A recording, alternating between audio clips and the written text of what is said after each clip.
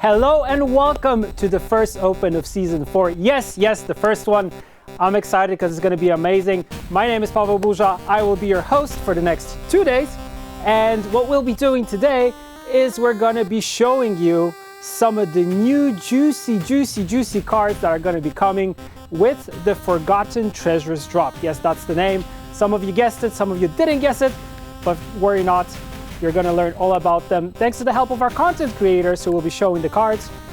And we'll be seeing them after the matches, after I do the interview, and it's going to be amazing. We also have a pre-final segment tomorrow, which is juicy, and it's super long.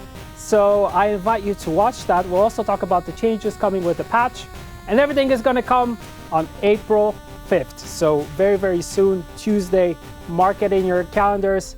And yeah, that is it from me. Let's throw it over to our first pair of casters, Flake and Shinmiri, or Flake Miri.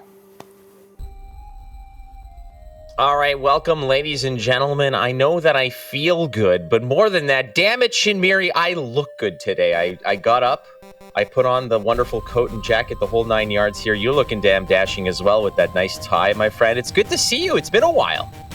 Thank you, Flake. You are looking damn good today. And yeah, it has been a while. We are here at the first Open of Season 4. It's good to be back, isn't it? It is definitely good to be back. Again, this is obviously the first tournament of Season 4. We've made it all the way to Season 4, and thanks to you guys out there, the community, the prize pool for this one has had its tires pumped just a little bit. We're up to 17,000 USD. That's a lot of clams, my friend. So I'm telling you, the players are ready to go. It is nice to be back in the saddle for this game and just having that esports feel right back at it. The high level of Gwent is going to be the name of the game this weekend, my friend. I'm very excited for this tournament. Yeah, we're going to have some great games and great matches, awesome players for you this weekend. And, you know, it's so good to be back in the esports scene for Gwent. If you wish to support the Gwent esports scene as well, you can also purchase the Times of the Day bundle in the shop, which will be available this coming Tuesday, April 5th. With the new patch. This will boost the prize pool of the Season 4 World Masters event scheduled for December 2022. And look at that. It's a nice board. Yeah. Gorgeous. And I think that's a sun coin. The Very sun nice. coin looks good. I would just, I've seen a porch like that. My dad made me once sand, stain, and finish a porch that looked like that. And that was a weekend that I wish I had back in my life. But still, gorgeous looking board. So get your hands on that, friends. You don't want to miss that, and support the esports scene. But also, friends, don't forget, I mean, nothing's changed, right? Same, different season, but same reason. We're all doing this remotely. We're in the comfort of our own homes. I can't just go out there and reach out and tickle you, Shinmiri, as much as I wish I could. That's not the case. I can't bug you in person. We're all connecting through time and space wherever we are. This is done online. But friends, don't forget that two things. Number one, we're coming at you from the past. There's a 30-minute delay on this stream. So we won't necessarily be able to roll with the punches as you may think we could, but ultimately there is a Twitch Observer that you're going to want to be plugged into. So what is the Twitch Observer? Well, you're going to see some cards that you might not have seen, on ranked play. You might see some cards in the tournament scene here that have never made an appearance in an official Gwent Masters tournament. So make sure you make full use of the Twitch Observer. Hover your mouse over some of the cards, see what they do. There are some cards in this tournament that have basically never really dipped their toe in this pond. So I'm very excited to see how these cards play out. So take advantage of that Twitch Observer. Exactly. And as usual, we've got some very special rewards for you, the audience, watching the event on Twitch this weekend. There's going to be, as usual, every 2-hour milestone, you'll be receiving Twitch drops. The first 2 hours, 50 meteorite powder. At 4 hours, another 50 meteorite powder. And the Sun Avatar, 6 hours an ultimate keg, and 8 hours a second ultimate keg.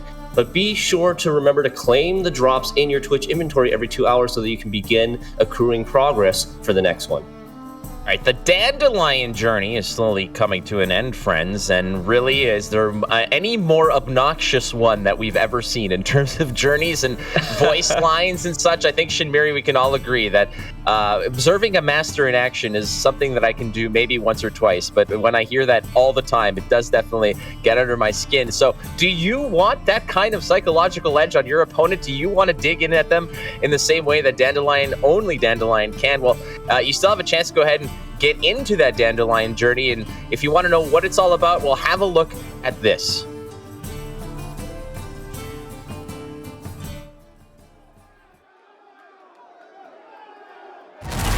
Though he might very well play the dumb gigolo, he has his uses, the sly fox. And truth be told, I shall need his help. Who would have thought? Asking me for help. Now that's smart. Outsmart your adversaries, which shouldn't prove a challenge, and progress along your journey. Change the bloody bard's look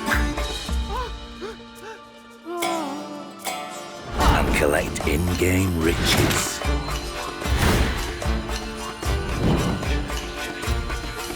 Then return each week to learn ever more about our oft troubling partnership and to discover precisely what I get out of it.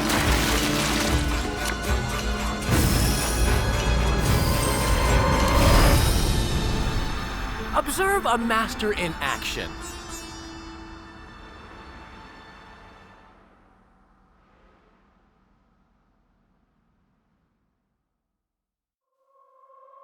So everybody knows the Bard. Everyone knows Dandelion. We've seen the cards. We've seen the wonderful leader skin, as a lot of people have been very much jumping on that one as their selection of choice. But have we met all the players? That's very important as well. There are 8 players, some of which are brand new to the scene, and we gotta take a look at who these players are, friends. So who are the brand new 8, Shinmiri?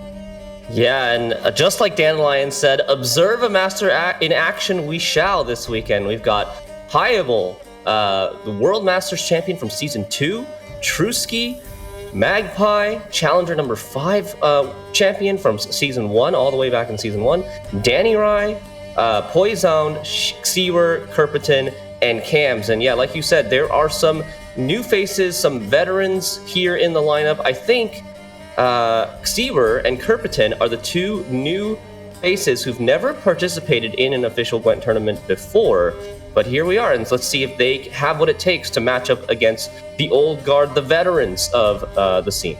Yeah, 875 bones on the line here for each one of these match stakes. You go 3-0, well, that whole pie is yours. No need to share. But just keep in mind that there's a lot more money at the end of the trailer. So it's not necessarily about 3-0ing.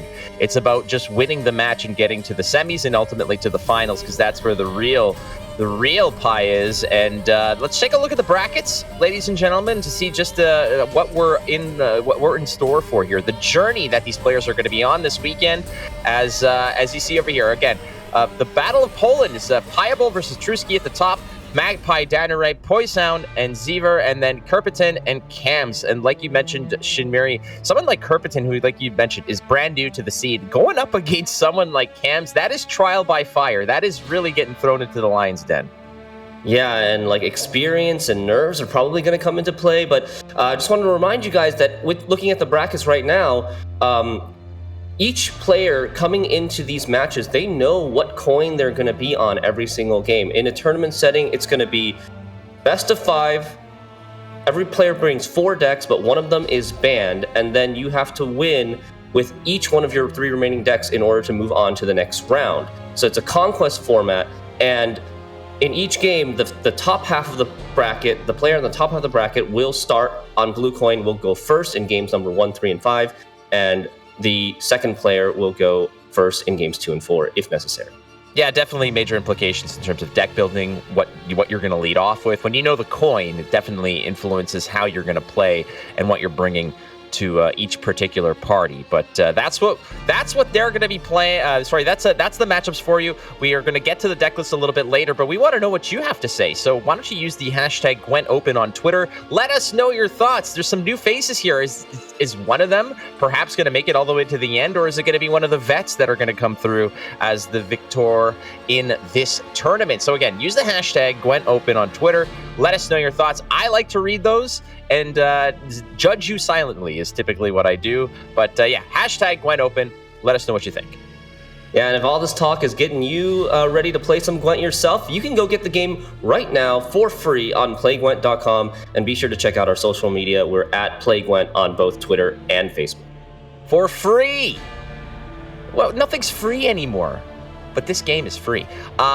So you can go ahead and also check out the fact that, hey, the prize pool was a base 10K, but because of the passion, the enthusiasm of the fans of Gwent and everybody out there who supports the game, you know, picking up those cosmetics, the leader skins, the game boards, all that fantastic stuff has pumped up this prize pool to $17,000. So, you know, thank you to you guys, but I'm pretty sure that the players are the most thankful for that, as they've got a little extra scratch to fight for here. So 17,000 USD on the line this weekend. And as we mentioned with the match stakes, etc., there's going to be a nice bonus for whoever takes this one home and you know, crosses the finish line at the end of the weekend.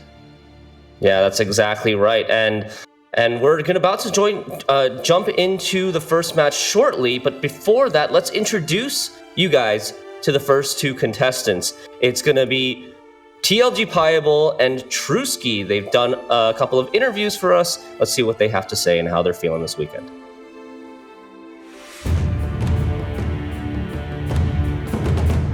Hello, my name is Piable, and I suppose I'm pretty new to this game, so most of you guys don't know me.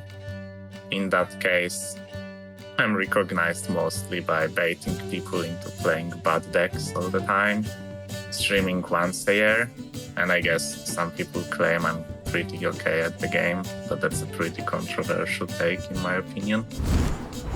When it comes to my routine for long sessions, I usually like to listen to either just some music from specific countries. I have playlists from my Turkish friend Kerpeyden, from a Spanish friend, or just some alt rock and some other stuff like that. I usually just drink cola to stay awake, and I take pretty long breaks, like an hour or two between different sessions, but then I'm able to play for a really long time. I think that's one of my biggest strengths as a player. Do I think CDPR should buff Lambert and why? No way. But I think CDPR should buff Esker instead, just to make Bane angry.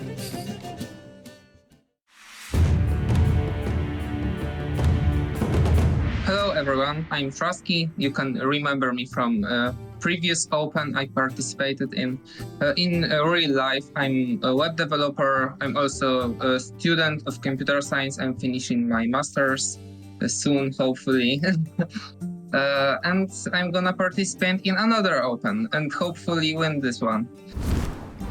It depends on the part of the season. On the beginning, I'm just playing on Discord with friends, with not much competition in that, just for fun. And during the last week, I try to try hard a bit more to get a good result. And then I play mostly at night. And then I listen to quiet music. It sometimes is even looped. It's like popular Polish songs, like some songs of Sana, or something like that. And about drink, I mostly drink water and breaks. I don't like breaks too much. If my one session, I don't take any breaks usually. It changes in the tournament settings, but during the ladder sessions, I play everything in one sitting usually. I think that would be some of the trolls that are in the game. Trollololo has the best lines, so maybe let's not replace that and invent some more. I could be a voice actor for maybe like Cave Troll. He's pretty. I don't think he has like original voice line, and could be pretty interesting because he's definitely a scary card. Okay, so Trusky as a cave troll is not exactly the most intimidating of voice lines. I mean, he seems like a very nice dude. He seems like he's, got his, he's very polite, very unassuming, and then suddenly you have a cave troll, this gigantic and, imposing figure in front of you, and he's just like, hey, how's it going? I don't take breaks. I'm working on my master's degree. I'm like, okay. Like, maybe cave troll from a perspective of intimidation, Trusky might not be the best option, but I wish him well in that endeavor nonetheless. Exactly. And also, who thought Piable would be the Eskel enthusiast? Yeah, and I like the fact that it's a controversial opinion, apparently, that he's good at Gwent. But who knew that he could have controversy about anything? But speaking of controversy, Twitter always brews up some of that. So why don't we take a look at the Twitter polls? We asked you, who's gonna win? There's some names out there, but okay, so slight advantage to the person who has apparently a controversial opinion when it comes to them being good at Gwent. Well, the controversy can be put to rest here. It seems like 89% of the field, 89% of the community are on his side. It's just a slight advantage. It's basically 50-50. Either he wins or he doesn't, right? Oh, yeah, everything's a 50-50 at the end of the day. Why not, right? So there you have it, ladies and gentlemen. The community heavily leaning towards Piable, a lot of which could just be attributed to the fact that he's won tournaments before. He's been there, done that, and old reliable is oftentimes where you want to slam your money when it comes to it. But hey, the decks are important when it comes to determining. The polls mean nothing, friends, as we've figured out over time that polls are just opinions. So why don't we get to the tools that both players will be using, Shinmiri? As we've mentioned before, these decks are pretty great, honestly, as we see Piable here come in with Ursine Ritual. That is the Skelligan representation. Stockpile, what used to be the laughing stock of Gwent. Stockpile now making it to a tournament. Imposter, fascinating new deck that has sort of made its way on the back of Vilgefortz Renegade, and then Deadeye Ambush, one of the strongest decks in the game. Yeah, and like right away we see the impacts of the recent balance changes. A lot of archetypes, like none of these archetypes were even a thing like half a year ago, and now we've got all brand new thanks to the balance changes, the hard work of the devs, shaking up the meta. And let's start with Ursine Ritual. This is a self-wound archetype. With Ceres Fearless, we've got a lot of ways to damage your own units, but benefit from that at the same time. Sigvald being one of the new cards as well. Very, very difficult deck to pilot, so we're going to see some big brain plays from this for sure. Stockpile, like I mentioned earlier, is the fact that this is a list that it has always been right there in the basement when it comes to win rates, play rates, the whole 9 yards. This deck got no respect until most recently, frankly, and a lot of help coming from cards like King Henselt and etc. This deck essentially works off the back of one particular card, and that is Siege. This deck likes to go on blue coin. It likes to be the proactive player, most likely, just setting up. Siege is one of those very, very important centerpieces when it comes to winning rounds. This is a card that if this Northern Realms player, if Piable wins round 1, you can see if Siege is in hand and all the pieces are there. This is a card that you want to jam in round 2 and go for that 2-0. It is a very much a proactive type of game.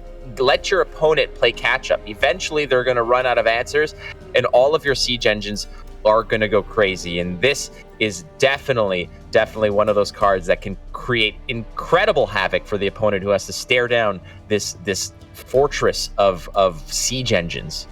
Yeah, I wouldn't want to be in the position of losing round 1 and then starting round 2 staring down a Siege on the opponent's side of the board, because everything you play will get deleted by the reinforced trebuchet, the battering ram, and then that bombardment that's often going to do like 8+ damage to you, and you're just never going to get a chance to set up. That's why Siege loves pushing for the 2-0, because they get the first say to set up their Siege, their scenario, and their other Siege engines that threaten to remove all your all your engines themselves.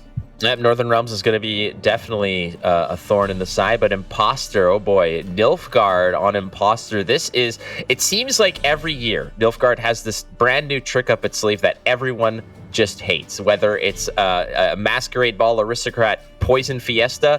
Is it a hyper thin, super consistent Fiesta? Is it clogging your opponent to is it assimilate? Is it stealing their cards? Every single time Nilfgaard comes in with and outdoes itself. And in this case, a lot of the sadness that will be, radiating out of this deck is going to be on the back of the Imperial Practitioner. Shinmiri, talk to us about this new deck and just how saucy it can be.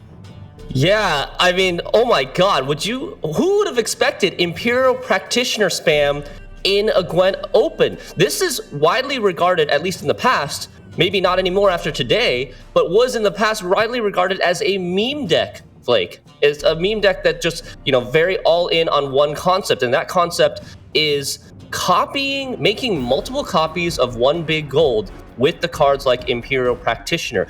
Imperial Practitioner has an order ability: spawn a base copy of the last card that went to your opponent's graveyard on top of your deck. And you combo that with the card like Vilgefortz Renegade that puts a card from your hand into your opponent's graveyard, and then immediately click your Imperial Practitioners to get multiple copies of that card that you just swapped into your opponent's graveyard. So this deck is all about making as many copies as possible of Imperial Practitioner in round 1, and then using all of those copies of Practitioner to make as many copies of a card like Mushy Truffle for you to draw into in round 2 and round 3. You'll end up playing like 5, even 6 plus Mushy Truffles later, and they all activate Assimilate, and they actually all activate Assimilate twice, and they give you carryover as well. It's extremely powerful when things go right for this deck.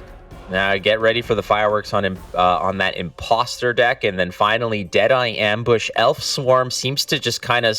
It sways in and out of the meta, but variations of it and what it wants to do are very similar. This one, however, with Simlas and the new change to Waylay, very important, Shinmiri, as Waylay no longer requires a Death Blow effect to spawn. So you'll always get a Deadeye, which really plays into the Swarm element. You'll have cards like Vernaciel to really capitalize on that Swarm. But having something like Feign Death and Simlas, you'll have a lot of reach in 2 rounds in order to win them fairly comfortably. This deck can do a lot of good things and do them very, very effectively.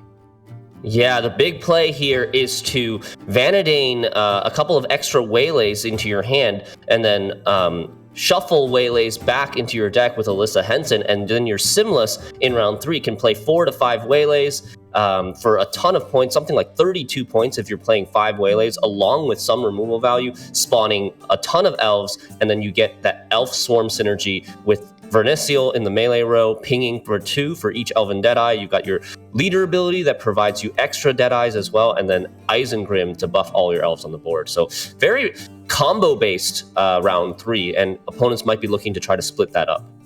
Yeah, point slam early and then combo late. It does a lot of things. Moving on now, we're going to Trusky, and what Trusky's going to be trying to counter this lineup with his own fresh take on a few decks as well. Some similarities here, but definitely a few changes as well. As Skellige is going to go with Rage of the Sea in this case. Again, Stockpile making another appearance, same as Imposter with that Imperial Practitioner strategy. In this case, hey, it's V! Yes! Eat a V, play a V, eat a V, play a V, repeat, rinse, do the whole thing. But how about cards as like we'll start off in this case with Rage of the Sea here. A lot of the cards are going to be the same for the most part, but talk to us a little bit about Rage of the Sea and the strategy there. Yeah, Rage of the Sea is a rain archetype deck focusing around putting weather, especially rain and Skellige Storm, onto your opponent's side of the board, and trying to benefit with Messenger of the Sea that boost themselves for that sort of damage. You've got a lot of synergistic stuff here and super strong long rounds that can be very, very scary. And we've seen this sort of archetype in the Gwent Master Series before. It hasn't won any tournaments yet, and I think it's a criminally underrated archetype. We'll have to see how it performs this weekend. And I was just gonna say, this is a deck, I think, Shinmiri, that, I mean, it's comfortable it's very comfortable, obviously, in the long round with the Messengers of the Sea and the Rain pings, but also developing a very big Melusine means that you can have these massive short round bursts that can, really, stand toe to toe with even those gigantic monsters type slam short games. Yeah, exactly. I totally agree with that. And Trusky, up next is his Stockpile Siege deck. He's got a slightly different take here, choosing Lambert Swordmaster over a 10 provision card like Muzzle. And that could probably signal that he could be targeting swarm strategies, as Lambert Swordmaster damages an enemy unit in all of his copies by 2. So we were just talking about how Pliable has Elven Swarm in his lineup. Well, he's going to have a lot of Elven Deadeye, and that's a ton of value for a card like Lambert Swordmaster. Yeah, the Elven Deadeyes are definitely probably what you're looking at to pick up here. But I mean, ultimately, if you can just find a pair of cards on the board, you're getting 10 for 10. That's basically going rate for a card.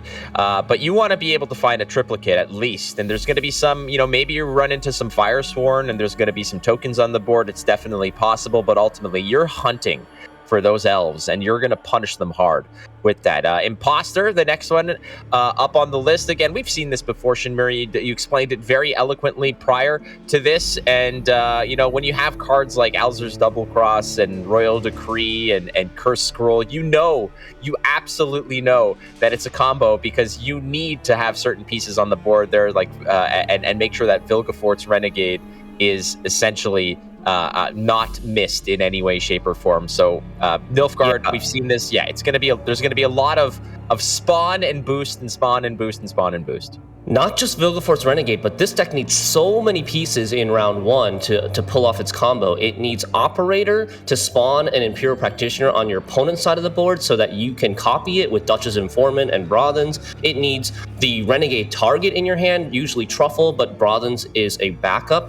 Arturis Vigo in this version, also another backup to make many, many, many copies of with your practitioners.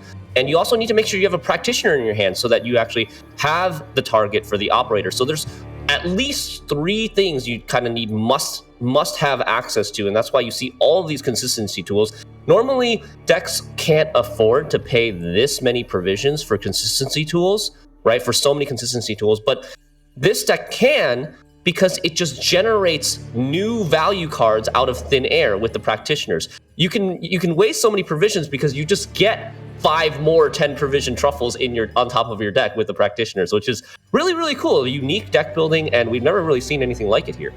And last but not least, something we have seen on ladder at tournaments, it's V. And Monsters typically likes to go from, we've seen Relics and Point Slam. We've seen, some elements of Caltulus Control. But V has also been a mainstay of the competitive scene as well. It does things a little bit differently. It doesn't give 2 craps about what the hell's going on your side of the board, frankly. It just wants to be left alone. Let me develop my V and just eventually have this massive late game where every card I play is going to be 25+ points, essentially, as you're going to be playing V, you're going to be consuming it, you're going to go crazy with that card, like just nonstop. It is frankly a deck list that it can be ruined by a simple Ihwara Quacks into a lock or something along those lines. It can very well be derailed in a heartbeat. But unless you have the right recipe, you are not going to really be able to compete with this. Unless you have not just one, but multiple Tall Punishes, something like Spore, something like Heatwave. It's not like Geralt running around in this tournament that much at all, frankly. That's a card that has kind of just been left aside for this particular tournament. So V might have a nice spot here to just go nuts. I mean, Rain's not going to bother it. It's literally just cards that can punish Tall, like Spores or Heatwave, that it needs to worry about. There are the bans, Shinmiri. Any thoughts about these right here? Yeah, so Skellige banned for both players. Ursine Ritual Self-Wound banned for Pliable, and Rain banned for Trusky. And I wanted to note, Trusky's lineup is extremely greedy with the Practitioners, Siege, Rain, and V. Very, very greedy lineup. Maybe looking to target a deck in Pliable's lineup that is more Point Slam, not as much control. I think Elves comes to mind, that when I spoke to Trusky before the tournament, he did say that he wanted to build a lineup that was strong against Elves because he thinks it's going to be very, very popular based on the top 16, top 64 qualifiers earlier this month. And so I'm not surprised to see him let Elves through, as that's his deck that he feels like he has an advantage versus. And if he can shut out Elves from getting a single win, he can make it to the semifinals, regardless of if he loses it to the other two decks. So I believe Piable, if I'm not mistaken, does have blue coin in this case. And what would you suspect Piable would be leading with, in my opinion? I mean, how do you go wrong with leading with Stockpile? I mean, it feels like it wants to go first no matter what. I will see. I mean, it's very fascinating because if Stockpile does get through, that does open a nice window for something like Siege, where Siege can play very controlly to really limit the amount of consumes available that exist on the board. So Siege going through for early means that it might not be able to catch something like V, but who knows? These are really, honestly, it's anyone's game. I would say that probably Stockpile or Deadeye Ambush on blue are okay in this matter. Yeah, the Nilfgaard Imperial Practitioner deck is also a blue coin deck because it wants that Cursed Scroll for consistency to make sure that it finds its combo. It can be a very awkward deck to play if you don't have the right combo in round 1, because if you're not able to set up the practitioners in round 1, then in round 2, it's much shorter round. You only have kind of like 3 cards to do your combo in round 2 compared to 6 cards to do your combo in round 1. All right, so the players are just getting ready. We're just awaiting word for the matches to be underway so we can join the Masters in action. Again, as Dandelion would say, have you gotten your premium journey yet, friends? Go get it. I promise you will enjoy the animations, and the voice lines will annoy the hell out of your opponents for days and years to come. Ultimately, though, again, Piable, a former champion, somebody who has all the pedigree in the world when it comes to competitive Gwent. And these lineups, we've looked at a lot of the deck lists that we're going to be showing you guys all weekend. And Shinmiri, even in rehearsals, we were just doing some of the random matchups. There were some of the matchups where we saw 8 decks where all 6 factions were represented, and there were 8 unique leader abilities. So everybody's bringing something fresh and new here. It's going to be fun to see the reaction sometimes of the community when you really see a list like the Imposter, the Imperial Practitioner just pop off, to see how that really runs. Because some people might not be aware of something like the Imperial Practitioner list. I know that the first time I saw this in action, I was like, okay, this is absolutely bonkers. And it's definitely not something along the lines of what, those old school Viper style meme lists where it's like an all-in, you need all the pieces early and then it'll come back to haunt you. This is a lot more reliable. It has a lot more reach. It's a lot more consistent in terms of winning games. So this is very much transcended meme to real deal in a short amount of time.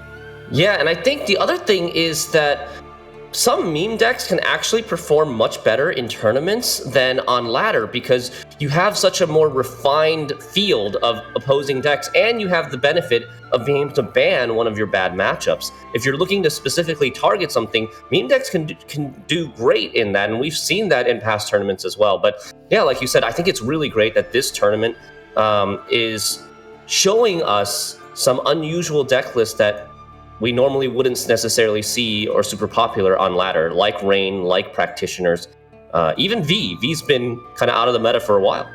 I'm going to make a real nice statement here and say that the players, there's going to be some very significant Ihuaraquax plays. I know that there's some Ihuaraquax this weekend. Trusky has it in his V list. Yep. This is a card that if you can catch your opponent flat-footed, you can really do damage. That card right now, obviously, Ihuaraquax will pick up the V in that overwhelming hunger list, but what are you hunting for that?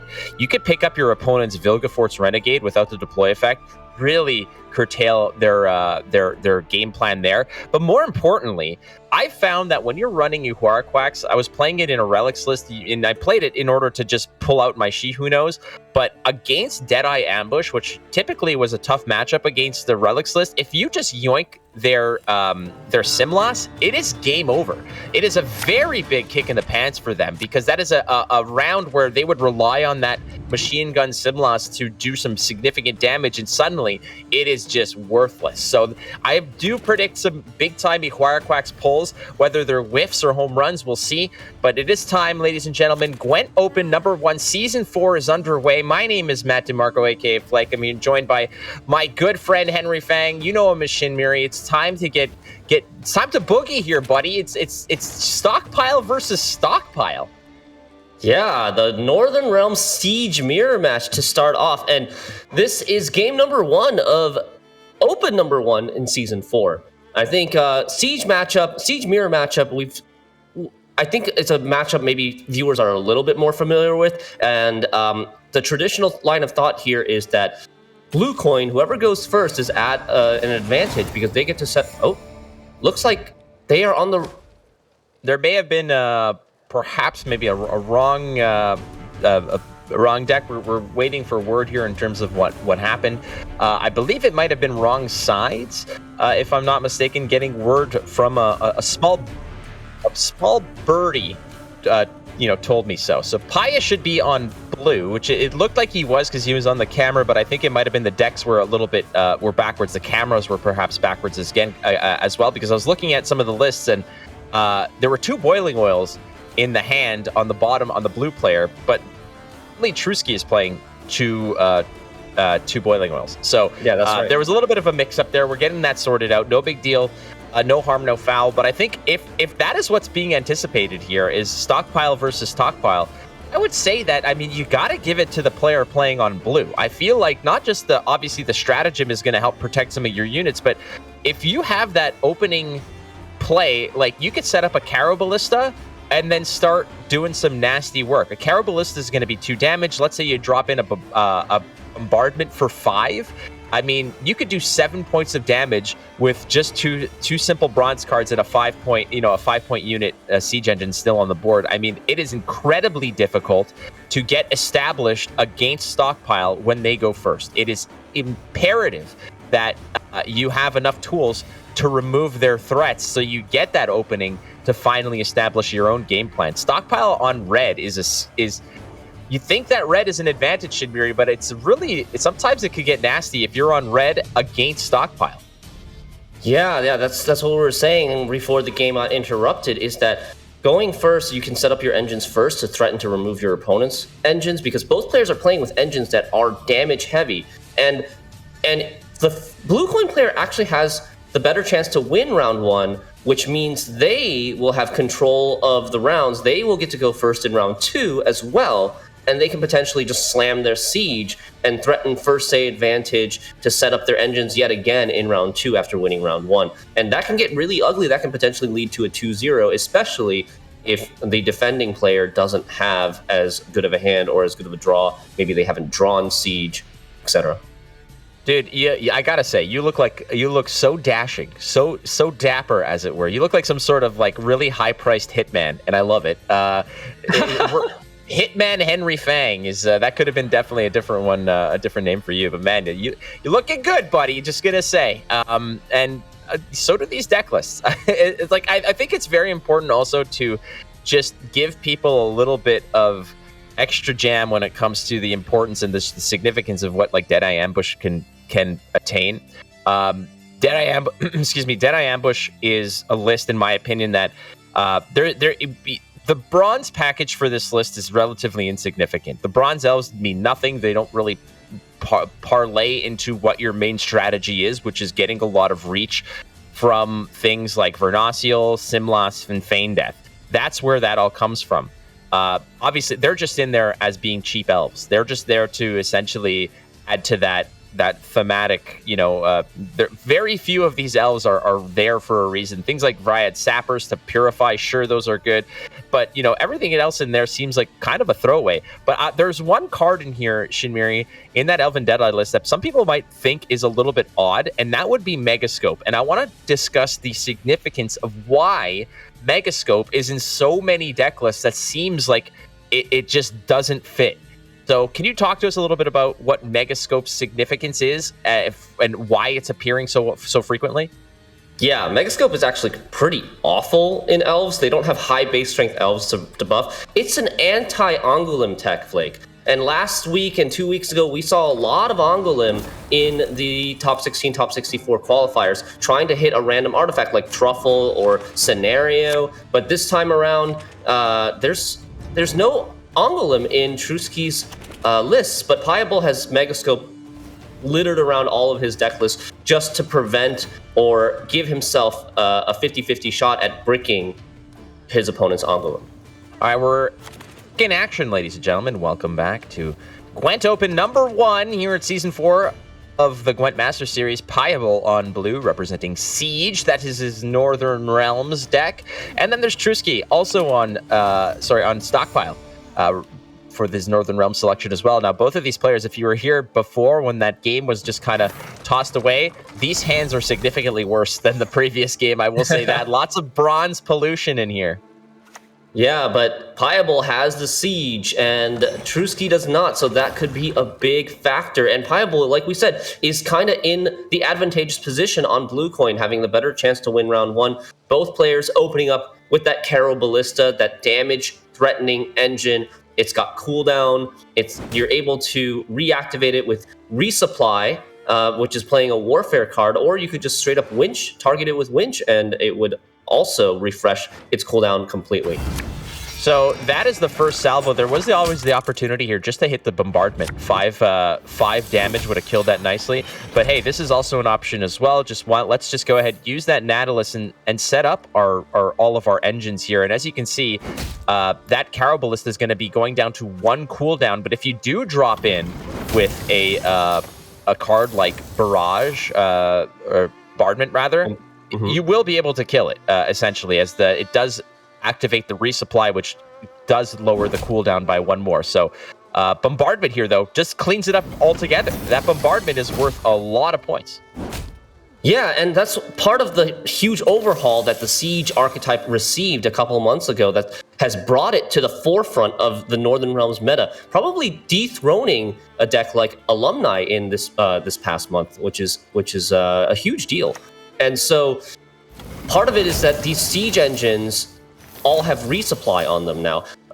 Reinforced Ballista basically did the same thing previously, but Caro Ballista, Voltes Pride, War Chariot, these cards all now have resupply on them. Even Battering Ram, I think, has resupply. So you're going to get a lot more bang for your buck in this archetype when you play Warfare cards. There's the Radovid, and this is a card that typically wants a little bit of protection, as looking at Trusky's list is in terms of what can answer that. There is a Heat Wave if necessary, but there's no Vigo's Muzzle, as you see in Pliable's hand, and that would have been an easy snap muzzle there. So with a little bit of, not want to say risk, Pliable saying that, you know what, if you want to Heat Wave this, no problem. My Siege gets a free ride, so that's okay. But ultimately, without a clean way to answer it, that Radovid is going to get the extra order. So now 5 charges with the Stockpile ability, and right away, how quickly have we used these orders? It's been 5 turns, and we've used 10 orders. That is impressive.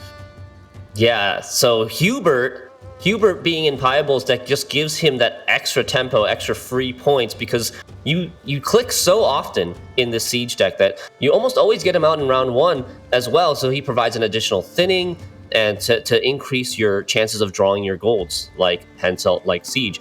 And I think Trusky's really on the back foot here, staring down a 27-point deficit, but knowing that if he passes now, he's probably in a really bad spot going second in round 2 without even knowing if he's going to draw into Siege. Well, there you have it. I mean, this is exactly what we're talking about. The fact that if you're on Blue Coin, setting up your Siege engines, imperative to just controlling the round, just choking out your opponent. Everything that's on the board is going to get completely harassed by all of your order abilities, the random pings from the Ballista, the Caro Ballista, everything is working in Pliable's favor here. And the problem is that if Trusky decides to just drop a low tempo play, Pliable might just say, no problem, I'm up 27 points. What are you going to do about it? It's going to cost you so much, and it's probably going to cost you 2 or 3 cards, and I'm okay with that, even if you have Siege. But Pliable right now was so adamant about protecting that round so that you can lead in potentially with Siege. So look at the hand as it exists right now.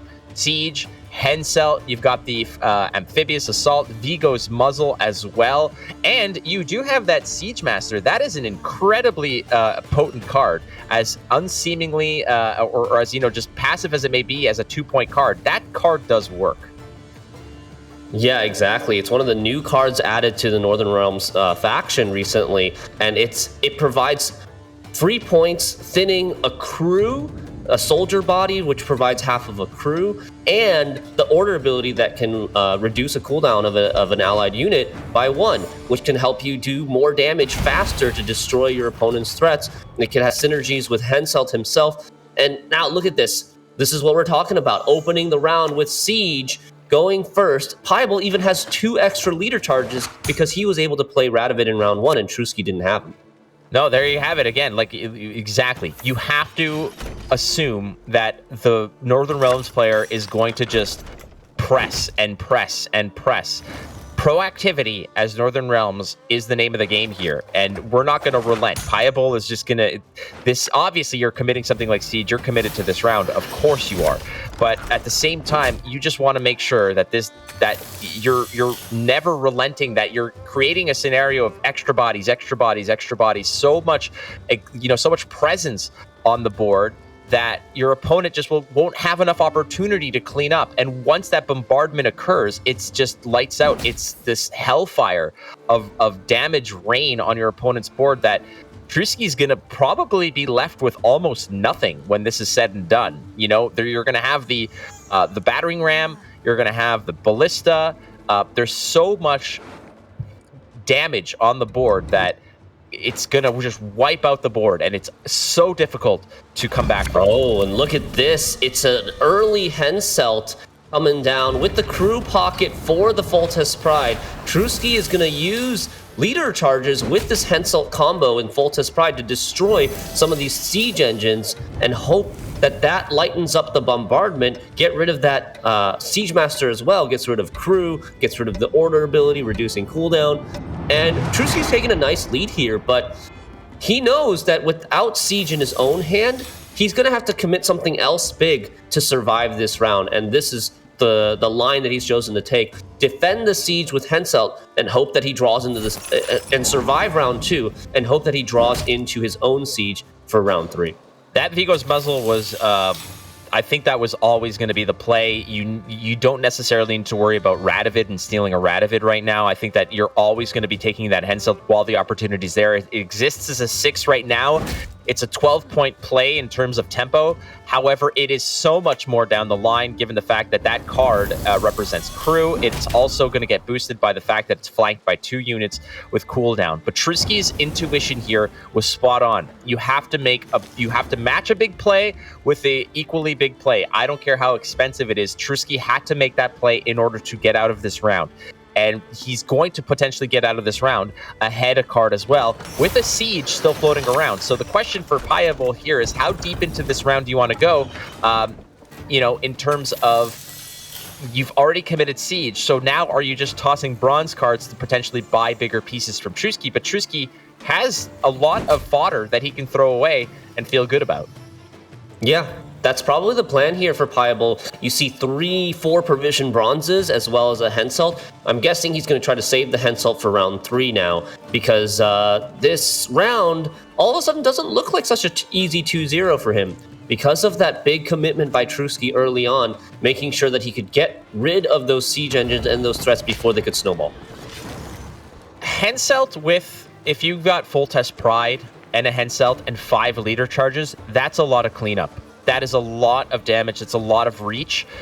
I think right now Piebol might be thinking that if he can go into that round with just Henselt, and even if you still have a siege tower, like, that's not the worst thing in the world. The problem right now is that bombardment is looking pretty weak right now. So I think what Piebol's just looking to do at this juncture is just continue to see if he can just weed out some of those bigger pieces from Trusky. He's going to be disappointed ultimately, because every bronze card that Piebol's playing to try to buy upwards, to sort of trade up his 4 provision for, let's say, a 5 provision, or his 4 provision for a 6 provision, those kinds of situations, so that he can improve his late game, he's going to be disappointed, because as you can see here, one siege tower is met by another siege tower. So Pieble's not going to get ahead here, unfortunately. So he's going to be going into round 3 down a card, unless he does something like this, Shinmiri.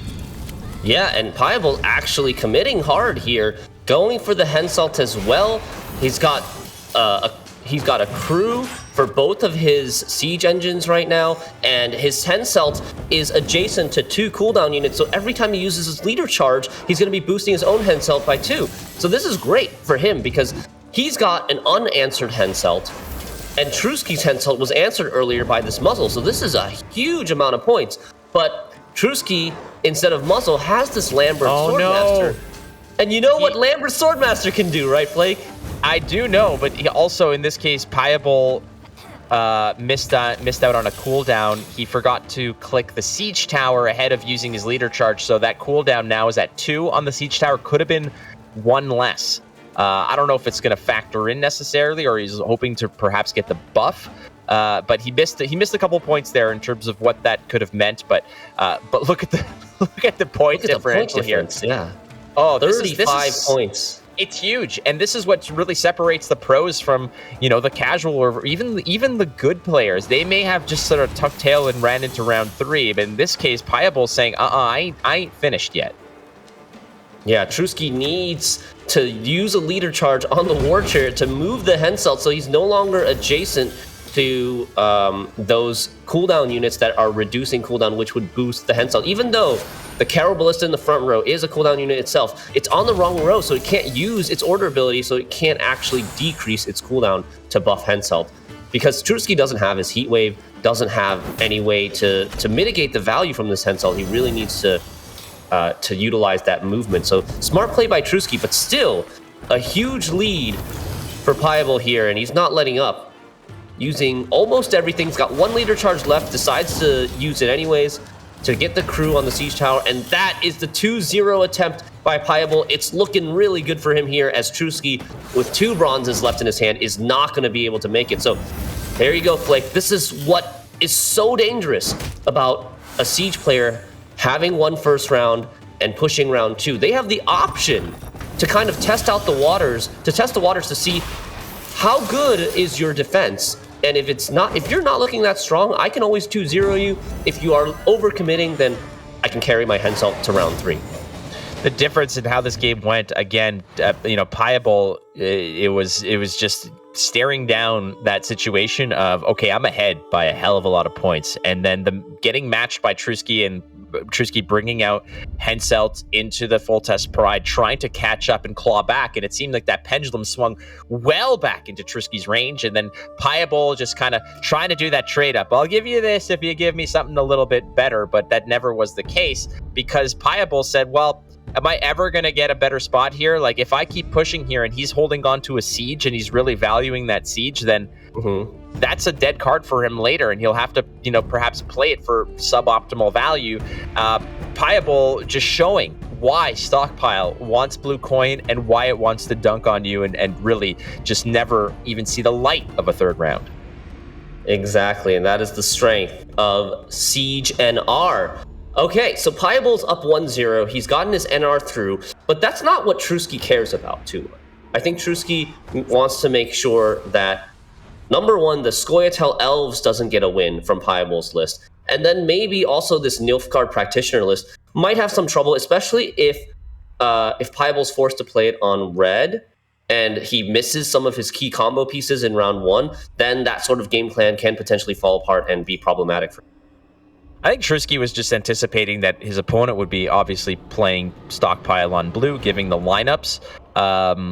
And the fact is that if he could sneak in with Stockpile on red, then his other decks that like blue coin will have another option to get that blue coin where it's necessary. If your deck is very blue coin centric, if you like going first with your lineup, you're not going to have too many opportunities to, especially since these lists were submitted ahead of knowing who was going first or second. And in this case, if this match goes 5 games, that means that Piable is going to have 3 blue coins versus Truski's 2. So his lineup that wants that blue coin won't get it as much as his opponent. So I think just going in with Stockpile on red, saying, you know what, if I get it, I get it. Great. My other decks will have the opportunity of going first. And I'm okay with that too.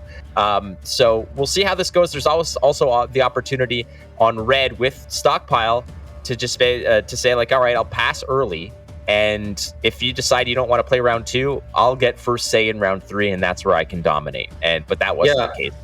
I think that is a good point that you make. Both of these players' lineup actually want blue coin a lot. We talked to Trusky a couple days ago, and yeah, he was upset, or he was disappointed that he got red coin, right? Because his stockpile wants blue, his imposter practitioner wants blue for the extra consistency, and Overwhelming Hunger V also wants blue coin for that crystal skull protection onto your 4-point Slizzard. Slizzard got a change recently from 5 points 5 provisions to 4 points 4 provisions, and while it's cheaper, which is nice, which allows you to allocate provisions elsewhere, it also has more difficulty surviving because it's lower base strength. The Crystal Skull is really needed now to make sure it doesn't die to something like Tourney Joust or Professor, Marils, these sort of things that deal 4 damage in the meta. So yeah, all of his decks, except for Rain, which was banned by Piable, really want blue coin. And he's going to have to make some sacrifices somewhere here and there, because he has to play up to 3 red coin games, and Stockpile might have been the first sacrifice in game number 1. What a journey we've been on for Gwent, where people want blue coin. Can you hear that, ladies and gentlemen? They wanted blue coin. What year is this? Where are we? All right, so it's going to be, Trusky is going to be playing that Renegade list. This is where we're going to see a lot of fun with those practitioners. You need to find the pieces, in this case, Operator's there. Nothing to copy with Operator, but you can go ahead and get one with Curse Scroll. That's why you want the blue coin. Shamir, you made an excellent point early. That Curse Scroll is going to be imperative. It's a combo deck. You need all your pieces to do the right thing. And in this case, well, Curse Scroll can go ahead and toss away some garbage, like let's say, an assassination or something you don't want, even one of the Megascopes possibly, and go get that practitioner and start the spam. This is a really bad hand for Trusky, actually, and we talked about the combo pieces that you need for this practitioner deck. You need a practitioner in hand for the Operator, and you also need a target for the Renegade to copy. And look at Trusky kind of facepalming himself there, sighing. He doesn't have a good hand here because he's missing both the practitioner and a copy target for Renegade. The copy targets for Renegade are Brothans, Mushy Truffle, and Arturius Vigo, and he doesn't have any of those 3 cards in his hand, and he's only got 1 Cursed Scroll, so he can only put one of those cards into his hand. I'm guessing that he's probably going to forego the Operator here and use the Cursed Scroll to get a copy target, probably Mushy Truffle, into his hand, and then just not play the Operator and play the Imperial Practitioner from something like Royal Decree instead. But that's sacrificing a lot of points as well, and a lot of potential copies. Yeah, looking at the list, you're like, well, but he's got so many of the pieces already there. Well, Operator, I mean, a card like Royal Decree, that's not going to help you. You want that Royal Decree to go get something like the Operator. You want the Imperial Practitioner in hand. You need it in hand so that when the Operator is played, it's looking at the hand in order to find something in a copy. And in this case, it's just not good enough. The pieces, you have enough opportunity to get certain pieces, just not the way you want to. That Operator should have been in the deck. And I think Trusky, you could see, he's just shaking his head here. He's like so close yet so far. Day late, buck short on what this combo is. And it's unfortunate because Piable is just like, all right, well, do what you got to do. He also has there's a Nature's Rebuke in there if necessary. There's all kinds of opportunities to just get things going. The Vanadane is going to be in there as well. Piable's he's just kind of saying, all right, do your thing. I know what you got coming. And it seems to me like you're thinking a little bit too hard. So I think I'm a little bit more comfortable about your opportunities here. Yeah, okay, we see a Royal Decree. It's going to grab that Practitioner. So yeah, I think, like I mentioned earlier, Trusky's going to forego the Operator, which means one less Practitioner for him from not playing the Operator, and also he doesn't have the ability to imposter the Practitioner that would have spawned on his opponent's side of the board. So that's 2 fewer Practitioners for him, and then potentially even could get something like Coup onto the Practitioner as well. So potentially 2 or 3 Practitioners missed, and now what do? Your Practitioner is dead from the Rebuke. You can't even Megascope it. There might be a situation here, honestly, where Trusky's just going to use that curse scroll, get the piece he needs, and then just wait and just be like, but if you wait, you have only 3 turns. You have many fewer. You don't have as many turns in round 2 if you lose round 1, and you really want to get the setup in round 1. Let's see if he can improvise, adapt, and see what he can come up with. Now he's going to go for the second practitioner from the cursed scroll so that he can play his operator. But what do you copy now? Well, you're copying the operator for sure.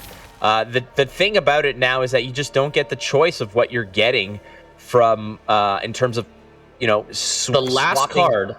The last card that goes into Piable's graveyard, that is what you get on top of your deck with the Imperial Practitioners. Normally, you use Renegade to put a card like Mushy Truffle into Piable's graveyards and then click all your Practitioners immediately. But in this case, there's no good card to put into Piable's graveyard to copy and put on top of your deck. You don't want like Tutors because they don't give you any value.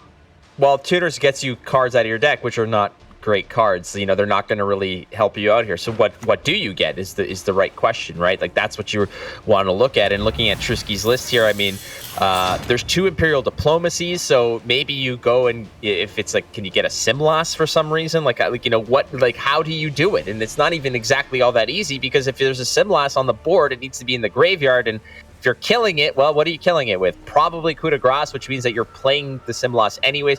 It's just not a good scenario for Trusky. Really, this is such a house of cards that how this deck is built. And like, if one of those little foundations is weak, the whole thing collapses. And it seems like right now that's exactly the case. He's just running out of opportunities here because of that one piece. Now, it looks like he's developing a lot. Don't get me wrong. Trusky just clicked his first practitioner, which put Vanadane, wasn't it? Vanadane on top of his deck, yeah. Vanadane that he killed with the assassination on top of his deck.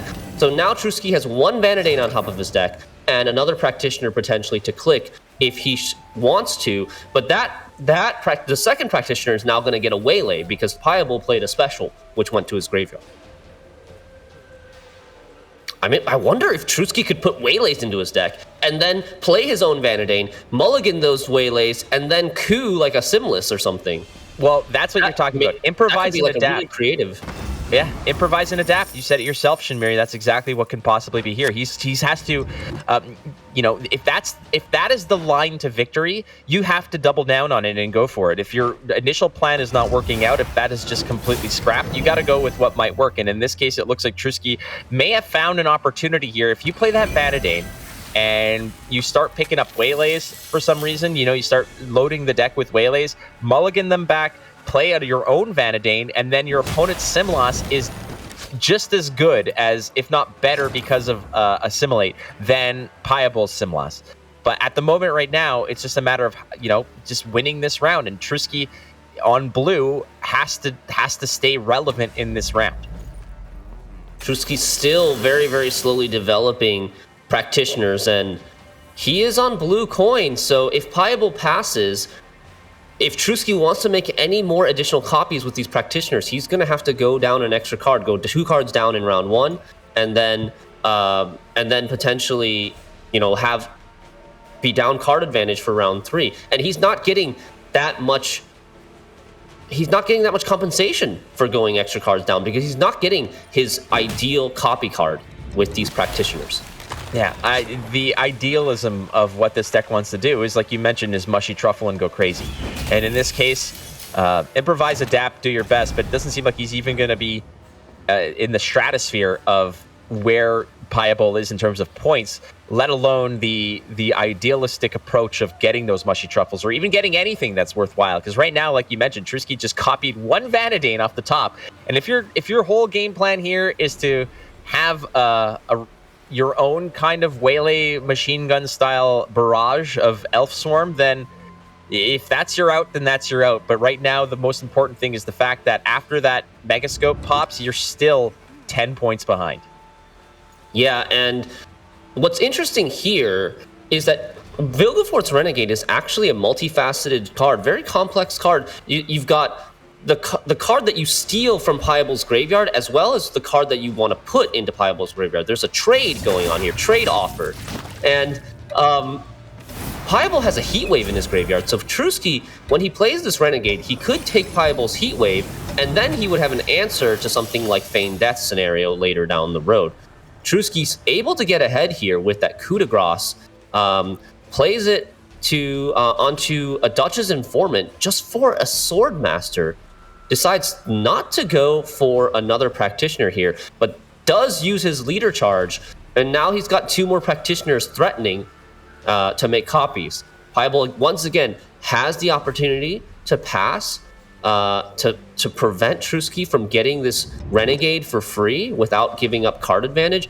Trusky, if he does play this Renegade, is going to have to sacrifice one of his own Practitioners to get Heatwave back, which is great, and then use his Practitioners to put more Practitioners on top of his deck. This is really unconventional for this deck play.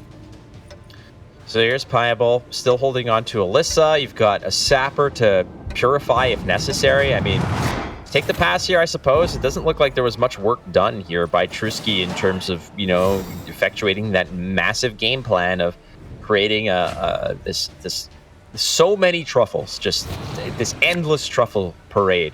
So there's the coup de grace coming back. We're going to see there's the Vanadine that was copied from the Imperial Practitioner. And, you know, we got an Informant, and that's fine. But look at the cards that Piable's picking up. Piable did go down round 1, but didn't really expend too much of the major game plan. You saw the Vanadine, which was part of the game plan. That's a setup card that you're going to pay dividends with later.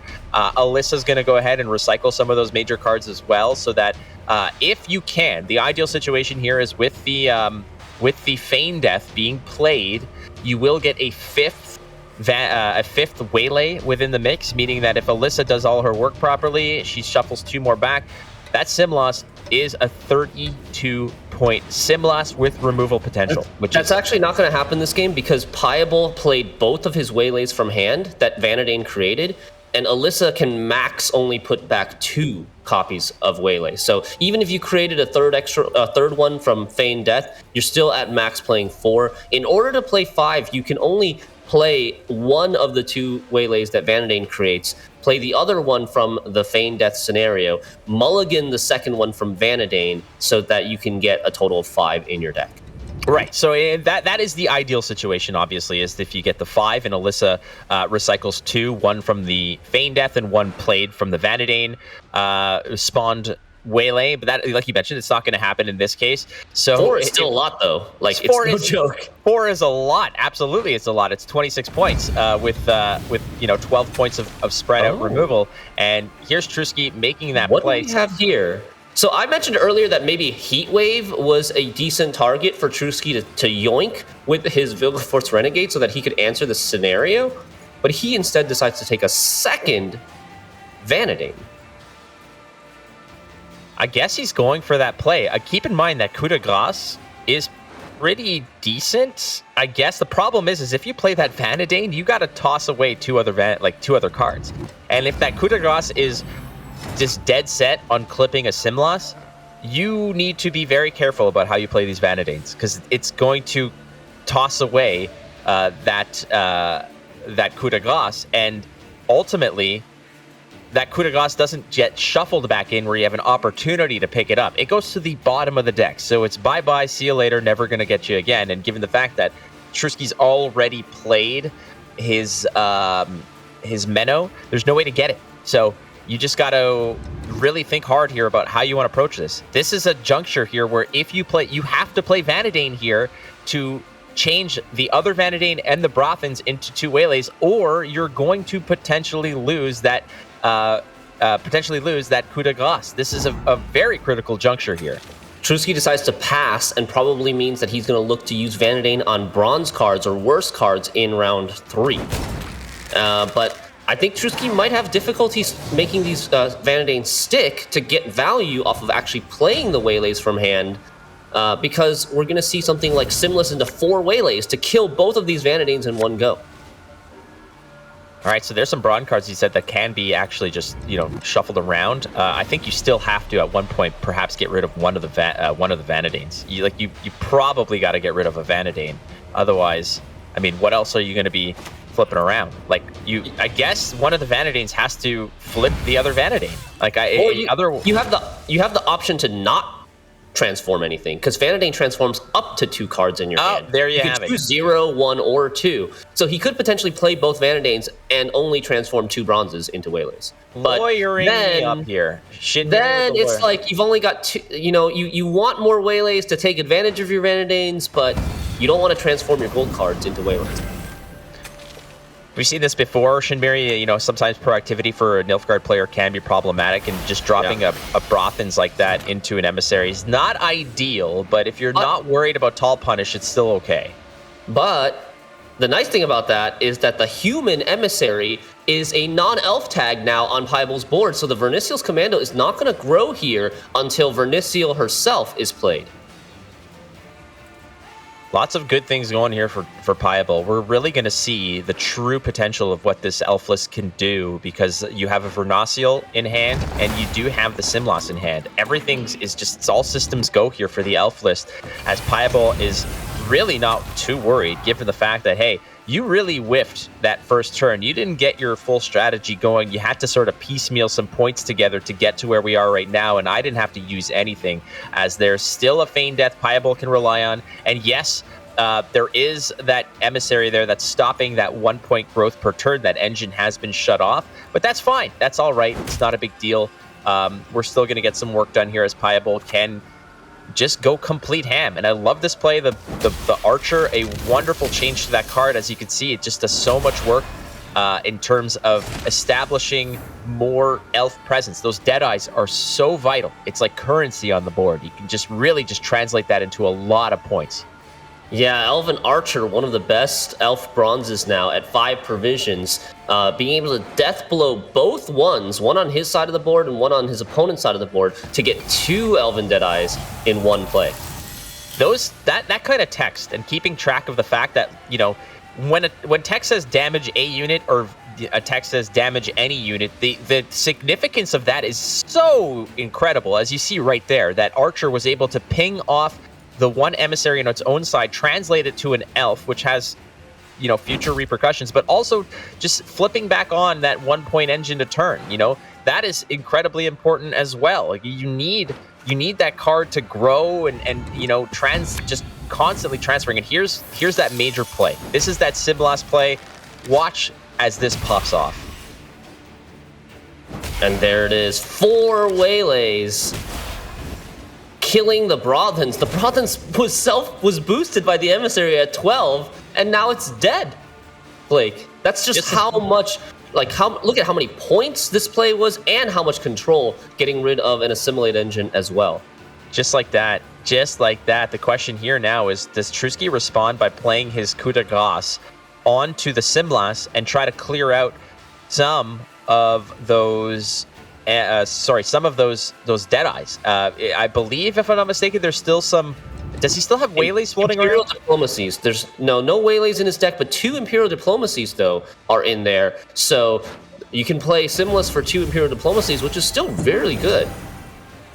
All right, and now the Vanadane comes down, transforms the second Vanadane and a bronze to get 2 Waylays, uses the Mushy Truffle to protect the Vanadane so that it maybe has a better chance of surviving against Vernicial random damage pings. And now we're gonna... Yeah, we're about to see some fireworks, my friend, as Payable might just say, all right, time to just dump the whole Elven Brigade, and here it comes. Lots of fireworks. That's here, Shinmiri. So much damage. And the Vanadane dies with the lone practitioner surviving. It is a 51-point lead for Payable.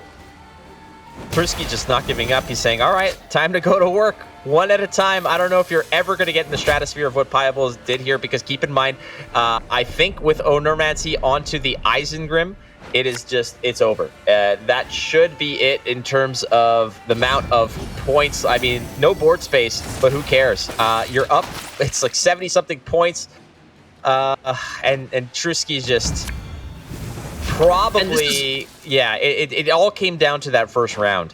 And this is why, like, this Nilfgaard Practitioner deck has been traditionally viewed as a meme deck. It's because it's all in on this strategy, and even though the chances of drawing your combo in round 1 on Bluecoin are really high, I don't know what the exact number is, but I would bet that it's in the like 90%, probably even 95%, with all of these tutors, with the curse scroll helping in it as well. But you know, the games where you don't draw the combo, you can see it's a massacre.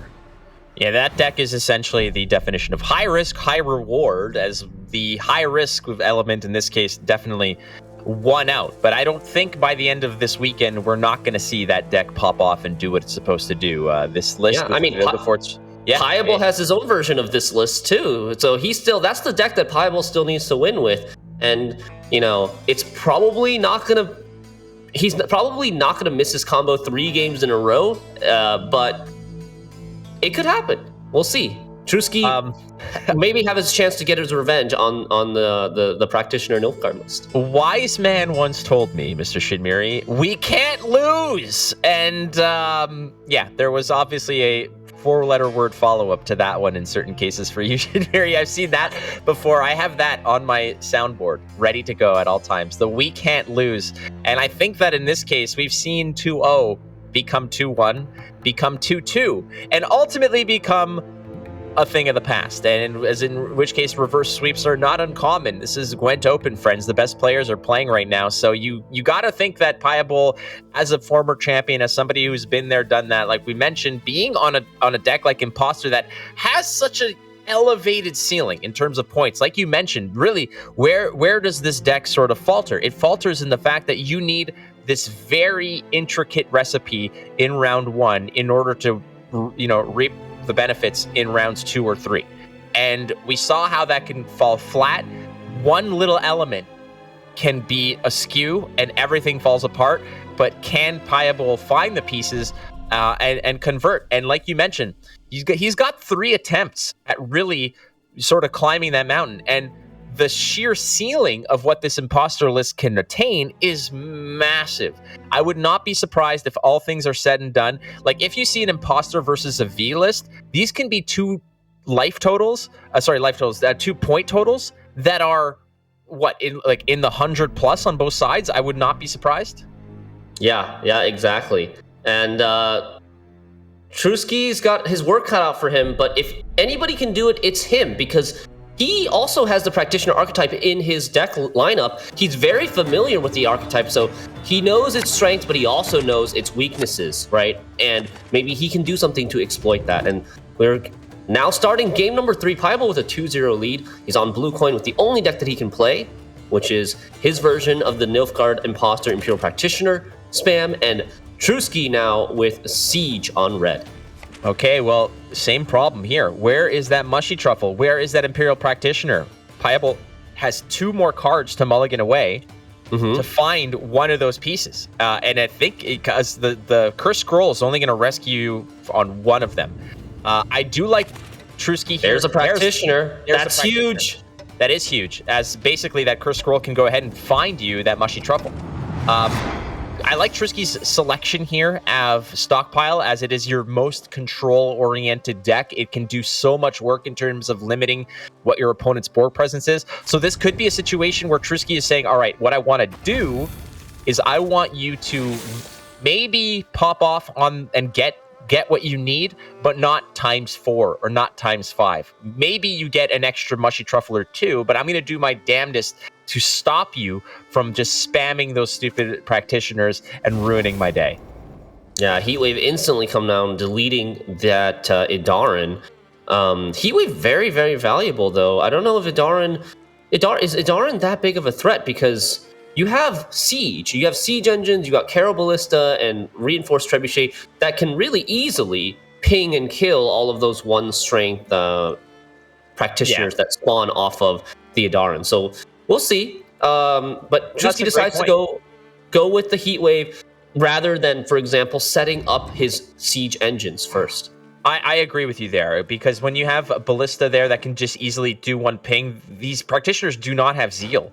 So you will have an opportunity to actually kill them where necessary. And in this case, just expending a heat wave like that could have been maybe better placed on something like a practitioner if it was necessary in that regard. But it seems like in that case, maybe Trusky would have been better off to establish one of those ballistas and start showing up with some of those control elements. Here's the first wave of Amphibious Assault, probably going to go pick up one of those ballistas and setting it up in the front row, start doing some damage. Siege Masters, here's where this card is real funky, because whenever you drop a siege engine, they're going to come out of the deck, draw you cards, so extra board presence, extra thinning, and the 2 cards that he drew are huge. Yeah, Siege and Lambert. Lambert Swordmaster will be a ton of points in this round because there's going to be so many practitioners on the board. I do want to note that Pliable used his leader charge, his imposter leader ability right away to lock that Imperial Practitioner on Trusky's side and get another one of his own on his side of the board. And this is important because had he not locked that Practitioner, Trusky could have clicked his own Practitioner to get a Royal Decree. No, an Alzur's Double Cross, that is, that went into Pliable's graveyard because he Alzur Double Crossed for that Idaran. And look at this. There goes the beauty of those Siege Masters. Are going to go ahead and reduce the cooldown of those ballistas. That's 1 practitioner down. And there are still control elements at hand here. Trusky still has a bombardment if necessary. And if Trusky really, really wants to, he could always play the Henselt to go find another, let's say, you go get Full Test Pride if necessary. And wedge it between those 2 Siege Masters. It's definitely possible. In this case, what Pliable is doing, he's just going to go ahead and, well, more is better. And that's what we're going to work on here. So Trusky still has work to be done. But I think that if all's said and done, he can definitely get rid of that fresh practitioner. Yeah, he's got Winch. Then you also have to keep in mind the Lamberts, like, this is a difficult decision, right? Because if every practitioner that you kill as Trusky is taking away 2 points of value from your Lambert. So when do you use the Lambert? If you wait too long for the Lambert, he's going to click his practitioners, and then you're not killing any. But if you do it too soon, you might not be getting your max value on your Lambert. Trusky decides the time is now. That 12 for 10 Lambert is good enough. It helps kill that smaller practitioner, and that's the play with 2 reinforced ballistas trying to carry a lot of weight here. This non-stop onslaught of Imperial practitioners. Well, problem now is you're kind of the way that Pliable has really broken up some of those crew pockets, using Henselt to go get. If you're using Henselt to go get the Full Test Pride, it could be problematic. And I don't really feel terrible here if Trusky's just going to use up all his. If Trusky uses all of his leader charges here to just clean up these practitioners, I think that pays dividends down the line.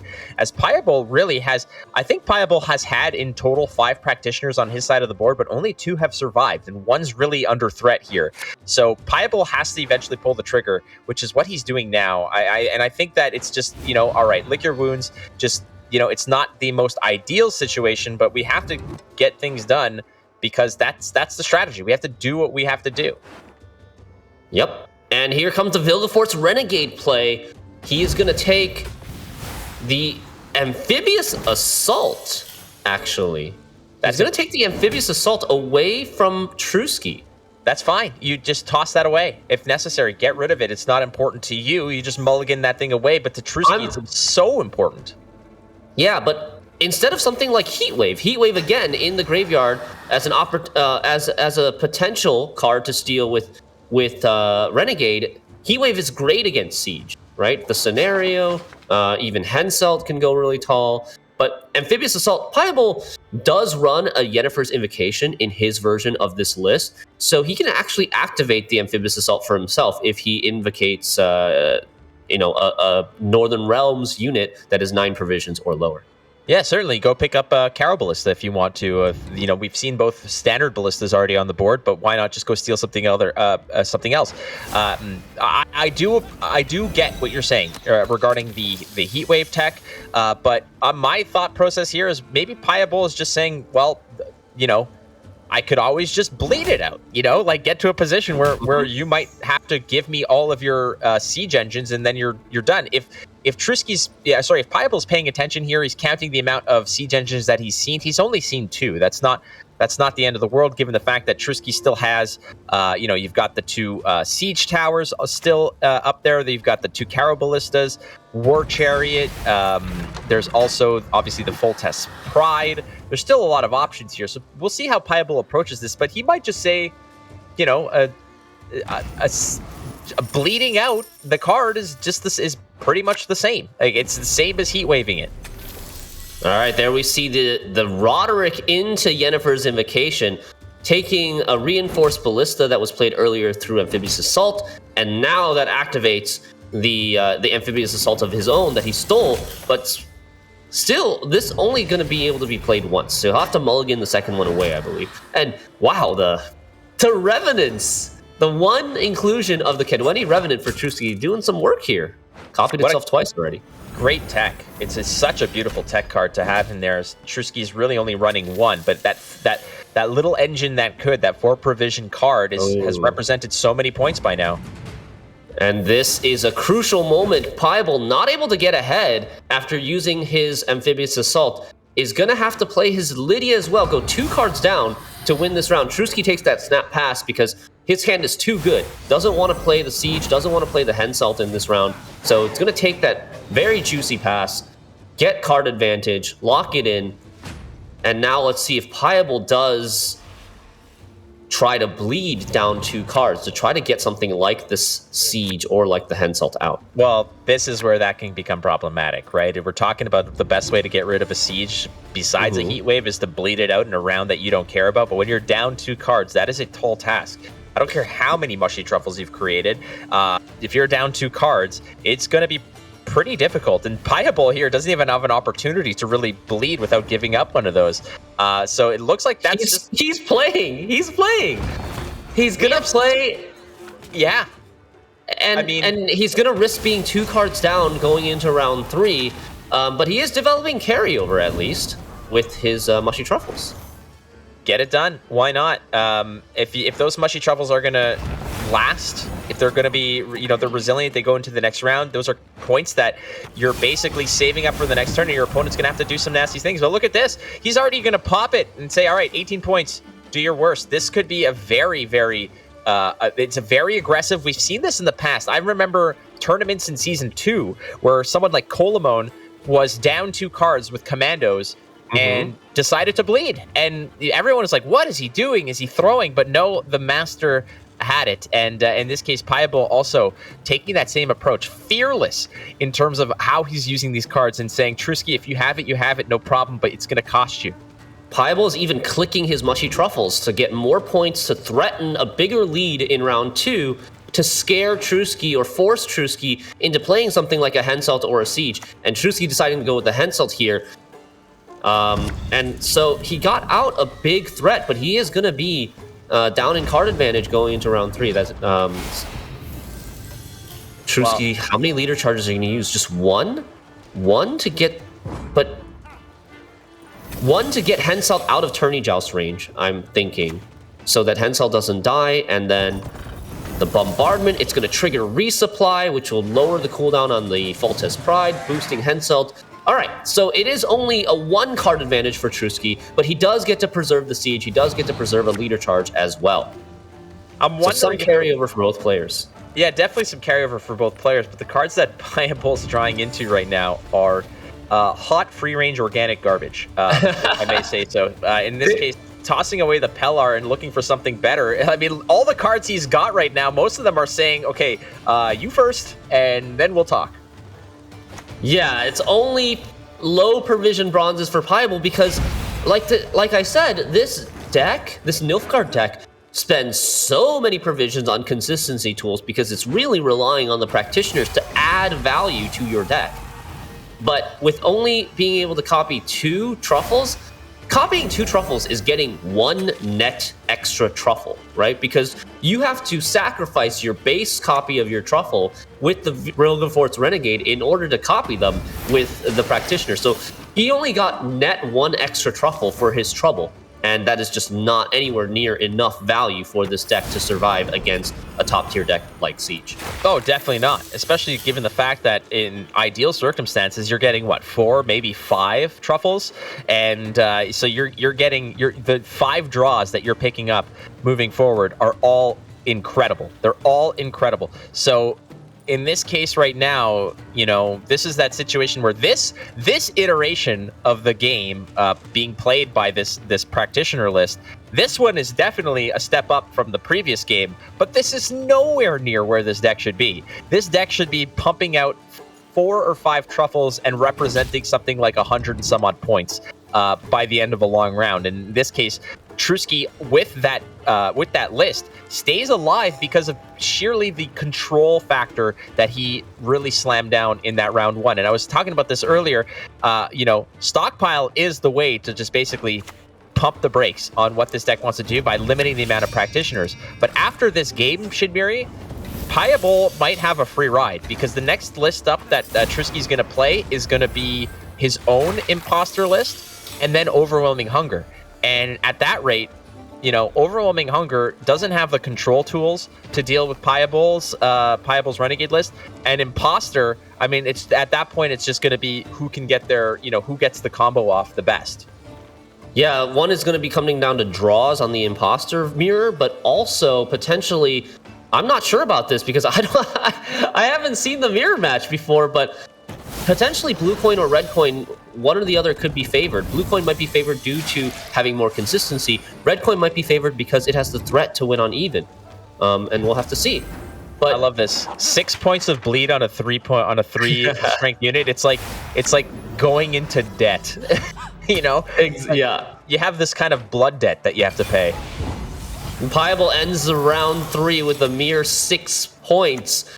Because there's just not enough value there. And I think Trusky was very wise to start this reverse sweep process with Siege. Get some momentum going on his side. A deck that doesn't really need blue coin like some of his other decks do. And him knowing that Siege is favored in this matchup because of the sheer huge amount of removal that it's capable of doing in round 1 and shutting down those practitioners, limiting Payable to only 2 copies. Not only that, Shinmiri, but you know that as Trusky, you're playing red, and you'll only at the most have opportunity for 1 more blue coin game.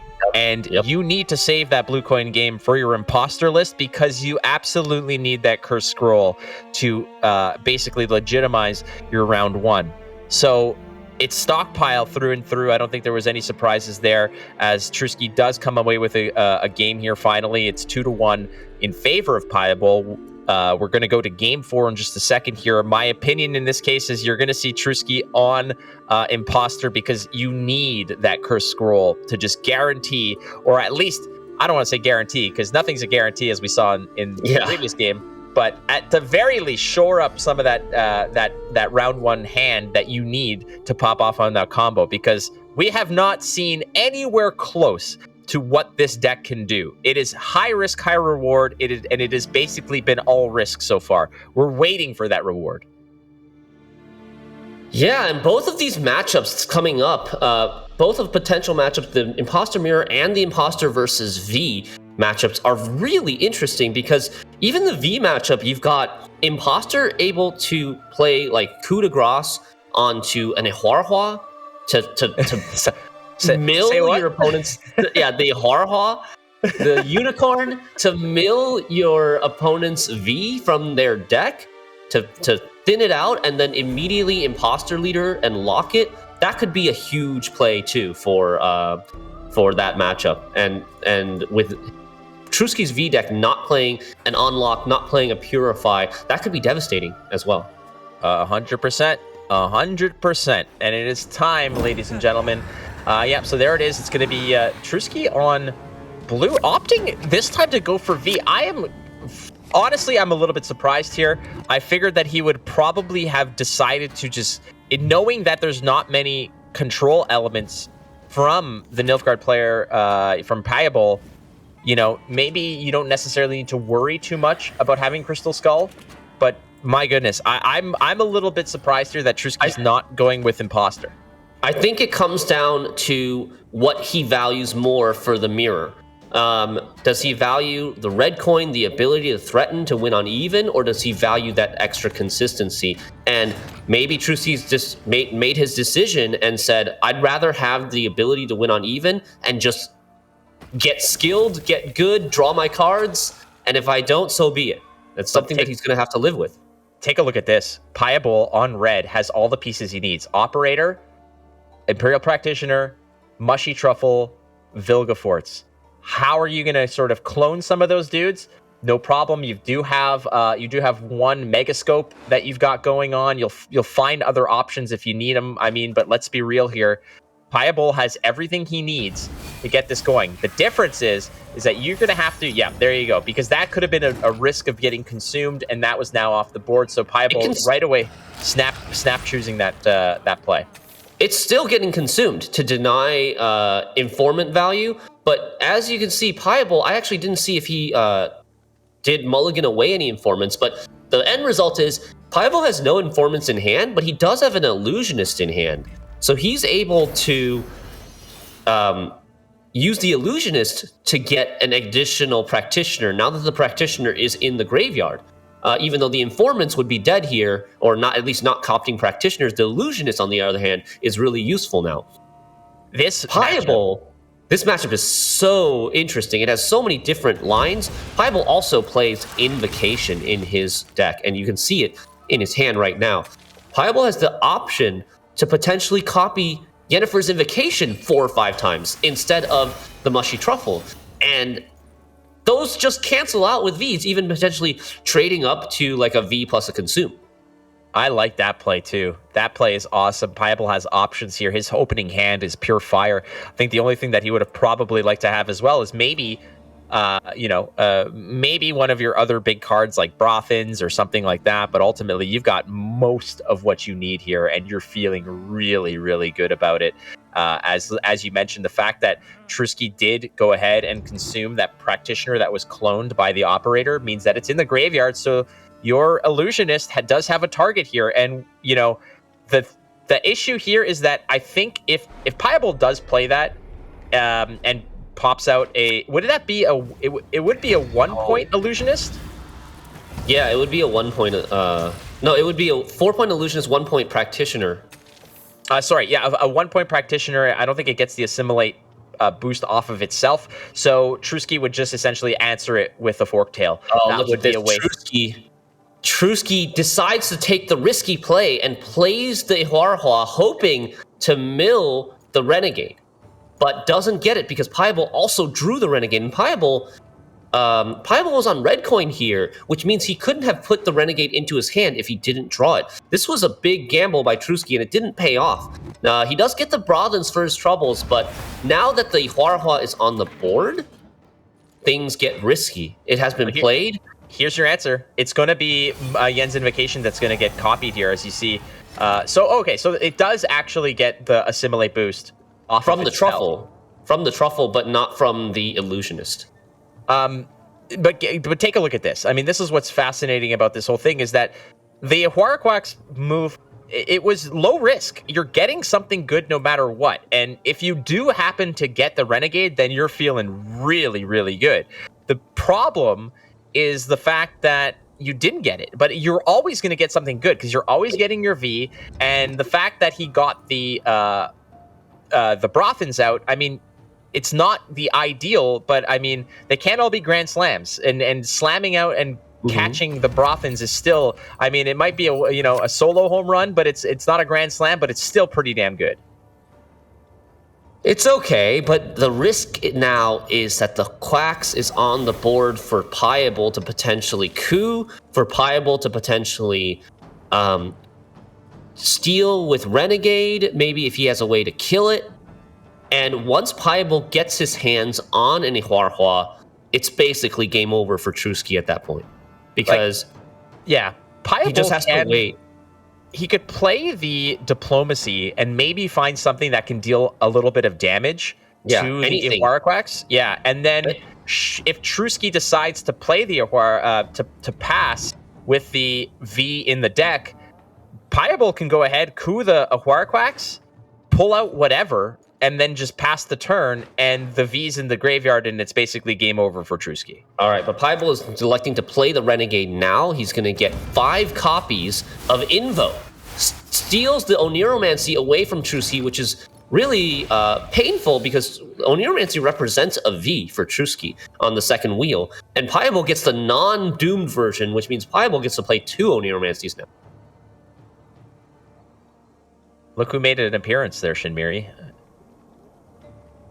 It's our What was good that? friend, the Arcaspore, the ultimate card of all time. Pellar getting tossed out. I think that's just a formality. Nothing really to get through. Again, deck lists are wide open. Everyone knows everything here. The consumers are being tossed away like crazy, and that V at 13 is kind of meh. But Trusky is very aware that there's always a situation where perhaps that Ihuaraquex can get nasty, and it might. So yeah, just eat it up right away. Don't even worry about it. And a Forktail is going to put you ahead by 9 here. Piebol, again, on red coin, does have the luxury to pass without losing a card. But with that amount of assimilate on the board, I think Piebol just plays the diplomacy here and gets ahead by probably a lot. Yeah, there's a ton of assimilate, like you said, and with the Renegade gone and used up, Trusky has no qualms about putting the Ihuarahua into his graveyard now, denying any potential coup possibilities, and then it can't be stolen from his graveyard anymore because the Renegade has been used. Now, what I'm interested to see is how this 5 copies of Invocation is going to play out. Invocation is great against V, right? It's a ton of points, but you need bodies. Is that going to be enough? Is that going to be enough proactive points for Piebol to beat, say, like just 1V at the end of the game? Especially if Trusky is able to get last say, then he can play a V that can't be Invo. If he's able to win this round and get last say for round 3. Yeah, and so Piebol's very aware that, last say in this matchup is going to be imperative. There's certainly a bunch of cards that he can toss away now if necessary. That coup de grace on an Arcaspore. Hey, we've got a brand new first here, but it's not necessarily just about playing the Arcaspore. It's about all of those assimilation triggers as well. We're going to go ahead and fire off on the Mushy Truffle. Piebol just wants to win this round, whatever it takes, whatever the cost. But you're slightly running out of gas here, as you do have a 6-point play with that with the Emissary, but 6 points isn't enough to get you ahead here. 6 points gets you to 92, day late, buck short, and wait. I've missed something. We've missed something here. Okay, so he's gonna Oniromancy the Invo, but I'm looking at Piebol's deck. There is 1 copy of Ihuarahua in Piebol's deck. He must have clicked a practitioner. He must have saved a practitioner somewhere that we missed and clicked it after Trusky consumed the Ihuarahua. That is huge. Look at that. There it is. There it is. Oh, man. And so now, off of a pass. Well, yeah, and Piebol won round 1 on even as well. Piebol won round 1 on even. This is looking really bad for Trusky now. Well, Trusky's got to be aware of the fact that he needs to save perhaps a consume as his last play. He can't play the V. If he plays the V and doesn't consume it, it gets invoed. Well, I guess there's no lock anymore. So that's not as big of an issue now. No, but I mean, it's one of those situations where you just, you call out the V and let the bus pass by without hitching a ride to round 3, right? So if Piebol, the problem here is that, oh no, he's trying to get it to happen, and he's going to find out it's not the case. It's not there. He gets a Willem instead, which is still, it's still valuable card to mill because Willem represents either a V or a haunt or something like that. Dangerous play here. The fact that Trusky did draw that V could have been good. I mean, it's scary, but there was no real way to answer it afterwards. Maybe Piebol was saying, all right, if you don't have a consume along with this V, then I'm in a good spot. Oh, that is dangerous MVP too. Purdy Joust killing the Slizzard, and now Trusky is really short on consumes. He has 2 Death Wish cards. He cannot play the V without consuming it, so he's gonna have to go for an Owlser's Double Cross onto a Barbagazi. Okay, so what this does is it does put your Haunt on top, meaning that's what your next card is. But take a look at this, man. I don't think we're ever even going to get to the next round, unfortunately, as Trusky's going to have to walk away from this round. Are you going to... Okay, so what you can't... The problem is here's the thing. If you commit your V, it gets Yenvoed, and that's the end of the game. Because That's the end of the game. Yeah, you don't and have you hit 2-0'd. You don't have enough points. I think what Trusky's trying to gauge here is maybe that he just decides to pass along, but there's not enough points here.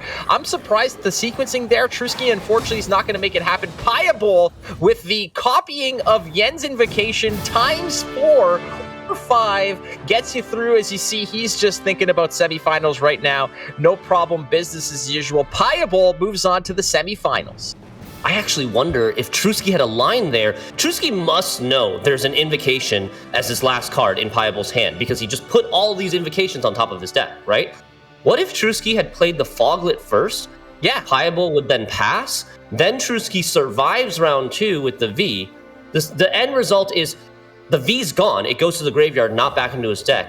So he doesn't have any more Vs, but at least he survives another day to fight in round 3, and he's top decking a Haunt. Maybe he's got, like, I don't know if he has any Death Wish units left in his deck. That's what I'm looking at right now.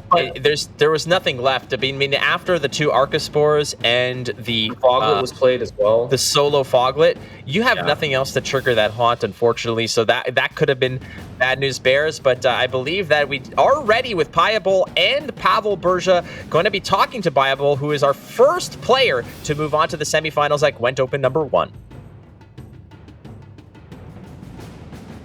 Hello, Piable. How you doing, man? How many invocations do you need in order to conquer V?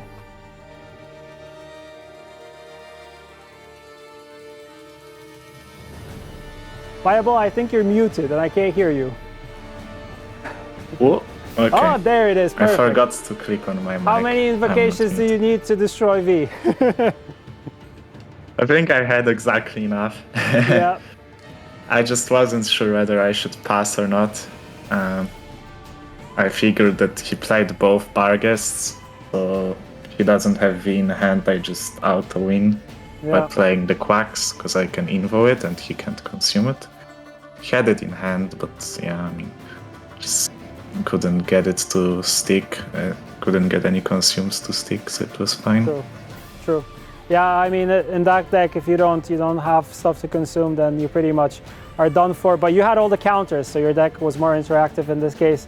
I really liked your Scoia'tael match also, like super well played, especially with all the commandos shooting after playing Vernossel. That was incredible. But also you had like really good consistent draws in between the matches and also in the beginning. So that was incredible. Unfortunately, you had to take down a fellow Polish player. So moving on to tomorrow, who would you like to go against? I would like to go against Danny Rai. I mean, he has the same lineup as Trusky. I looked at Magpie's lineup too. It's not sure if it's worse for me or better. He's countering a different deck of mine. Trusky was trying to target elves. So yeah, I think I don't really mind facing either, so I would like to play against Danny Rai, my fellow Polish friend. Once again. Yeah, Poland is strong in this tournament. Yeah, incredible stuff. I see you're calm and collected as always. I think that also gives you a little bit of an edge against some of the players who, are not as veteran as you are. Tell me, when it comes to like preparation and stuff like that, you feel like you came in super well prepared for this Open? Yeah, that's pretty well prepared. I had limited time because of university, and I also started my internship recently. Oh, but nice. I think Congrats. I still had enough time to prepare. I'm happy with my deck choices, so yeah, I feel pretty good at prep. Incredible. Yeah, I have Flake saying some stuff into my ear. That's why I might be laughing a little bit too much. But Payable, thank you for the interview. Good luck tomorrow. And yeah, get some rest. Thank you. See you.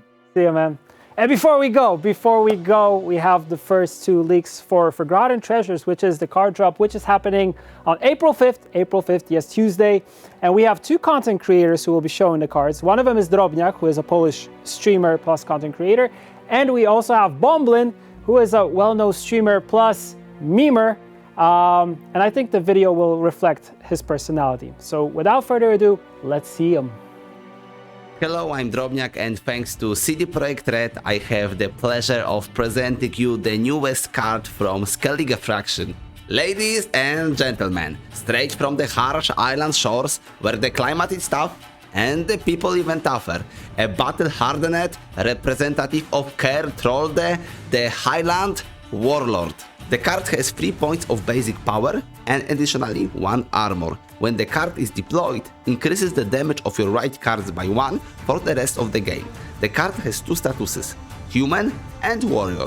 It costs 5 points of provision, so it would be a perfect addition to your deck. Look at this lovely art, the man in the middle of the fight holding a shield being under fire and his axe covered by blood. I can't wait for the animated version. So in the end, I want to quote the fluff of this card. Honor? You know what happens to honorable men? They are mourned. The Skellige storm is upon us. Rain is pouring down. Children are already in the bed. Welcome to another episode of Slav Detective. Tired after a whole day of work, Detective Bomblin sat down on the sofa, enjoying the evening glass of warm milk. Suddenly, he heard knocking. He dashed to the door and quickly opened. The only thing he found, though, was a strange box. Without thinking, he opened the box and found a magic compass. He didn't know what it is, so he decided to contact someone close to him, his ex-wife Arya, the expert in magical items. Can you help me with magical compass? He asked. A special magical compass? Never heard of it. You should call Merson. Olaf told me he used to smuggle magical items from the islands. His arch-nemesis Mercern. He sighed and wished Arya and her husband good day. You got me. I killed my husband, Jerry. He ignored her and called Mercern. I knew this day would come. Detective Bomblin is asking me for help. That was very annoying indeed. My top 3 men were looking for it, but all of them ended up in the graveyard. Just like your ex-partner. But Mercern was wrong. Hello. Calvino was his last hope. I've got a dash for a feast. Don't be like me, though. You stay thin, all right? Well, that was useless. But after hours of working, Like an echo. Top 3. A special... Stay thin. he solved it.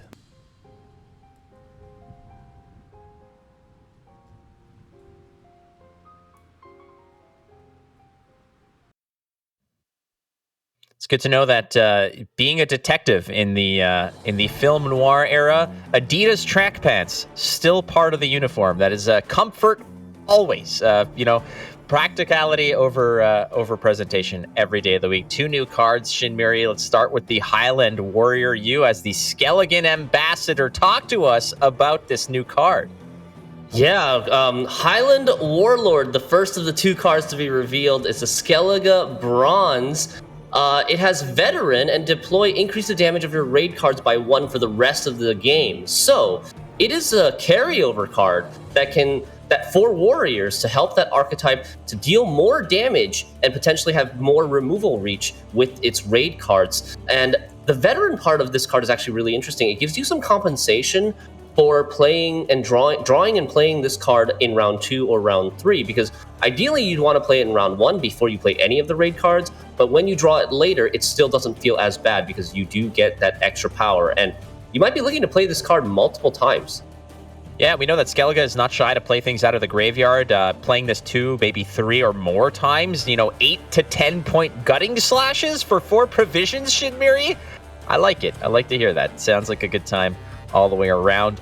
The next card on the docket, presented by Bomblin, was the Magical Compass. And this definitely has a lot of extra flavor to it when it comes down to just the name, the Magical Compass. You know, like you got to sort of say it with a little bit of twang in that case. There it is. It is a Skellige card again, a special card. Talk to us about the Magical Compass, Shinmiri.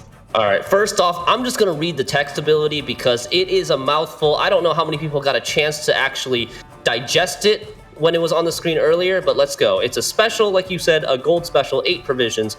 It has Echo. Look at the top 3 cards in your deck, play 1, then move the others to your graveyard. If there are fewer than 3 cards in your deck, spawn and play a legendary Skellige card that was not in your starting deck instead. So this is for a hyper thin Skellige archetype. You want to thin a lot so that at least by the time you play it the second time with Echo, there are fewer than 3 cards in your deck, and then you get a payoff for having an 8 provision gold that plays for a super flexible legendary card. You could play Morkvar Heart of Terror if you need a reset or Tall Punish. You could play Wild Boar of the Sea if your opponent is swarming. You could play Combi if you're up ahead and you want to deny your opponent's finisher. Like, there are so many possibilities with this card because you can play these legendary situational cards as an option without having to include it in your starting deck and have an obligation to play them. Magic Compass can even, I'm just thinking about going crazy with thinning and potentially having Magic Compass play 2 legendary cards on both the first wheel and the second wheel of the Echoes. I don't know if he can pull it off, but that would be amazing as well. Somebody's going to look into it. I definitely will. Oh, definitely. People are going to be already at the drawing board to try to figure out the best way. Can you thin down to exactly that? I mean, it's completely possible. Lots of tutoring, lots of thinning. It is certainly not out of the question, especially when you have tools like Burn a Brand and all the other sort of draw and discard type tools there. So big ups to Drobniak, the Polish streamer and content creator, for giving us the first card. That would have been the Highland Warrior. And to Bomblin with some wonderful, wonderful cameos by a lot of the Bandit Gang. So cheers to them as well for showing us the latest card, being the Magical Compass, which Shinmiri is already trying to break. So stop it. Just stop it, Shinmiri. Just stop it. All right, so back to the tournament this weekend. We're done with our first quarterfinal. We got 3 more quarterfinals coming up later today, and we can take a look at the updated brackets with Piable progressing to the semifinals 3-1 over Truski. Yeah, Magpie versus Danneray is no slouch in itself. Magpie having won a major tournament already. I believe it was, you said it was Challenger 5 of Season 1, if I'm not mistaken.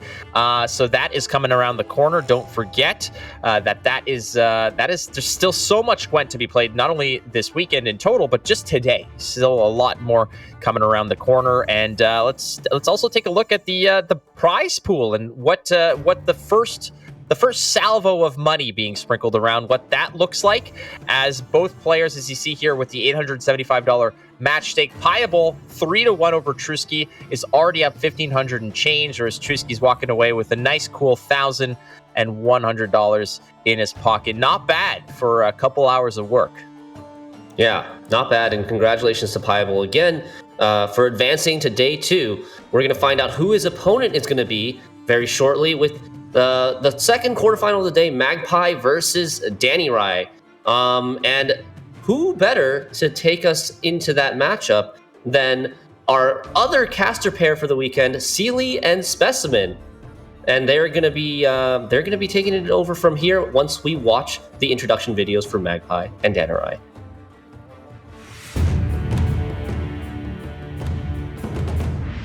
My name is Magpie.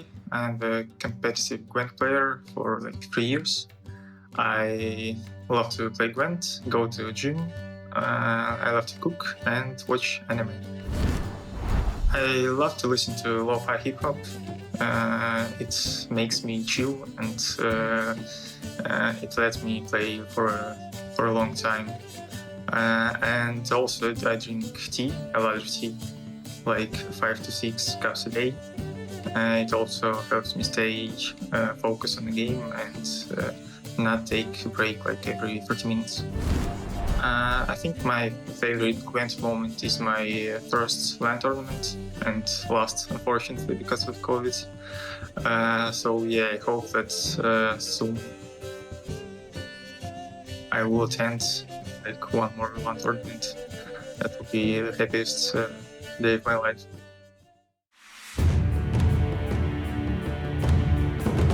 I'm Dani Rai, I'm 19 from Poland.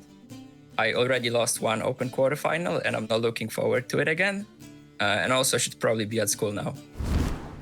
When I'm laddering, I usually tend to split it in 2 parts. So I would, for example, play for, let's say 3 hours, go outside for an hour, take a walk, and then continue for like another 3. But I don't really have a typical routine. Some days I don't even want to play Gwent. Some days I will play 8 hours straight if it goes well. But generally, I would recommend to take breaks after like 2-3 hours, probably for the best. Also, while playing, I drink a lot of green tea. It's like my favorite drink, or water if there's no green tea. And yeah, I pretty much muted Gwent sounds ever since I started playing. I just listen to music on Spotify, podcasts, ASMR, I don't know. Like, I tend to always have something on my headphones, but not Gwent sounds, unfortunately. It's kind of hard, right? Because since I don't play with sounds, and I also like switched from Polish to English, I basically don't know any voice lines. And I don't even know. But if I had to choose a card, damn, that's a hard question. Maybe Gaunter. I don't have the voice for it, but he's my favorite character. Hello and welcome to the second quarterfinal of the first Open of Season 4. My name is Seely. I'm very delighted to be back for another Open. And with me today, I'm joined by deck builder and streamer extraordinaire, Specimen. How are you doing today, Speci? Hey Seely, thanks for the intro. That was lovely. And I'm really excited for this game. Apparently we've got Battle of the tea versus the green tea. So chat, you have to pick your side. Are you team green tea with Danarai or green tea with Magpie? And they rhyme as well. Also this weekend, while you're watching, there are going to be Twitch drops available. Make sure you're claiming those at the top. After every like little achievement you get, you do actually need to press the claim button. If you just leave it for 8 hours running, often you might miss out. So make sure you're checking that. After 2 hours, you can get 50 meteorite powder. After 4 hours, this is the big one, you're going to get 50 meteorite powder as well as the sun avatar. So I'm thinking there's going to be some nice combos you can do if you're a Nilfgaard fan in particular with this avatar. For 6 hours, you get an ultimate keg, and then finally, after 8 hours, another ultimate keg. So again, make sure you're claiming those throughout the day. Twitch drops available if you're watching the official CDPR stream. So let us know how you're getting on with those, and what do you think about the sun avatar, Celia? Are you going to be rocking it yourself? I am going to be rocking it, and I will be rocking it once it is in the game, which is with the new patch. So don't worry if you don't see it right away, it will be there very soon. I also think that it matches the little sun coin that I bought by supporting Gwent Esports, so I love that combo, and I can't wait to use it in the game. Now, we did see these really awesome introductions to both of our players, Magpie and of course Danarai. No strangers to the pro scene, neither of them. Now, let's take a look at the Twitter poll that was asked earlier. What do you guys think? Do you have a favorite to win for this one? And the results are in. Spezi, what do you think about this? Yeah, 71% to Magpie. I mean, Magpie's been around for such a long time. It's not too surprising to see that he's the favorite. Danarai with 29% though. Like, Danarai's been around the block. But yeah, I mean, Magpie is just so well known for some of his creative decks. One that always sticks out to me is his Draco Turtle deck with wagons way back when. So no surprise to see Magpie a bit of a favorite with the fans. And I mean, I think it's a good time to jump into the decks, really. Magpie often bringing something spicy. We saw that first series, lots of spicy, interesting decks. Let's hope for more of the same. Looking at the decks for Magpie versus Danarai. Yeah, we did kind of get a little bit of a sneak peek already from Payable's interview, that he did mention that Danarai prepped with Trusky. So we can maybe expect to see some quite similar decks from Danurai. But then Magpie, you'd certainly expect to be something out of the ordinary. And here we go. Battle Trance, Stockpile, Double Cross, so no Imposter here, and Deadeye Ambush. We can start with the Battle Trance deck, which is one Magpie's really well known for, Sealy. That is true. Now, this deck is very interesting. It combines the huge threat of having Sigvald and the Knut combo with the massive point output of Giddy as well, the Preachers and all of those alchemy cards on top of that. So the main goal for this deck can be to really set up this sweet carryover on Melusine. You want to have a round control ideally as well, so sometimes you can commit those big goals early as well, Getty, if it does guarantee you winning that round. But it is a little bit high rolly, and that is because a lot of Skellige decks now have been cutting the discard package, and that is something that Magpie is doing as well. And these high-end cards are not really tutorable. There is a Royal Decree in there, so we'll see if Magpie can manage to draw all of these cards. But if he does, you can be sure that this deck is going to be a big threat from Magpie. Yeah, up next we've got Stockpile. No real surprises in this one. The main sort of considerations in these Stockpile decks is around this 7 provision slot or so. War Chariot being the card of choice for Magpie. It's going to be able to deal with defenders perhaps. He's not playing a Pella, so he can move a defender. Maybe that's going to help him Heatwave a target he's looking for. Some other players, like I think we saw Payabol just before using Hubert Rect and then having a 4 provision card, whereas Magpie has this double boiling oil. So lots of control options. And then Double Cross. I mean, it's surprising that I'm surprised to see Double Cross because it's been such a staple in the meta for a long time, but it hasn't really been too popular this month, Sealy. But Magpie staying strong with Double Cross. Is right. I would also like to mention just from the stockpile is that we do have a card that we want to highlight there, and that is King Hensel. Perhaps we can take a look at that card here. Yes, it is an important key piece, and I feel like I want to highlight that before we move on, because combined with your leader charges and potentially then 2 more with Radovid, this card is very important, as you did see in the previous game if you did watch it. Now, Hensel can make up for this huge point swing when he's sitting in between 2 siege engines, so you can use him to potentially pressure round 1 and win it on even, perhaps, as we saw Siege really enjoys that first say in setting up all of its engines. Or you could use this Henselt for a big finisher as well in round 3 by combining it with leader charges and, for example, Foltis Pride. Now that is a combo that you love to see with Henselt. I really dig this card for Stockpile, and I feel like it's put the list on the map. Yeah, definitely. I saw last weekend in the Ukraine charity tournament this Henselt play just be quite phenomenal, how many points it can play for in a short round as well, particularly with Foltis Pride. And yeah, Double Cross next. So what are your thoughts on Double Cross being brought over this Imposter deck? We did see the low rolls potentially though of it from Trusky. Magpie feeling strong with Double Cross though, Sealy. Yeah, Double Cross is a little bit more of a standard assimilate list that we have seen, but I think what is worth noting in this list is that Magpie has opted for a bit more tech options with Vigo's Muscle as well as Karathi Heatwave. Now, that means he can potentially deal with a lot of greedy lists, so very different strategy from what we saw, but there is that potential tech for something like Skellige's tall units. A Sigvald can be hard to deal with, but if you have your Heatwave, if you have your Muscle, you can definitely deal with considerable threats. So I think Magpie is preparing for that with an all-around good, just assimilate heavy core. Also worth noting is the Yennefer's Invocation with the Spores, really saying that, hey, if I see a V perhaps, I can deal with it. I have a lot of tar removal here. Yeah, absolutely. It does definitely look like Magpie's gone for this route of lots of tool punishes, lots of control. We saw in the previous series, Trusky went more like a wide punish route, maybe targeting elves. Looks maybe like Magpie is looking to deal with some of these greedy Skellige decks. Finally, last but certainly not least, turning into a bit of a staple meta deck is the Deadeye Ambush deck. And the card to highlight in this one is going to be Vanadane, who didn't get buffed directly. However, he did get buffed significantly indirectly recently because the Waylays no longer require a death blow. Vanadane is going to be moving 2 cards from your hand to the bottom of your deck. Ideally, these are going to be cards that you don't want to play because they're going to go to the bottom. You're not going to draw them again. So often you're going to be looking to keep Waylays in your hand to then put them on the bottom of your deck with Vanadane. You're then able to try and shuffle those Waylays back into your deck, maybe put some back in with Alyssa to set up Simless into potentially up to 5 Waylays, which is not only a lot of points, but it's also a lot of potential control.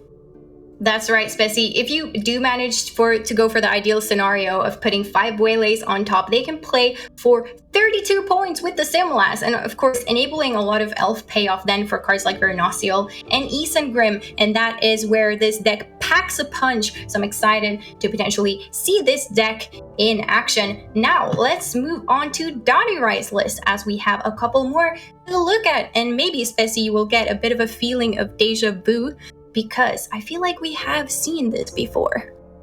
Yeah, I think you could be right, Sealy. They do look all familiar. We've got Rage of the Sea, Stockpile, Imposter, and Overwhelming Hunger. And as you mentioned, there's lots of tool punishes in the decks for Magpie, so Magpie is going to be pretty excited to see a V deck. I think, though, this Rage of the Sea deck might have caught him off guard a little bit. He may be more expecting Sigfold, Melusine decks, which this does have both those cards in. And we're actually going to highlight a couple of cards from the Rain deck, and that's going to be Messenger of the Sea to start off with, which is a 6 provision bronze card. You can play 2 of these. It is just an absolutely incredible engine when you are playing Rain, because it's going to boost by every time your Rain or your Skellige Storm damages. There's Megascopes to make more copies of these. There's Freyas as well to replay them. A very, very powerful bronze card indeed for the Skellige Rain archetype. That's right, because for every messenger on the board, the weather value that you have is basically multiplied. So definitely enjoying that sweet, sweet payoff. And with the Freyas, with the Megascopes, you're going to be seeing a lot of these from Donorai. At least he's hoping that they will stick on the board once he does indeed play them. Another very important card that we could take a look at here is Ryogen. This is kind of an enabler for the deck. You can play as much Rain as you want to, and then by resurrecting the Ryogen, you can always get the Rain payoff, even if the turns then wouldn't be enough. And it can make up for pretty big swings together with these Messengers of the Sea. There he is, looking beautiful. He's looking like he's ready for a fight, and very spicy list, this Rain-heavy Skellige thing. Also combining a little bit of Sigvold action in there. What do you think about that? Yeah, it really is. The Sigfold just not doing what you'd expect it to in most decks, but what it does give you is it gives you a really good short round of uninteractivity. A lot of the times against Siege, for example, they're maybe going to have round 3 with Siege and lots of damage cards. Well, if you've just got a Sigfold and a couple of Mardrums, all those points of damage against you are just not doing anything. So I think that's the main reason the Sigfolds. And there is a Cultist as well, so there's some synergy with Melusine in there too. Moving on to the next deck, we've got Stockpile, a little bit more familiar, but again, in its 10 provisions, there is a Lambert Swordmaster, really hoping to deal with the elves, which of course Magpie does have that elven deck, Sealy. That's right. It is telling us that Donorai indeed is going for the elves, just like Trusky did, and hoping to be able to not let them get through. Not today. That is what Donorai is saying here with his elf techs all around in this lineup. Now, it is a very powerful list, and yeah, with Radovid again, you can get that sweet, sweet carryover. Use your first siege engines to really establish threats and try to remove a lot of your opponent's cards from the board as they show up. Very powerful stuff. And then we have another one of these very interesting Nilfgaard lists. It is Imposter that we are looking at. And this one is kind of linear. It's quite straightforward. You want to set up as many practitioners as you can, and then you want to use your Vilgeforts as well to copy. But it didn't look that straightforward because your cards actually have to stick. What do you think, Specie, about this list? It is an interesting one.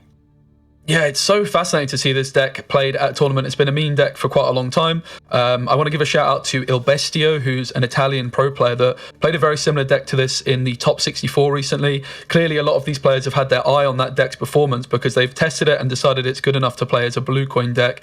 Really needing that consistency. We did, though, see in the last series it really letting Trusky down with the mulligans. Even with that Curse Scroll and the extra mulligan you get on blue coin, he still just didn't have a functional hand to get the carryover, and as a result, he lost to the elves. And then his kind of targeting strategy went to pot. So it's definitely a high risk, high reward deck if you can draw the cards. And that's exactly why you want to play it on blue coin to get that Curse Scroll. Finally, there's a Vi deck. So what this deck's going to do, Celia, is going to play Vi, and then it's going to eat Vi, and then it's going to play Vi and then eat Vi, and then it might even play a Foglet. Danorai actually said to us he had to include the Foglet because it is in the Vi Jam song. So you've got to respect that. You have to respect that indeed. Very lore friendly, and I'm sure he will be listening to that song off stream as well as he's be jamming it away while he's playing this monsters list. All right, I think it's time for us to take a look at the bans. What are these players a little bit worried about? What are they not hoping to be playing against today? And here they are. Yeah, so Magpie has had his Battle Trance deck banned by Danarai, one he's very well known for, obviously those big threats. And on the other side, Magpie has banned Danarai's Stockpile deck. So really going to be hoping to get that win with all of his Heat Waves against this these Messengers of the Sea, which go very tall, and the Vi as well. So going to be really interesting to see how this one stacks up. Like some kind of Nilfgaard mirror match as well has kind of got me very excited to see what could possibly happen in this series. It's always interesting when there's a Nilfgaard mirror in town. Yes, things are definitely about to get interesting as we can start thinking about jumping into some games.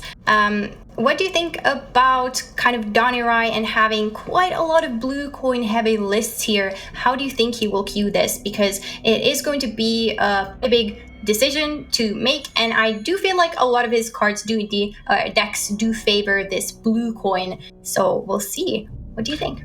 Yeah, it's a really good point. Like in a tournament setting, in a best of 5, you're going to get the same, I think, coin 2 or 3 times, depending on what side you are on the coin. Danarai, I think, with 2 possibilities for blue coin, so he's going to have to really pick those carefully. Interesting, the last time we saw this rain deck, Sealy, was at Gwent Masters in December. It had a 100% win rate, if I'm not mistaken. Yep.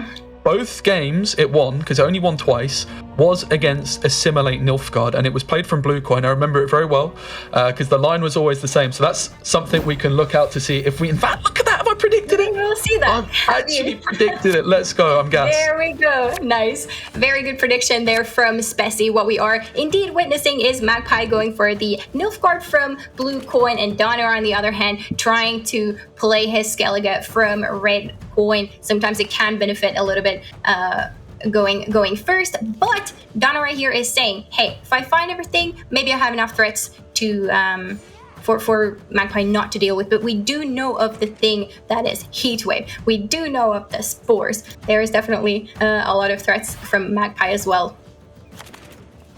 Yeah, so this is going to be a tough one for Magpie. As I said at Masters previously, we actually saw the Skellige Rain player playing this matchup from blue. So this is actually the reverse coin of what we saw at Masters. And what the Skellige player was doing is they were playing a few cards from blue coin and getting a really early pass, and then forcing Nilfgaard to bleed them, because normally you play Assimilate Nilfgaard. One of the biggest strengths of this deck is that it wins along round 3. You can play a few cards, you can give up round control, you can force your opponent to bleed you, and then either just have card advantage or some sort of advantage for round 3. Here, however, it's a little bit different, because this rain deck is surely going to be the favorite in the long round, unless, of course, as you mentioned, that Spores, the Heat Wave, the Muzzle, the Locks, maybe they can just shade it in Magpie's favor. It's definitely a Nilfgaard deck which is teched for opponents which go very tall. Yes, I think this is what is telling us why Magpie as well has not banned the Skellige list. He's okay with letting it through, and he feels like he might have enough things to deal with it. So just like you said, we'll see if it works out in his favor. Now, looking at Magpie's hand here, he does have a bit of Blightmaker action to be able to get that going. Artaud, very important card for later. No Calvi yet, but other than that, it is looking quite alright. Invocation as well is a tall removal to note that Magpie does have access to potentially later. Right now it is sitting in his deck, and Donarai playing the Sigvald out first with the Knut combo potentially available in this round. Yeah, Sigvald is the opener. Again, not all that much synergy. It's just going to eat a lock, but for Danarai, he does have this Mahakam Ale in his hand, which is a 4 provision alchemy card which can unlock a unit, and that's exactly what Danarai decides to go for, getting that Sigvald back on the board, being uninteractive. Remember, this Sigvald, every time it's damaged, is just going to turn that damage into bleeding, and then those bleeding can turn into points on your own side of the board. So it's like an immune dragon, like the Synthesis Sealy, that's on steroids, because it not only is it immune, but it can turn the times it's damaged, it's like a sponge, and it turns it into points for its own on its own side of the board. So Danarai just using this Sigvald as a nice little uninteractive tool. You're right, it is a very unique design that the damage can actually translate into points for you on the Sigvold. And something worth noting here is with the Knut combo coming down, there are not that many ways for Donirai to actually enable the Berserk mode on Knut. It would have to go next to Melusine, or there's a Swellblood Butcher hiding in the deck list as well that could enable the Knut, but it is going to be a little bit difficult to reactivate his Order ability to enable that Berserk so that he can enjoy the perks of having this Sigvold on the board. Yeah, and Magpie also has this veteran on his side of the board, which was found off of a Diplomacy. It's also a little bit uninteractive himself, because if it's reset down to, I want to say 3 power, at Berserk 3, it's going to heal itself all the way back up to 8 points. So quite a nice find for Magpie there, and it's a really fascinating game. Both decks very good in a long round usually, but both looking quite different to how we might expect, and particularly the fact that Magpie has the Spores, the Heat Wave. There's also the other thing to consider for Danarai, which is if he plays his Melusine in round 1, gets it nice and tall, it could just get invoed by Magpie and then used against him in round 2. Exactly, and that is why Danarai is not prioritizing the Melusine. I think the Melusine is more of a nice engine to establish Rain and get Rain going with, but it does not rely as heavily on that. But we'll see if it does come on the board, because like I mentioned, the Knut does need to be re-enabled if Danarai is intending to be using that even more on the Sigvold. Now, there are a couple of ways as well that this Sigvold could get boosted. Unfortunately for Danarai, though, he's missed out on the double Mardrum that is in his deck and helps this Sigvold to become even taller. And here is the Melusine. Not enabling the Knut, though. The Knut could fall into muzzle range, so that makes sense, but rather just playing next to the Sigvold for a little bit of extra damage soaking up there from Sigvold, and then the Melusine, of course, getting carryover itself. Yeah, still no Rain played from Danarai, but this Melusine, now it is down next to a Cultist. It is going to refresh its order every turn, so it's going to, if you want to click the Melusine, it's going to deal 2 damage to itself, and then spawn Rain for 2 times, but it just gets Heat Wave. There's no Rain here today. Magpie again, that Invo could have been a nice option for him, but Danarai probably getting that read that there's no Invo in the hand for Magpie. Of course, after Calvate, that Invo is going to be guaranteed, but there's no Calvate in the opening hand for Magpie. That's going to have to be a round 2 card he plays. That's right, and Danarai is still looking for some key cards, the ones we highlighted, in fact, the Messengers of the Sea. Those will be really powerful with the Rain synergy that Danarai is hoping to establish, and it's going to be a little bit tricky to try and win this round 1 without said engines. You do have the Cultist that would have re-enabled Rain on the Melusine that unfortunately did get Heat Waved there for Danarai, so we'll see. Can Danarai push, or will Magpie be the one with control of this game, which I'm sure Magpie would really enjoy in his position. Yeah, it's a 5-point game at the minute with some bleeding on Sigvold. And here comes Fulmer, one of the big powerhouse cards in this Rain archetype. It's going to apply a little bit of Rain, but then its Order ability can turn all the Rain on the road to Skellige Storm. Skellige Storm damaging everything on the road by 1, but that muzzle gets snapped by Magpie, stealing the Fulmer over onto his side of the board, which it's important to note that little spying symbol as well that this muzzle has given the card here, because that does mean Terra Nova is now going to be able to create a Fulmer of its own for Magpie if that is an option that he wants to pursue down the line. That's right, Order ability there was used by Sigvold, and as long as Danarai can, he will continue playing. Here comes the Cultist. Now, this is a nice little engine, of course. Once there is Rain on the opposite row of this card, it will boost a unit to the right by 1. For a little bit of extra engine value, this can be really nice. And indeed, Danarai can still keep going. As long as you have reach, you got to fight for this round 1 here, I think. Celie, do you know a fun fact about this 4-provision Cultist that Danarai's got? Is this is actually Jason Salama motion capped for the card art here. He actually told me in my chat one time, I didn't believe him, but he tells me his wife did the motion cap of him as well, banging a drum in his hallway. So it's really cool to see this card seeing play. One of my favorite premiums in the game, having heard that story. I love that. That is definitely great lore to know, and I don't think I will be forgetting about that. I have to admit, I did not know it. Oh, and there comes the Joachim into a Mage Assassin. Unfortunate, you don't want to see that. And one of the perks of having Calvate in your deck is that things like this don't happen, because you know exactly what your Joachim is going to pull off the deck, but Magpie decided to just go with it. He had to kind of keep playing, and the Joachim seemed like a good idea until, of course, it played the Mage Assassin, which is unfortunate for Magpie. Yeah, it could be a big one. The worst option there for Magpie to find off the top of his deck. Does also mean that he's not going to have that Mage Assassin for later on to combo with his other Blightmaker, so bit of a sticky situation for Magpie here, but still staying ahead just about. But these cultists, with it, as well as the Rain, are still ticking for quite a lot of points. The Canute, he's not doing anything. Needs to be down at Berserk 5 to be reusing his order, but here comes the Skellige Storm as well. But there's no Messengers of the Sea for Danurai available, not a single one.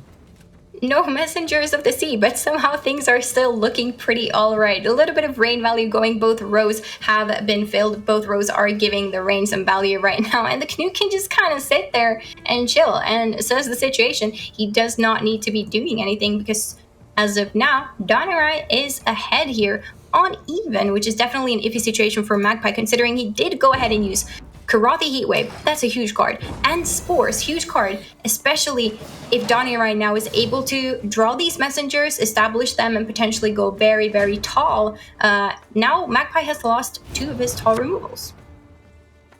Yeah, interesting to consider as well. Of course, any Skellige or any cards in the graveyard for Danurai, bronze units can be played through this Mushy Truffle.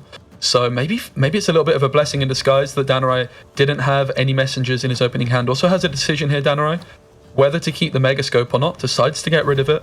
It's a smart decision because if this messenger gets answered by an Invo or something, then this Megascope could be playing for 0 points. I suppose it could always play for 2 on one of the Sirens from the leader, but less than ideal. So makes sense to get rid of it. And now Danurai did win round 1 on even, is in a position where he can either bleed or take the long round. And the bleed might not be too bad. As we can see, Magpie's hand is not really too convincing right now. The Peller, of course, does have a target in this Skellige matchup in particular, so it's nice that Magpie does have that included. However, it's right now just looking like a 4-point card. A Diplomacy as well, and the big golds are missing. No Ku, no Brothans, and Calvite. The culprit, he's sitting in Magpie's deck, but here is the pass from Danurai, relying on the rain value in a long round. He has Last Stay, he has potential messengers, rain value. Just saying that, hey, I got round 1, so we're going into a long round, and that's where I will be getting my biggest value. There was quite a bit of surprise on the face of Danurai there when he didn't see the Calvate come down. He took a little swig from his drink, and it was just 1 card off the top for Magpie. He's going to be a little bit heartbroken about that. The difference here could be huge if he has gold cards stuck in his deck. Of course, having already played Joachim as well, he's just not going to have access to these cards that he does not draw. So I wonder exactly what has been missed if he managed to find everything. I feel like we've not seen Brothans, right? That is right. Brothans is hiding in the deck along with Ku. Not really what you want to be seeing if you're Magpie here in round 3. Meanwhile, looking at Danurai hands, he is not missing much. There is 1 messenger hiding in the deck, and of course, a good point there by Speci, considering the Megascopes and the Messenger of the Seas. We will see if these Megascopes will get some good action, because there is a Peller indeed in Magpie's hand that is able to answer this defender that comes down right now. Yeah, the Peller really crucial. It's just going to leave the Invo open for something different. Particularly this Messenger of the Sea is actually looking like it could be pretty fantastic for Magpie. Of course, Danurai does have Raw Decree, going to be able to shoot at any gold or bronze unit, so he could search for that second Messenger of the Sea from his deck if needed. And yeah, I just wanted to talk about the situation with the Calvate. Magpie actually only has, I believe, 5 tactics in his deck. So the odds of you drawing Calvate increase by the more tactics you include. Maybe Magpie getting a little bit punished. Instead of some of the tactics you might often run, he's got a Van Morlahan Hunter, this Peller, he's running a Spores. So really low on tactics compared to most versions. And yeah, if he just had 1 tactic more in his deck, he would have had the Calvate for round 2, which is in this situation, which is really interesting. Let's see here. Does Magpie decide to take the invocation on that messenger, hoping that maybe it's the only messenger that Danurai has and that Danurai is not able to tutor out anymore? And he does indeed try it, but just like Speci did say, there is that decree that is able to find the second messenger off the deck, which means Danurai is a happy man, I think. Yeah, and Danurai might just be a little bit scared about some removal tools, but can combine the Messenger of the Sea with a leader. Often you can put it to 6 points straight away. In this case, it's just going to be 5 points though, because of... Oh, doesn't... I guess there's no Tourney Joust left, Sealy. There must be no threats. There are 2 tourney joust in Magpie's deck. This is very greedy from Donnie Wright, but it looks like it is going to pay off. But there are 2 tourney jousts in Magpie's list, and having played the Cal V in round 3, Magpie could definitely be holding on to one of these tourney jousts right now, but he's not. Yeah, it's quite unbelievable. There we go. That does do it though, Sealy. But we have resurrections. Donnerai is not out of options. There is a Fukusia that can bring this little messenger of the sea back if she so desires. There is the Sigdrifus Rite as well, and the Bride that could even use the Sigdrifus Rite if it really wanted to as well, with the double leader charge that Donnerai always has access to as well. So she can... there's a lot of resurrections going on for Donnerai still. He's not too stressed just yet. Yeah, the leader coming in here as well, finding the Fukusia is one of the biggest targets you want to find with your leader. Maybe predicting Donnerai was just about to play his own, of course. Can resurrect a Messenger of the Sea, Donnerai, which is also going to spawn rain instantly. No need to leader charge to get that up to 6 points. Does also have the option of leader charging the opposite row, and then it's going to come in at 8 points straight away, which is going to be really difficult to deal with. But while you can Megascope these cards, they are rather slow to Megascope. It does take quite a long time for them to add up. And instead, Donnerai deciding to actually use the Sigdrifus Rite on the messenger. And will Donnerai this time play around the tourney joust? Yes, the Sigdrifus Rite is quite nice because of the Truffle being able to create a messenger for Magpie that then benefits from the rain that Fukusia put on the range row there. So maybe that is something that Magpie would have gone for even. So just taking that out of the graveyard is quite nice. But if Magpie would be holding onto a joust now instead of that emissary, things would be scary. And that is why Donnerai here does use the leader charge to buff it up to a 6, playing around the joust really smoothly. Yeah, I think he had to do this. These Megascopes are just so slow, taking 2 turns to spawn a messenger. Interestingly though, the Megascope plus messenger combo, quite underrated. A lot of the time with these engines, when you Megascope them, if you think of a Fleder, for example, it's not going to boost the same turn because it comes out right at the end of your turn. However, with a Messenger of the Sea, or similarly with Fleders, if you've got Crimson Curse, the weather is actually going to trigger the engine as soon as it comes out of the Megascope. It's going to come out the Megascope at the end of Donnerai's turn, then the weather's going to tick. So it will come out at 6 points or 8 points if there is weather in both rows at that point. So definitely slow to get going, but they can get going very quickly once they do start. Yeah, and that is exactly what Donnerai is setting up here. While Magpie, on the other hand, does use the Illusionist to go for the Cultist. A little bit of rain synergy there as well for Magpie, which isn't bad at all. And here come the Megascopes. It might be looking like this point gap is quite big, but Donnerai still has some rain to establish on the board. And then, of course, the Ryogen that's hanging out in the graveyard can be resurrected then to trigger all of those rain pings and then boost up the Messengers of the Sea. Yeah, Magpie all out of cards. Donnerai has double loss say, 50 points down. There is quite a bit of rain on Donnerai's side of the board as well, but there is also a Megascope ready to summon this other Messenger of the Sea. Donnerai, we've seen Skellige do these big point swings. If there's any deck that can do a lot of points in a short space of time, Sealy, it is going to be this rain deck. Let's see if Donnerai can pull it off. All right, here it is. The rain set up 4 turns of rain on the opposite side of Fukusia there, as well as the Rage of the Sea leader charge. Now, Bride of the Sea here has enough rain to go ahead and use that Sigdrifus Rite to resurrect then the Ryogen, and that is going to be a massive point swing, Sissy. Donnerai absolutely loves it. He's so gassed, mate. He's smiling, he's fist pumping, he's swigging his drink, he's just looking at all this destruction taking place on the board in front of him. 3 Messengers of the Sea down, and they are just continuing to boost. When will it ever stop, Sealy? Not, well, I guess they did, but at a very mighty point. I mean, those were huge. What, 20-point Messengers? That is incredible setup from Donnerai, and was able to pull it off. Magpie not really fighting what he needed and was a little bit angry at John Khalid there, I think. Yeah, like there's a few key moments there for Magpie. That Joachim into the Mage Assassin and then not finding the Calvate for the dry pass certainly didn't help him either. But realistically, I think that round 1 was the most important part. Donnerai just getting that round control, deciding he didn't need to bleed, just that double last say, giving him so much reach with his engines if left unanswered. And that's just what you can see why so many people were playing Squirrels and things like that for these Ryogens. And Really great to see people bringing this Rain Skellige deck. There's so many great Skellige options, Sealy. I think it's probably the most diverse faction. You've got Battle Trance, Ursine Ritual. Not too long ago, everyone was playing Reckless Flurry. You've got Onslaught. And you've got Blaze of Glory Warriors. There's so many options, and it's great to see Rain making an appearance as well. That is true, but do you know what they have in common? There is a particular card that I have in mind. Is it Sigfold? Sigfold, yes. All of these decks are actually utilizing, that we've seen so far, this Sigfold combo. So it is just very popular on ladder as well. You see Sigfold running around, and yeah. So that is what they have in common so far, and we'll see how this Sigfold will end up performing. Well, never mind. Magpie is not playing it because his SK did get banned. So we will not be seeing Sigfold from Magpie today. Magpie's a bit of the master of the Sigfold. It's just his style of deck where can't be too surprised he's had it banned. Of course, Danarai as well, very big celebrations from that game, getting his Rage of the See-Through.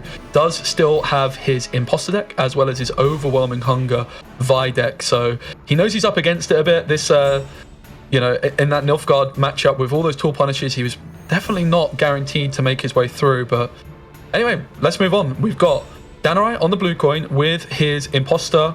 Vilgefortz Practitioner deck, really going to be keeping our eyes on the mulligans and the draws here. And for Magpie, it's going to be Stockpile.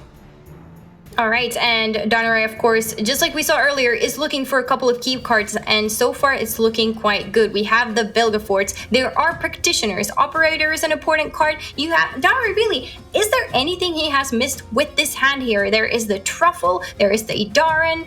The Truffle being a perfect target, of course, to set up these Practitioners with. Now, the question is, will these Practitioners stick, or will Magpie be able to delete them with this very removal-heavy NR list? Yeah, we saw this matchup in the last series, and exactly what happened was these Practitioners go down and they die because the Siege just has so much control.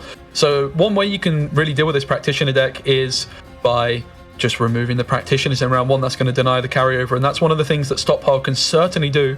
And it is going to be one of the tougher matchups, I do think, this weekend for this Imposter deck. Speaking to Payable before the tournament, because of course he brought a very similar deck, he said really this Imposter deck, it can do so well into everything except Skellige and Northern Realms. So they're the two sort of most popular bans as well this weekend, and this is going to be one of those ones for Danarai where if he can pull off a win, he's going to be really, really excited. And then for Magpie, this is almost a must-win match. Yes, this is very important, and we do see a little bit of Carabalista action, some boiling oil there to reach with the removal even more. Now, is Danarai going for a defender here potentially to make it a little bit more difficult for Magpie to get through to the threats? And Magpie here is setting up his Radovid, not bothering with the defender just yet. Yeah, and a key difference between Danarai's Imposter deck compared to Pyre's, who I was just mentioning in this NR matchup, is this defender. This defender can be used round one to just give you that little bit of extra chance of getting some of your Practitioners to stick. I think it's a really genius inclusion if this is a matchup that you think you can suddenly win. Magpie, of course, doesn't have a Pellet in his deck, does have a War Chariot, not available in hand though, could go Amphibious Assault for it. Just really love the inclusion of the defender. If it's going to help him get Practitioners to stick round one, that's ultimately how he's going to be winning this matchup.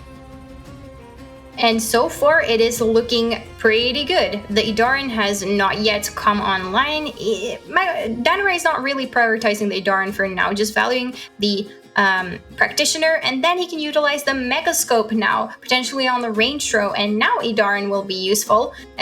And with the leader charge that we just saw as well, that this deck loves doing, is locking the Imperial Practitioner on the opposite row for yet another Practitioner on your own side of the board, and the Idaren giving you an extra small little copy there for 1 power.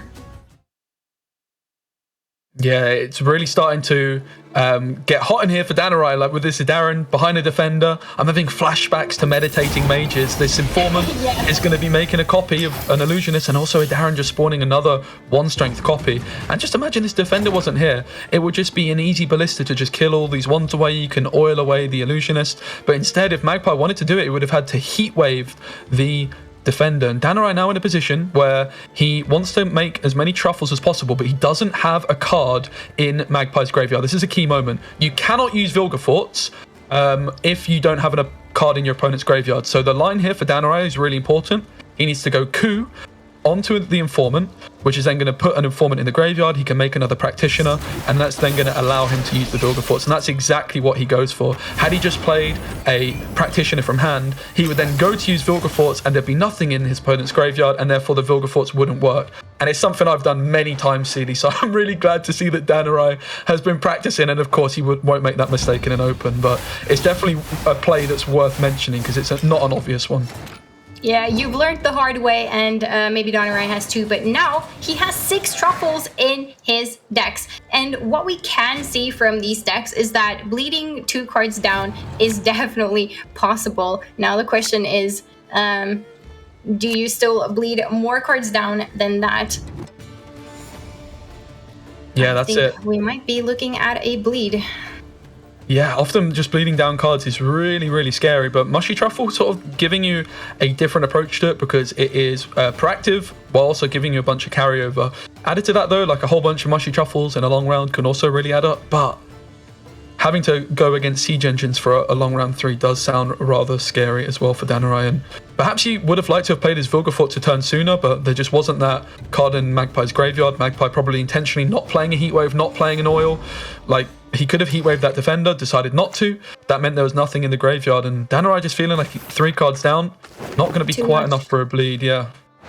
Too much. 2 cards down, you can see a bleed a lot of the time, and yep, the question was answered. There is not going to be a bleed 3 cards down. And it is a little bit scary because if Magpie here finds what he needs, which he kind of already has with the Siege and Henselt already looking pretty nice, that means Magpie will have first say in round 3, and we know that first say Siege is quite intimidating with all of those engines establishing pretty fast on the board, all of that removal. So let's see if this strategy from Magpie pays off, if not really answering these threats in round 1, but rather hoping to maybe to keep the board very small for Danarai here in round 3.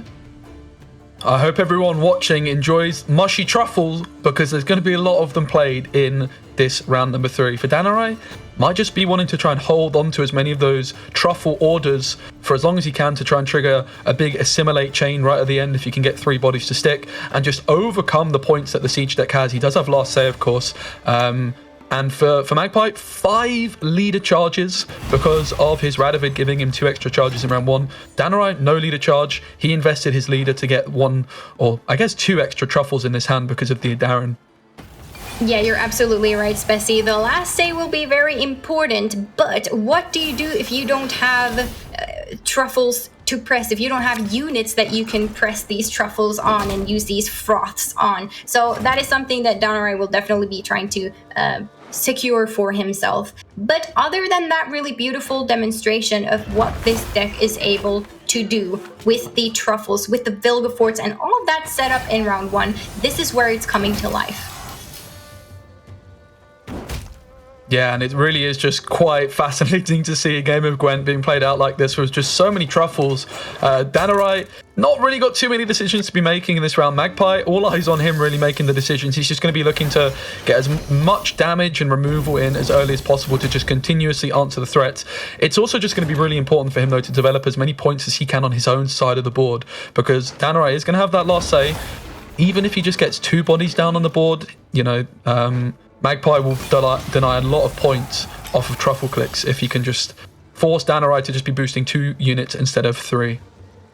Yeah, these double Caraballistas are looking pretty intimidating for Danarai to be facing here. Just like you said, some units at least are needed for the truffles to actually be triggered. But this is very nice for Magpie, really having all of the engines to ping down. But of course, the bombardment there doing a little bit of work. Now we have the Caraballista and a leader charge to secure that Danarai does not get the bonded value on those illusionists. Very good for Magpie.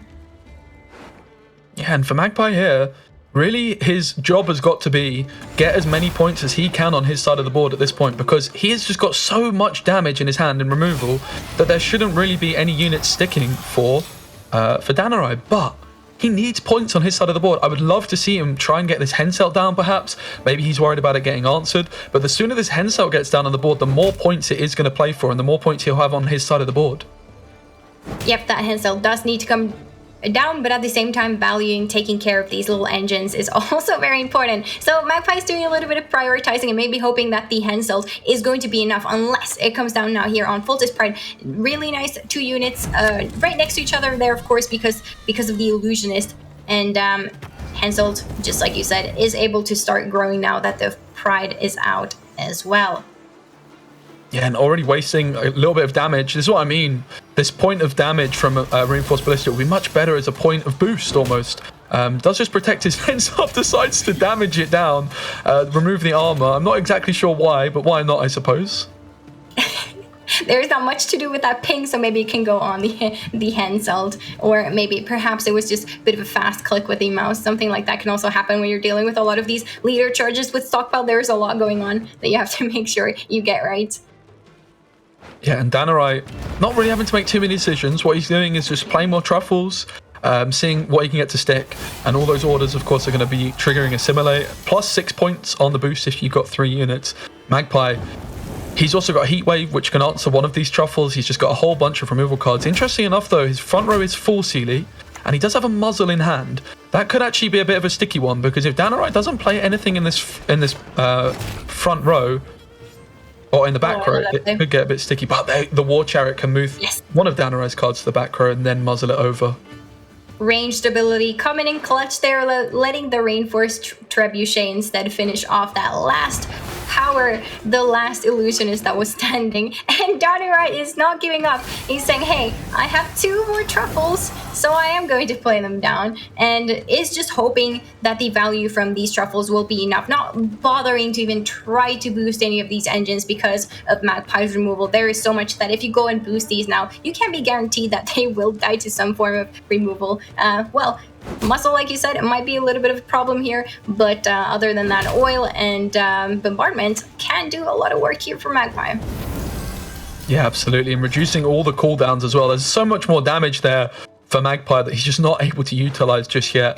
Danarai just continuing to do the same old thing. Thank goodness this is the last Mushy Truffle Sealy. We're going to have to start actually paying attention to what Danarai's doing. Also, the Informant is his coup target, but Magpie does have that option. We saw him damaging his own Henselt. He could actually remove the Informant and try and therefore brick the coup de grace. There is the muzzle comboing with the War Chariot. If you do try and muzzle a card on the opposite row to when yours is full, nothing happens. It would just be wasted. And we also see Magpie just removing the armor off Foltest Pride as well. Yes, Magpie really wonderfully utilizing this War Chariot on range row. It is not bad at all. Can't really crew it though, unfortunately, but the movement has already been very, very good. So nice inclusion for Magpie to have in his stockpile list overall. And here is the Informant that Spissy was just talking about. And another Illusionist is coming online on the board, and it is on the Imperial Practitioner. Let's see if Magpie does go for the self-ping line that Spissy was talking about on the Duchess's Informant there. Yeah, it's a real option for Magpie to just get rid of that Informant, because then Coup's just not doing too much. You're going to be queuing a Volunteer or a Siege Master. Perhaps you can try and set up another queue with your Vigo. But again, Magpie is just always going to be able to answer that if he would like to. There comes another leader charge. Look at this Henselt Sealy. 15 points boost already. All right, and there is a Heat Wave coming down on a Truffle. One more Illusionist ready to go, and here it is. I feel like Danarai has had a very, very specific way of playing. There's not many options for him. There is just Illusionist into Practitioner, and it is very interesting to see a deck that works this way in an open, and Magpie taking care of the last Illusionist. So Artorias Vigo here, of course, could be helpful if he finds an Illusionist. Then you get 3 units next to each other, and you can press all of those truffles for maximum points. But will it be enough? Can he compete with 62 points that Magpie has? Yeah, and Magpie doing a really interesting job of just killing the Illusionist on his own side. So there was no copy. There's all the truffles. You can see it really can add up a lot. But this Henselt, 18 points of boost on the Henselt, just meaning that Magpie has enough points on his own side of the board in this one. And what an interesting game. I really want to just draw attention to the round 1 decision making from Magpie there. Deciding to just not put any cards in his own graveyard, realizing that it was going to take at least a couple of turns for the Vilgefortz to come through. And then that just left Danarai in a position where he had to play the coup to set up the Vilg, and then he just had to take the dry pass. He didn't feel confident bleeding down 3. I suppose the winning line in that matchup is Danarai getting the truffles in his deck, but then also being able to bleed, and Magpie just putting nothing in his graveyard stopped him from doing that. Yes, Magpie taking a very efficient removal strategy there. I love that Danarai looked quite happy when he was able to press those truffle at the very end. So at least Danarai was having fun, even though it didn't quite compete to Hensel. Very strong deck, Spissy, just like you said. Both Skellige and NR have been strong competitors, and it's no surprise that the stockpile deck ends up going through. So now we have a 1-1 situation, wins for both, and it is very even going into game number 3. Do you have any predictions of what we might be seeing now that the coins are flipped? Yeah, well, Danarai's just got a bit of an awkward situation where he's got his imposter deck, which he just lost to in a matchup he'd expect to lose to be fair, against Northern Realms. But also his Vi deck is a deck that he's going to want to be playing on blue coin usually. So he's got a bit of a decision make. Does he just try and win with Vi on red coin? Often that can just mean your consumes get answered because you don't have the Crystal Skull for the slides at round 1. Or do you really take the risk, take your Nilfgaard deck on the red coin where you don't have the Curse Scroll to put Practitioners in hand, you can't put Mushy Truffle in hand either, and you also have one less mulligan. Let's see what Danarai decides to do. Decides to just play it safe and go for the Vi deck on red coin. Now, this is an interesting matchup, of course. Just like you said, Spessy, this V deck likes going on blue coin. Something that Shin-Marie mentioned earlier is the power of the Slizzard and also the Crystal Skull being able to protect that. It depends a little bit on Magpie's hand here, but he has found an Elven Sword Master, and Sword Masters are very, very good in this matchup. They can set up a bit of removal with, for example, the Doblathana Archers and Waylays. There is the Heatwave, of course. There's a Rebuke as well in Magpie's list. So there are good ways of removing the consumes, and that is what Magpie is aiming to do in this matchup. Remove the consumes from Danarai so that Danarai is not able to grow those Vs. Remember, Danarai's lineup as well is kind of aimed at just dealing with this elf deck. Elves usually being played on red coin as well. Magpie bringing it on blue here though. And when I spoke to Paya earlier in the week, he did kind of identify this Vi deck as maybe being the weakness in Danarai and Trusky's lineup, the one that he felt he had the best chance of getting his elves deck through, because remember, Payabol was up against Trusky at the same lineup. So this is a pretty big game here for Magpie. If Payabol knows what he's talking about, which I think is fair to say he probably does, this is maybe his best chance of getting the win with his elves. Yeah, Magpie is taking it on blue coin, and just the first day also kind of the same reasoning that why Siege is so good on first day is that you're able to deal with your opponent's threats, and that is kind of the same thing here with going on blue with the elves and hoping to queue the V, just like you said, Spessy. That is definitely kind of hoping to maybe throw Danarai off a little bit there. And here is the Benedane, of course, getting ready to set up those waylays for the Stimlast later. Yeah, Simlas being used as a carryover play, it's not really going to be too much of a threat for Danarai because Danarai's Vi deck, it doesn't have any room for control cards. All it has room for is Vi and lots of shooters indeed. Also, this double Forktail going to be particularly dangerous against elves, but not so much just yet. Gonna have to try and hold on. Does have a consume sticking down on the board in the form of a Bargo, so is able to cycle his first fee. Danarai before this game started was just had his hands together praying for lots of V's in his opening hand. He doesn't have that many, to be completely fair. The first has been used there, has another one available off Alza's double cross, and also Nalgafar is going to be giving him a vibe. But the Nalgafar, this early on in the game, there's a good chance that you're actually going to be using Nalgafar into another tutor into Vi, which is really inefficient. And the other thing, Sealy, is the Ilharaplex, which I don't know if I'm pronouncing correctly, but that can be huge in this matchup because you could mill a Simless, you could mill a Venosial. There's all sorts of things that Danarai would love to do round 1, but he just doesn't have access to the card unless he finds it off Nalgafar. That's absolutely right. The Warhawks into the Simlast would definitely be really threatening. Now, Danarai does have the Forktails that can play for a surprising amount of points considering Magpie's board state here. And Magpie using a leader charge there, getting the Illirin out as well, but not wanting to commit anything more. This is somewhat uncommittal for Magpie, and I think he would be very happy if he doesn't have to commit more. But is Donnerai going to let that happen? Yeah, Donnerai going second doesn't really mind too much if this Bargeist does get tool punished.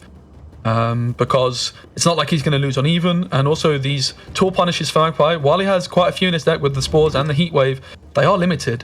So that is one advantage you do get from Vi being on this side of the coin. You can often just continue to go very, very tool, as there's no threat of losing on even after a tool punish. You can just pass and maintain your card advantage, but he just doesn't have access to many Vi's, so very interesting to see what is going on. The other thing as well, Sealy, with Magpie's decision to use a leader charge and thin the Ailerin, is he's actually filled the front row, playing around the Ilharaquax. So if Ilharaquax was to come through from Donnerai, Simless just wouldn't be milled because there's no space on the front row for him. That's right, and I would like to talk about the Spores as well. We do have Alyssa, as you know. Now, typically, you see Alyssa shuffling back Waylays, but if Magpie does decide to play the Spores out early, perhaps you could even shuffle back the Spores or a Heatwave with Alyssa later to then be able to tutor it with a Necromancy or even Simlas in later rounds if you think that the fees are going to be so big that is going to be worth a little bit more than your Waylays. So we'll see if Magpie ends up going for that line. It's a little bit risky though, considering Donnerai does have access to a Squirrel. And there's a Forktail, and it's a tie. Donnerai, like, just needed that one extra point. Having to use a leader charge is such a big deal in this fight that your leader charges are so valuable, but does manage to get round control. Magpie, I think he's going to be really happy. He didn't have his Simless milled. He lost the round, but did also force a leader charge. I think overall Magpie's going to be quite happy. All eyes really on Donnerai's draws here. He's going to be looking for as many Vi's as possible. Has the Horn, has the first Anero. Now Algafar also going to be putting a gold card on top of his deck for round 3. And there's the Unicorn, but look, Sealy, there's a Simless in the hand now for Magpie, and there's a Venosio. Drawing those two key cards that could get milled by this Unicorn is going to be huge for him. Yeah, that means that now the Unicorn would be milling out either Teruvial or Isengrim from Magpie's list, and Magpie wouldn't be too angry about seeing that. And now, without having to commit really too much there, Magpie is able to play this scenario out and potentially consider what is going to happen next. Does have the Elf payoff, does also have the Simlas. If the Elisa, for example, would be used this round, now that would mean that Magpie locks in on the Waylay thought of playing the Waylays rather than going for 2 tall removals, for example. So we'll see about that, but Magpie can take his time to decide on what to do. Here does come the Unicorn. I tried to call it Ilharaquax, but I just don't know if I'm doing it right, Silly, so probably going to stick to the Unicorn. And eating it with the Banshee, 17 points on the Banshee, of course. There's many more consumes where that came from. Donnerai, part of his job is just going to be splitting up those consumes so he doesn't go too tall on either one. There's the Isengrim coming through as well for Magpie.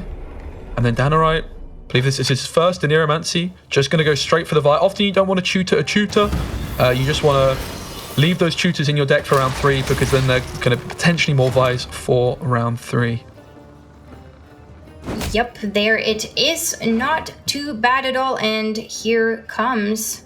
what do we see? A Simlas coming out on the Waylays, removing the Horrorfox. And yeah, it looks like potentially this Elisa might be looking for that double tall removal later. We'll see. Yeah, it's a really good point. With Alyssa often overlooked, you are able to put back 2 copies of a bronze special or 1 copy of a gold. So this Heatwave could go back into the deck. Of course, the Spores could as well and then be treated off Simless. With Simless already having been played though, the Heatwave looking like a much better option. And this is maybe just something Donnerai hadn't considered in his prep. That, okay, I've got this Vi deck that is going to beat Elves, but oh wait, my opponent's playing a Spores and they can put back Heatwave with Alyssa. Suddenly this matchup is not looking quite as hot for Donnerai. We're going to have to see. Here is the Desert Banshee coming down. Another Forktail playing for a lot of points there. And then the Noggle for being able to tutor another bee. if necessary, but are the points going to be enough? Because Magpie does have a lot of elf synergy on the board as well. We could even see the Rhinoceal come down with the whale, the Deadeyes for maximum damage, maybe taking down that Banshee. Really could be doing a lot here. It seems like Rhinoceal would be a nice payoff to go for as well, but the Spores comes down first before Magpie decides if he wants to commit this Rhinoceal or not. Yeah, unfortunately for Magpie, the front row is full. I believe it was from the Simless Waylay, Sealy. They just filled up that front row for him. This is the Nalgafar for Danarai. Of course, whichever card he doesn't pick is going to be on top of his deck for round 3. I think he would have loved, ideally, to have just seen a Vi as one of the options here, and then a Tutor as the other one. Again, the more tutors that you play from your tutors means the less Vi's you've got a chance to draw into in round 3. So having to go tutor into a tutor, not optimal for Danarai, but forced to do so, and does at least have this Matter on top of his deck for round 3. And the Aneras can be coming back as well. Maybe just going to have a lack of consumes. That one leader charge, remember, he had to commit in round 1, could be quite crucial still. But let's see if Danarai can get himself out of this pickle, because it is definitely not looking too bad, and that is great. The Feign Death fooled me there a little bit. The melee row is indeed full, so the Rhinoceal would have to come down range if it does come round this turn or this round, unless Magpie of course saves it for round 3, and then it would probably go ranged anyway. We'll see. There is still the Heatwave, there is still the Alyssa to be played if you want to trade the last card that Danarai perhaps has and establish the situation after that. So Magpie still has all the time in the world to decide how he is going to finish this game. Is Danarai going through to round number 3? Does Magpie say, it's enough, I have enough to deal with this in round 3? But no, he's not. Playing the Rebuke, wanting to see that last card from Danarai. Yeah, it's a really interesting play, just answering that 5-point bar, guys. This was with hopes that Danarai's final card is going to be another Vi. It's not, though. It is a Forktail. Magpie also using the leader charge, which I don't think was necessary because of this Commando ticking along, and just giving Danarai like an extra point on his Forktail. But Venosio in the back row is going to be more than enough to take it. Magpie, card advantage, Sheely, with Heatwave still in hand. And with the potential to still Elisa as well. If Elisa is found in the hand here, you can put the Heatwave back and then use that Doomed Neuromancy to then tutor out the Heatwave as well. So you could potentially be able to play 2 Heatwaves here, which is kind of the ideal scenario for Magpie here as a Squirtle player. But yeah, Danarai playing very well there and doing as good as possible. But does Magpie have enough? Has he saved enough juice for this round 3? We will see. Yeah, and already the Alyssa has been drawn in the hand for Magpie. That is going to allow him to Heatwave, then Alyssa the Heatwave back, and then Anira for the Heatwave. Does also mean, though, that he's going to be forced to Heatwave as his next card if he wants to take that line. For Danarai, also, quite importantly, did manage to find a Consume, just has 1 leader charge available, so 3 Vi's wouldn't have actually been possible, I don't believe, even if you drew it, even if you drew 3. So having this Consume isn't actually the end of the world. It might just get Heatwave, though, which sounds quite bizarre. But because of the sequencing, if you want to Alyssa back your Heatwave, you need to play the Heatwave. Your sequencing is quite clear. I suppose the alternative, Sealy, would be that Magpie could instead put the Spores back and then Anira for the Spores, which would then give him an extra turn to wait on his Heatwave.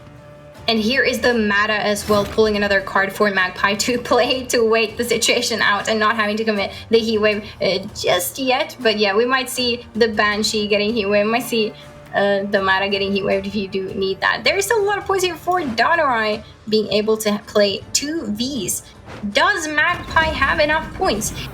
Alright, we do see potentially Spores going back there into the deck. Indeed we do, and this way Magpie doesn't have to do the sequencing that we thought he was going to do, but instead chooses to put the Spores back with Elisa, then playing out this Elven Neophyte, then having access to the Heatwave, and from a Neuromancy, the Spores. Alyssa onto Spores, Sealy. We've seen it all. We've seen it all. It's just ridiculous. Like the flexibility of this Alyssa card is so great to see. I am a massive fan. Of course, she came out with the Price of Power expansion, a neutral card, a little bit like an Asir. You can use her with Shoop, but she's really shining in this Waylay deck, and just that flexibility to put a Heatwave, a Spores back, synergizing with the Anira as well. Danarai, his 22-point Vi is now going to be consumed by either the Banshee or the leader. I suppose he doesn't really need this Banshee actually to stick on the board, right? Because he has a leader charge as well. It can just play the other Vi and doesn't need to eat it. And here we can see the spores coming down from the Neuromancy, perfectly set up by Magpie. Also, that card advantage did not hurt in round 2. So now Magpie's leader charge and his heat wave is going to have to do it into this V. The Banshee, of course, getting another point there because V is a Death Wish card. It is a close game for sure. It is really close. The heat wave, of course, trading for the Vi. The Banshee is going to boost by 1 point though, so this Vi actually traded up by a point, but with the leader charge, the Neophytes, you can do this little juggling of the Neophytes. Magpie just about takes it by 5 points. Alyssa MVP, Sealy. If Magpie didn't draw this Alyssa in hand, he would have had that 1 less spores. And yes, it would have been huge. It would have been really huge. We can see that that tall removal play is potentially the line that you're going for. And maybe the Sinless in round 2 looked a little bit odd, coming down a little bit too early, not maximizing on the waylays. But that was the thought that Magpie had all along. And it ended up working out. Donerai, of course, playing fantastically, though, really maximizing that Vi value. And just like you said, Spezzy, if Magpie didn't have access to that Elisa, things could have looked a little bit different there in round 3. Yeah, Magpie's final deck that he needs to win with is the double cross deck, which he's already lost with once. So Donerai going to be hoping to do the triple over double cross. Remember, it is a double cross deck that has a heat wave, a muzzle, and an invocation. So it's going to be feeling quite confident against this Vi deck and the imposter deck, which often can struggle if lots of their cards are removed. But this is certainly not over, because if Vi draws well, it can get really out of control quite quickly, and it's not an imposter leader ability. Something else to look out for maybe is like the coup on the unicorn. There's some really funky things that can happen in that, and Nilfgaard mirrors Sealy as well. My mind's going to get blown, I think, with a Vilgefortz mirror. It's just going to be absolutely going crazy. So I really would hope to see that. I did say earlier that if we were to see a Nilfgaard mirror, I think my brain would definitely melt, but in a good way, if that can even be possible. But it certainly would be a lot to get the hang of, because there are a lot of things happening. But I know, Spizzy, that you were hoping for that matchup specifically. You really want to see it, don't you? Yeah, I do. Like, this is good. I especially want to see a Renegade on Renegade mirror, but this is still, like, Double Cross can do what it wants, you know? Double Cross is basically playing your deck against you anyway, so it's very, very similar. Also, like, just while we've got a moment while we're waiting for the players to get into the next game, we could maybe just touch on those leaks that we saw just before. We saw 2 new Skellige cards. I'm particularly excited for the Magic Compass seed. It's like a little bit of a hyper thin Echo card. That's looking like a winner, but the games are starting now anyway. We can talk about those another time, can't we? Talk about them later. We'll catch up for sure. As just like you said, Spessy, here it is just for you. A Nilfgaard Mirror Double Cross versus Imposter. What is Donerai's hand looking like here? He is on blue coin. Of course, we do know that that cursed scroll will be very, very important. It's looking pretty good for Donerai. The Vilgefortz Renegade is missing right now, but that can be tutorable, of course, with the cursed scroll. There's also the decree, so you could try to go ahead and find potentially your operator there. Yeah, really, I think he has access to everything he needs. I think there's a little bit of a sticky situation for Donerai, which is that he doesn't have Vilg or Operator. He's going to want both of those. Doesn't have Royal Decree. Menno into Decree. Ah, Menno Decree. Menno is just so clutch in this list as well because it can tutor your coup. So that's a really good spot. Menno into Decree, just opening up that hand. This is a card that Il Bestio put into his version of this Nilfgaard deck, and you can see why being able to tutor both coup or Royal Decree for just 8 provisions is really nice. It's going to be interesting to see what strategy Magpie is going to be pulling here. There is a couple of ways, of course, to deal with this. We do see the Joust in there. We do see the Muzzle as well. A couple of things to deal with some of these practitioners in round 1. But does Donerai just have a good enough hand to go ahead and establish the combo perfectly and pull out the same thing that we saw earlier in the Northern Realms game of playing a Truffle and playing a Truffle and playing a Truffle? Like, the assimilate points would just get out of hand here. Yeah, and board space could also be a real issue for Donerai. So something we saw Magpie utilize in the last one was an early pass. Maybe we could see that again. At the moment, though, there is already a card in his graveyard. So maybe it's going to be slightly less optimal for Magpie to take that early pass because Donerai isn't going to have to take that extra turn to set up the Vilgefortz. Vilgefortz going into the hand from the Curse Scroll can bottom deck a card of his choice. So that Remedy is going straight to the bottom of his deck, and the Darren synergy working with the Megascope. Now 2 practitioners on the board. Danurai still having not committed his leader. Danurai is waiting perhaps for the operator play there. Minnow into Decree into operator is something that we can still see with that Imperial Practitioner sitting in Danurai's hand. And then the Imposter leader, of course, could come down on that Practitioner to get another Idaran card there. This Idaran is really doing work. Would Magpie potentially consider taking it away here and saying that this muzzle? And it does seem like that's the case. Understandable. Okay, Sealy, so what happens if you imposter an Idaran? Does anybody know? I don't know. I don't know what happens, but I would love to see what happens. I would assume it wouldn't spawn another copy of itself. Of course, usually this leader charge you're going to be holding on to for a practitioner, but that Idaran is kind of a tempting option. You could imposter it, and then it's going to trick your Megascope, I'd imagine. So it's something that Danurai might be considering. For the moment, though, just continuing to play more Megascopes. Yeah, setting up the Megascopes. I do believe you get an Idaran of your own. The lock doesn't do anything, but surely you still get the Idaran. Maybe we'll see that play to confirm that, I don't know. But until then, I think Danurai might just be happy setting up the operator and then maybe leadering that practitioner off of that instead of Idaran. We'll see, but hey, here's the coup. That's how you get it. Oh my Take the Meadow into the coup, skip the operator, because Danurai is saying, I have enough. He has a Vigo potentially that could still come down for another practitioner, a practitioner from hand. I guess there is a consideration that you could be making too many of these practitioners. So the question is, how many practitioners is too many? Yeah, and just deciding that he doesn't need the operator against Nilfgaard, perhaps expecting that Magpie might play a practitioner of his own to set his up, and just had lots of ways of playing them with the Megascope, the Idaran, and then the coup as well, just opening up onto the Idaran, of course, the muzzle, seizing it, putting spying on it, which is going to mean that Idaran's an option off Terra Nova, but also meaning that coup doesn't need the death blow anymore, and just able to really smoothly get that Idaran down just in time for the Megascope. Suddenly, 4 engines on the board. You can really see why this Idaran has proven to be a card of choice for the pro players in this deck. Now, let's see here what Danurai is opting to do. I believe he is playing the Vigo to go ahead. I mean, we could also potentially see a practitioner. What is maybe not really nice with this is that Idaran does spawn the Duchess's informant before it actually spawns a practitioner. So if you would have used your leader there, then the practitioner would have spawned. But this way around, you don't get that extra small mini practitioner from Idaran, but rather a mini Duchess's informant.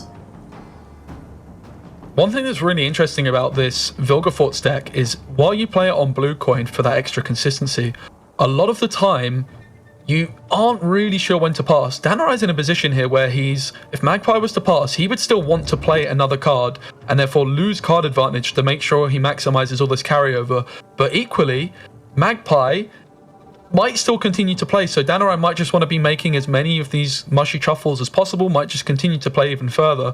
So the passing dilemma here for Danurai and Magpie is not one that you often see. Usually it's just about card advantage, but really here there's a lot more going on.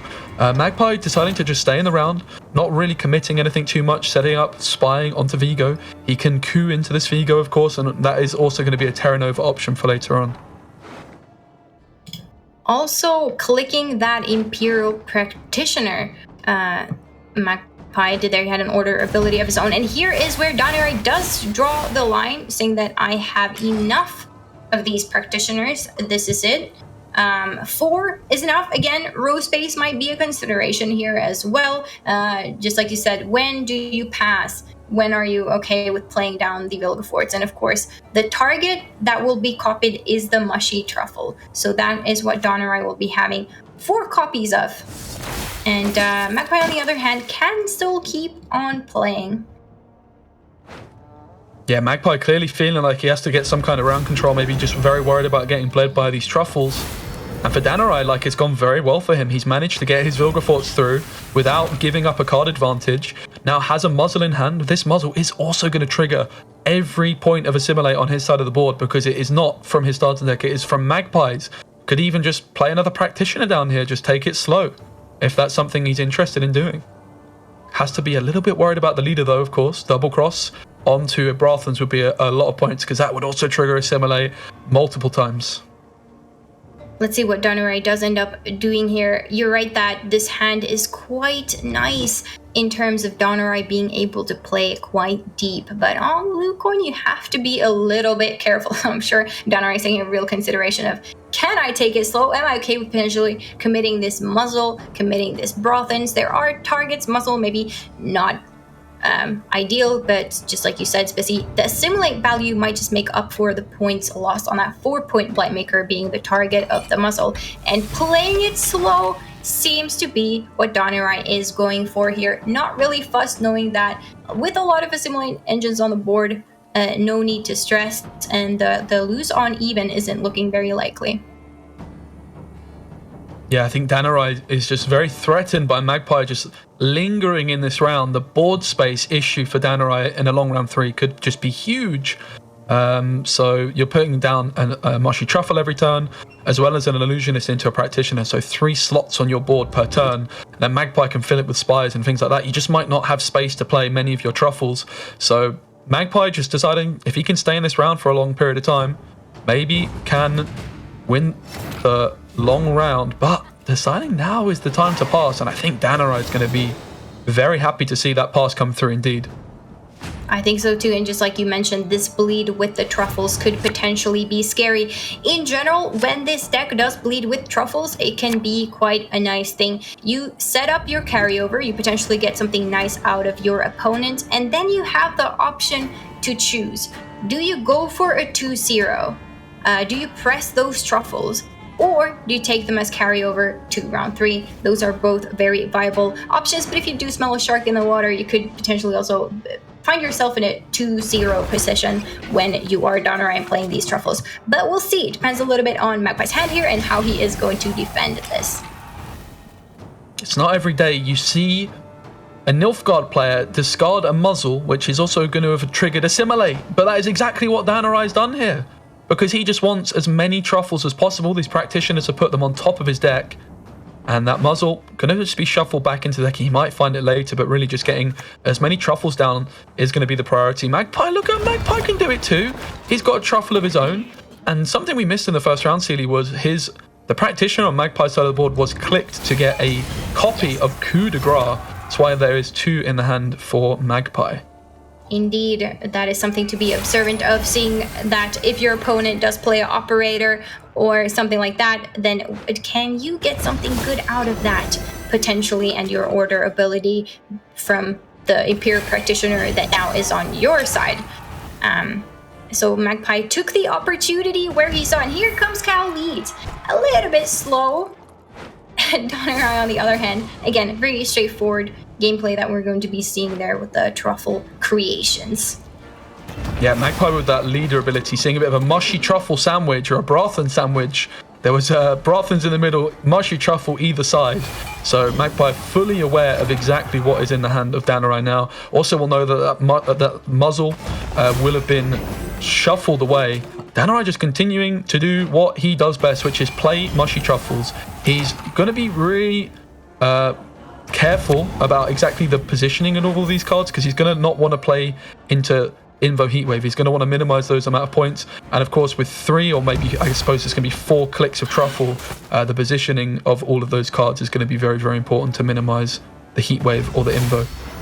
And Magpie, knowing exactly what was on top there after playing the Calvite, he can go ahead and go for the Artaud Terra Nova into the Artorias Vigo into an Illusionist that does give you a bonded value and a full-on 6-point Imperial Practitioner, because it does boost itself from the Truffle. And Donorai is not slowing down the Truffle sandwich. There's a lot of Truffles on the menu, both for Magpie and Donorai. They're both having Truffles for dinner tonight. It sounds quite lovely for the both of them, but let's see who eats more Truffles today. This game is just ridiculous. There's so much going on. Both players are jamming the cards as well. For Magpie now, Magpie has just started to burn through his golds. He's just played Calvate. Now he's, because of that, top deck to Brathens and a Terra Nova. He uses Leader.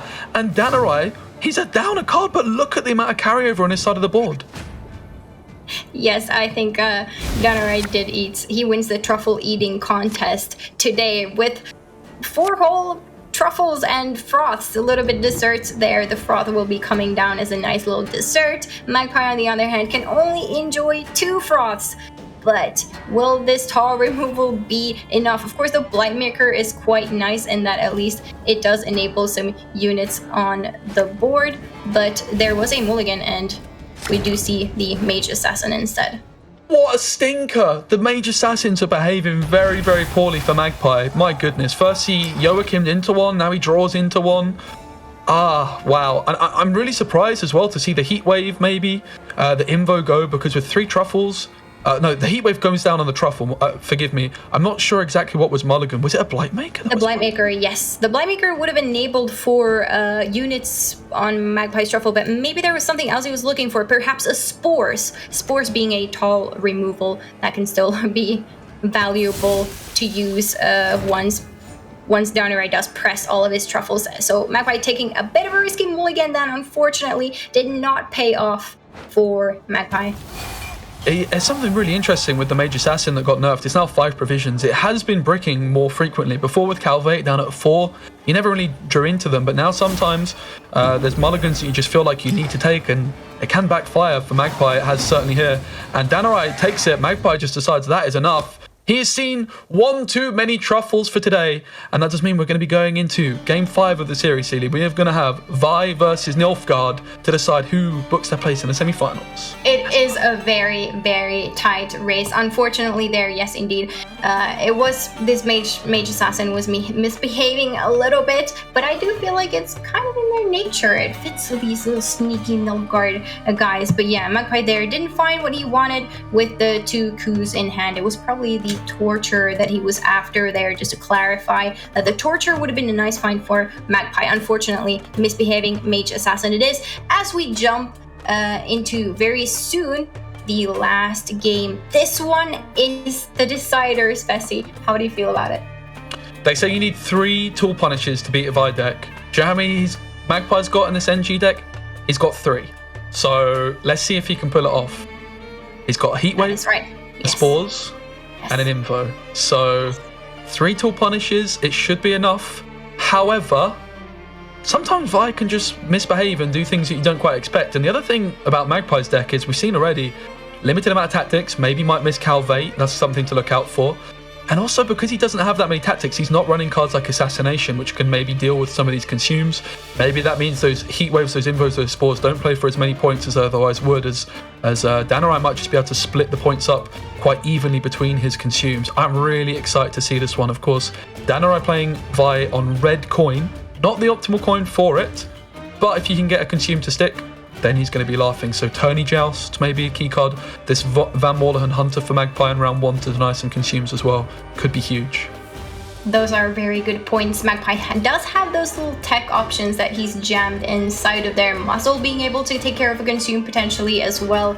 Definitely not a bad card to have there. And of course, V as a deck is quite dependent on what you draw. You want a nice mix of V, you want a nice mix of consumes. You don't want too much of either. You kind of want to have access to both, and that can be very vital in establishing that big V jam carryover that you're hopefully enjoying later on in the game. So let's see if Magpie's NG can put up a fight. Just like you said, Spessy, on paper it has 3 tall removals, but will it be enough? Because it's never that simple. Anything can happen in Gwent, and I as well am looking forward to seeing this real nail biter, because this decides which one of these players is going to day number 2. Yeah, absolutely. And another key thing to just consider is that Ilharaquax in this matchup can be cooed by Magpie, perhaps. So Danarai, he might want to play that to try and mill Terran over to mill Brathans. However, the threat of the coup is something that he needs to be very, very careful of, because as soon as you can, if you've got a Vi in your deck, and if Danarai was to pass, Magpie could just coup the Unicorn, or Terran over into it later as well, of course, if he can get spying on it, and it just puts Magpie in Danarai in a really awkward position where he can't ever really pass, and he is not a happy bunny! He is screaming at his screen, because there's not many Vi's in his hand, is there? There's not many at all. This is not looking great. Yes, just as mentioned, this is kind of what can happen with Vi. It is a bit of a high rolly list sometimes. You can pull out of these situations. Meanwhile, Magpie is quite happy, I think, seeing this Calvite for the first time in round 1.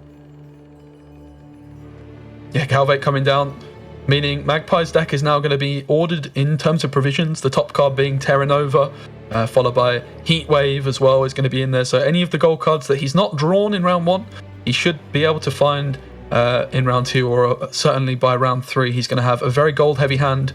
Job really for Magpie is answer as many consumes as possible. And here is the first, the Barbagazzi. I always think this card sounds like an Italian footballer, Celia. Barbagazzi gets muzzled. So that's the first one done. Yes, one Barbagazzi in this lineup. Unfortunately, the star player has been muzzled as Magpie seizes the opportunity. He seizes the moment, literally, and the Barbagazzi is now a real threatening football player on Magpie's side of the board. Yeah, and Danarai does look like he would be able to get some of his consumes to stick. This Banshee probably going to get answered by Attorney Joust, but the Barghost both should go through unless they're tool punished, which you're not too sad about at this stage. The big problem is he just has a single Vi. He only has one available off Roll Decree, and that means there's going to be so many tutors stuck in his deck. So he's got very, very unlucky indeed to miss out on so many Vi's.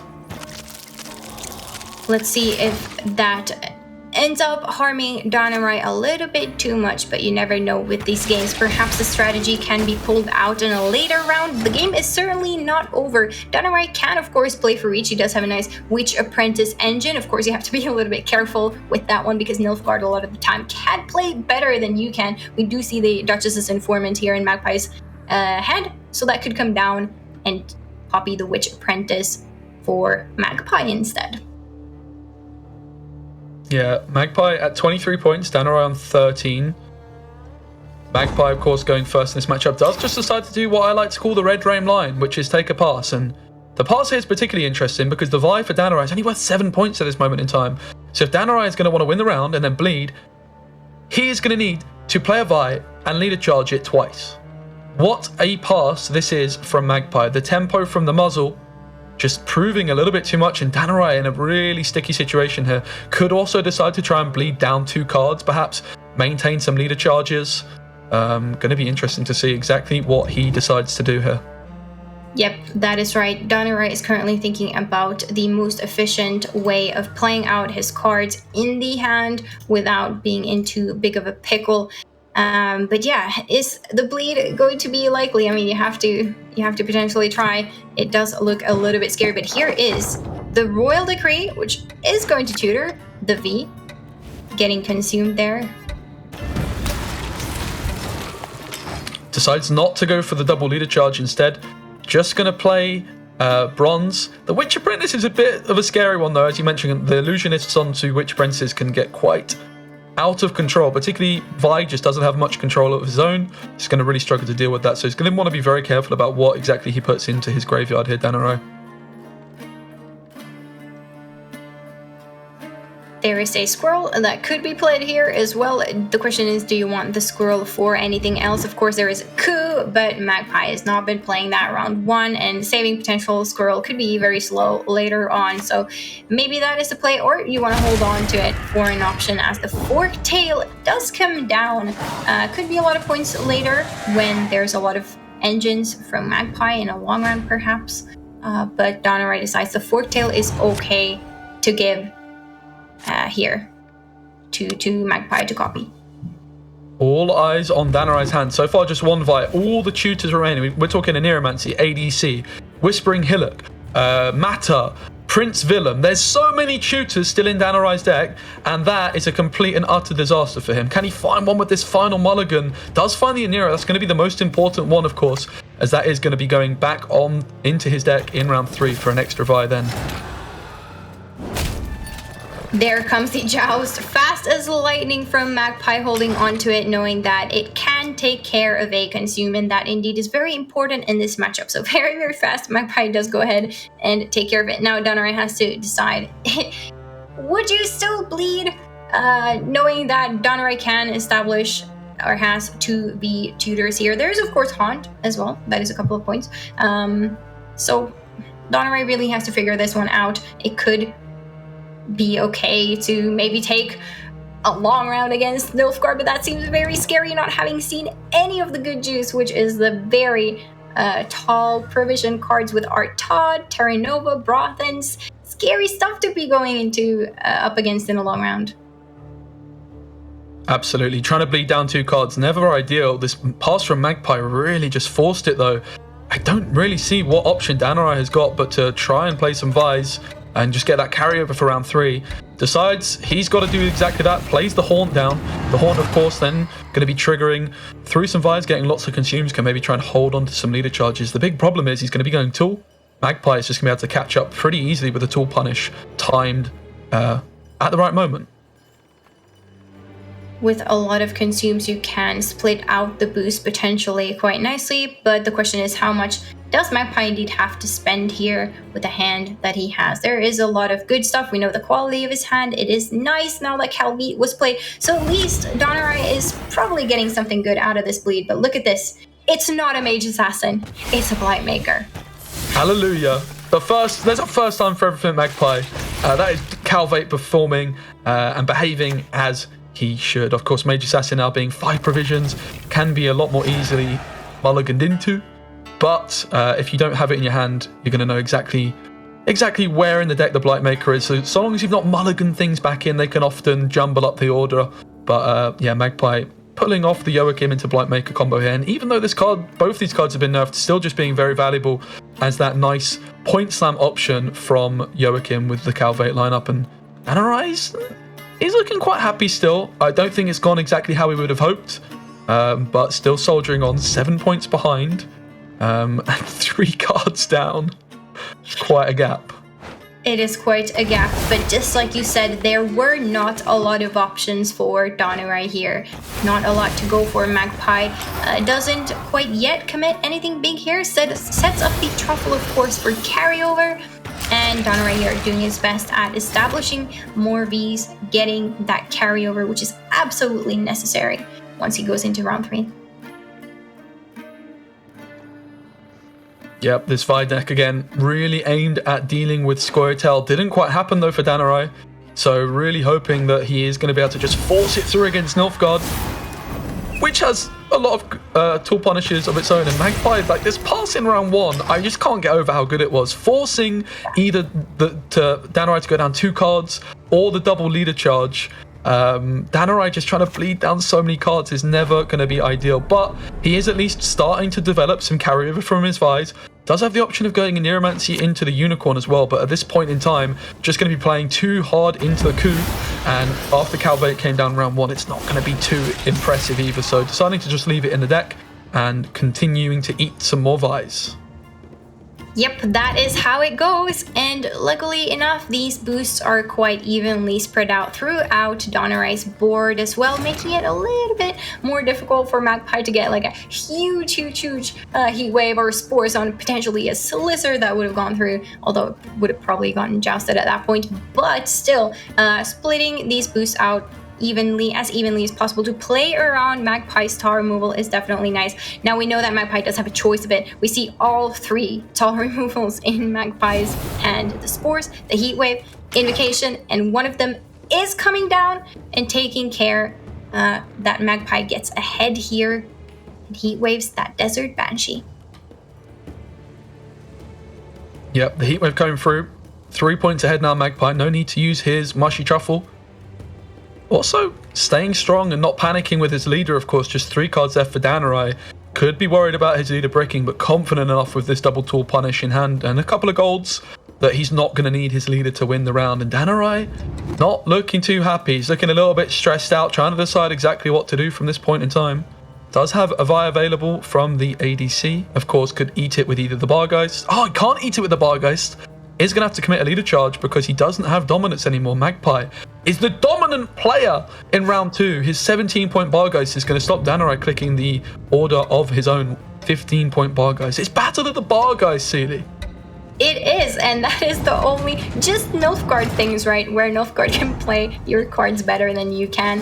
Very unfortunate about that dominance, and there is that pass from Donner as well as we go into round number 3. Now Magpie does have some tar removals here. Invocation, Spores, they are both going to come in clutch. However, does Donner find all the cards he wants right now, as many V's as possible, as many consumes that are left, as he takes his last mulligan. There is a V. Oh, he found the V. Okay, so I'm gonna see CD. You're gonna have to test me. I haven't got access to the graveyard, but you do, or the deck. I reckon there is a Mata, a Hillock, and a Willem left. They're the 3 tutors. Did I get it right? Yes, you got those right. Is there any others? We have the Warquaks. Oh my goodness, he missed so many You V's. did talk about that one. Yes. Not optimal for the V player. Things like this can happen, but you don't want to see it happening in an open. Donner still really calculating all of these plays, doing his best to deal with the situation at hand, and I think he's doing a fantastic job at it. However, let's see if Magpie, on the other hand, has enough power. Did spend a little bit there in round 2, but there is double torture, nice assimilate engines left, the Ortod as well, the coup that will have some kind of a target here, unless it would get consumed, but Donner doesn't have too many consumes left. Of course, the leader charges, and the Barghest can be dominant this round. We will see.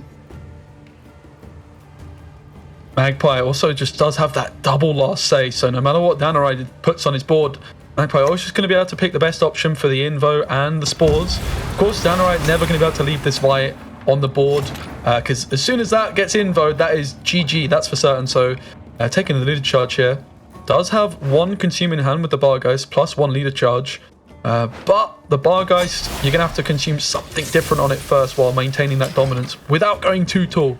So probably the Foglet going to come into the back row here, then Donner, you'd expect him to eat the Foglet with the Bargeist, which then lets him use that second consume onto a Vi.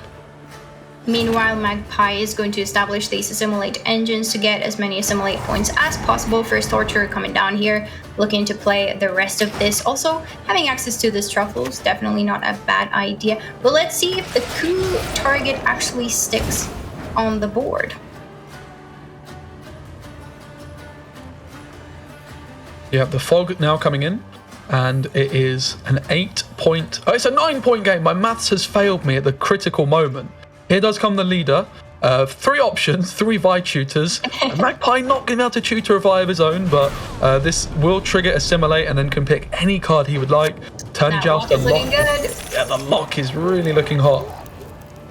There it is. Sneaky little Van Moorlem Hunter, small provision card there, but able to do a lot of damage because Donner indeed does need this consume on the Barghest, but not happening today, says Magpie, and I feel like very lore friendly for Nilfgaard in general. They tend to do this to you. Yeah, absolutely. The Van Moorlem Hunter, I believe, the only 4 provision lock in the game. It hasn't seen that much play recently, but Magpie just including 1 as an option in his deck and really proving like a good decision when he is able to lead it into an Aneromancy and choose anything he wants from his deck. That lock can be very useful indeed. Donner now 3 cards left. Can't just play 3 Vs, CD, because he needs to be able to consume 2 of them. Only has 1 leader charge, so he's going to be able to play 2 Vs and something else. Let's see what that something else card will be, because that will probably come before the very tall V ends up on the board with Overwhelming Hunger, and it is the Witch Apprentice. Nice Sabbath enabled. Playing it a little bit late, but it makes sense because, again, if Nilfgaard steals that engine, they can just do a little bit more than you can with it. So. Yeah, absolutely. 1-off Witch Apprentice in the V deck for Donner. Could go for double Barbagazi instead in this deck, but certainly moments like this, you are very glad to have that Witch Apprentice in as a 5 provision option. Again, there just wasn't really, no point of going for a consume, no point of going for a V. You've just got 2 Vs plus a card, so the Witch Apprentice really coming into its own here for just 5 provisions. That is right. Let's see now what is going to happen as Magpie decides to just take this coup. Not many coup targets, of course. There is the Vargas that was set up it wasn't consumed itself, so that spine tag was going to stick on it. And here comes Donirai's V, 19-point V, and the last play, of course, from the Naglfar will be the last V. Grown to the max, as good and as big as possible. Donirai did make it with what he had. Unfortunately, not ideal setup for the ultimate V carryover, but Donirai still being able to play a pretty impressive V here. And here's the final one. Is it ever worth Donirai taking the Unicorn? Could he ever get a couple of extra points? Of course, it's going to depend exactly on what is pulled by Magpie. Does go for the Unicorn. Going to be hoping to see a card with 4 points or less for this to have been worth it. Seasoned Informant, so 3 points extra for Donirai by taking this Unicorn. Spores and Invoke and the Truffle. And there it is. What a close series, but Magpie does take it here and is moving on to day number 2. Yeah, Magpie, the winner. He's going to be up against Piebol in the first semi-final, which is going to be taking place tomorrow. And that's going to be a really exciting one. Commiserations to Danirai. I really enjoyed seeing all the emotion on Danirai's face throughout that series. Even right at the end, giving everyone a little wave goodbye. I'm sure he'll be back. Really enjoyed watching him play this weekend, that's for sure. Absolutely. And congratulations to Magpie. Congratulations to Magpie. Indeed, fantastic lineups. Really interesting one. The one that Trusky and Donirai did end up bringing, but maybe being on red coin wasn't really optimal for their series. Still very well played, powered by the green tea and a very energetic performance. Just like you said, Spizzy, I'm sure he will be back. And of course, Magpie, how do you think he's feeling right now? He must be over the moon. He's going on to day number 2. Yeah, I'm sure he's very, very excited indeed. Up against Piebol, of course, who's maybe the favourite for the tournament, but we saw also Magpie a bit of a favourite with the fans as well. So very much looking forward to that one. Yes, 2 Gwent veterans have already secured the day 2, and intense day ahead for these players. They did very well though, and probably quite excited, maybe even starting to prepare for the next day soon, while we do have a lot of exciting games still coming up today. Yeah, and also not only games, there's more leaks, and there are more leaks coming quite soon. Just sit tight, we're going to try and get hold and have an interview with Magpie, I do believe, but there's more leaks coming very soon. Pretty excited to talk about those ones, Celia, as well. I think we can give a couple of hints, but let's hop on over to the interview and then we can talk about them later. So Berger with Magpie. Bessie, please do not take my job. Leaking is all I have. This is how I make my living. Don't take it from me. Magpie, welcome once again. The Challenger number 5 winner in the first season is back in style. How you doing, my friend? Yeah, I'm doing great. Great, thanks. You did an amazing job, and once again, you showed that Vi or V or however you want to pronounce it is not a good deck, and you should not bring it to a tournament. So thank you for doing that. You know, just put a lot of spores in your deck, and spores, easy. Actually, when you were playing that, it was interesting that you put spores back in order to use them again. That was so smart. And I was thinking like, wait, he only has 2 waylays out of Simlas. That's not enough. But then it was like, that was so well thought out. So congrats on that one. How you feel going against Piebol, who's also a veteran, tomorrow? Yeah, that's tough because I think Piebol is the best player right now in Gwent. So yeah, I really need to push hard to win. Yeah, but I feel you look confident. Also, when I was doing the interview with Piebol, he said that your lineup, he doesn't really like it a lot because his is kind of similar to what Danirai has. So hopefully you should have a small advantage coming into tomorrow. So that's going to be interesting. Any shout outs or anything you want to send over to the people watching? Yeah, big shout out to my team, to Gwendetta, who helped me a lot to prep for this tournament, especially Nikar. Like he is the man who said me to bring sports on almost every deck. So nice. That was a good choice for sure. All right, my friend, thank you. Get some rest, and we shall see you tomorrow. Yeah, thanks. And before we go, there are two leaks, yes, for the best faction. One is by Kafunao. Kafunao, you might know. He is a Gwent content creator. Also likes memes, also likes gifs of dogs. So yeah, that might be interesting for you. And the second one will be by Adok, and he creates these amazing Gwent beginner guides. Both of these content creators are from Germany. And of course, they're spoiling stuff for the best faction. And there's one more thing. We will also need to go offline for a little bit. So you will see that the stream will return shortly after we play the videos. So yeah, let's see them.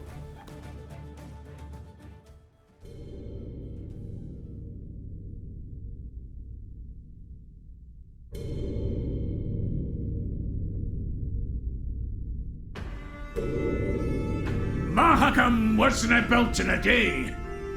And he is one I could look at my axe. Malitalas melons. You're what?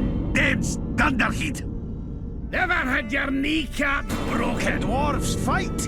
Ha, the fish missing legs. Got a hearty hankering for Gwent. I've got the beast in my sights.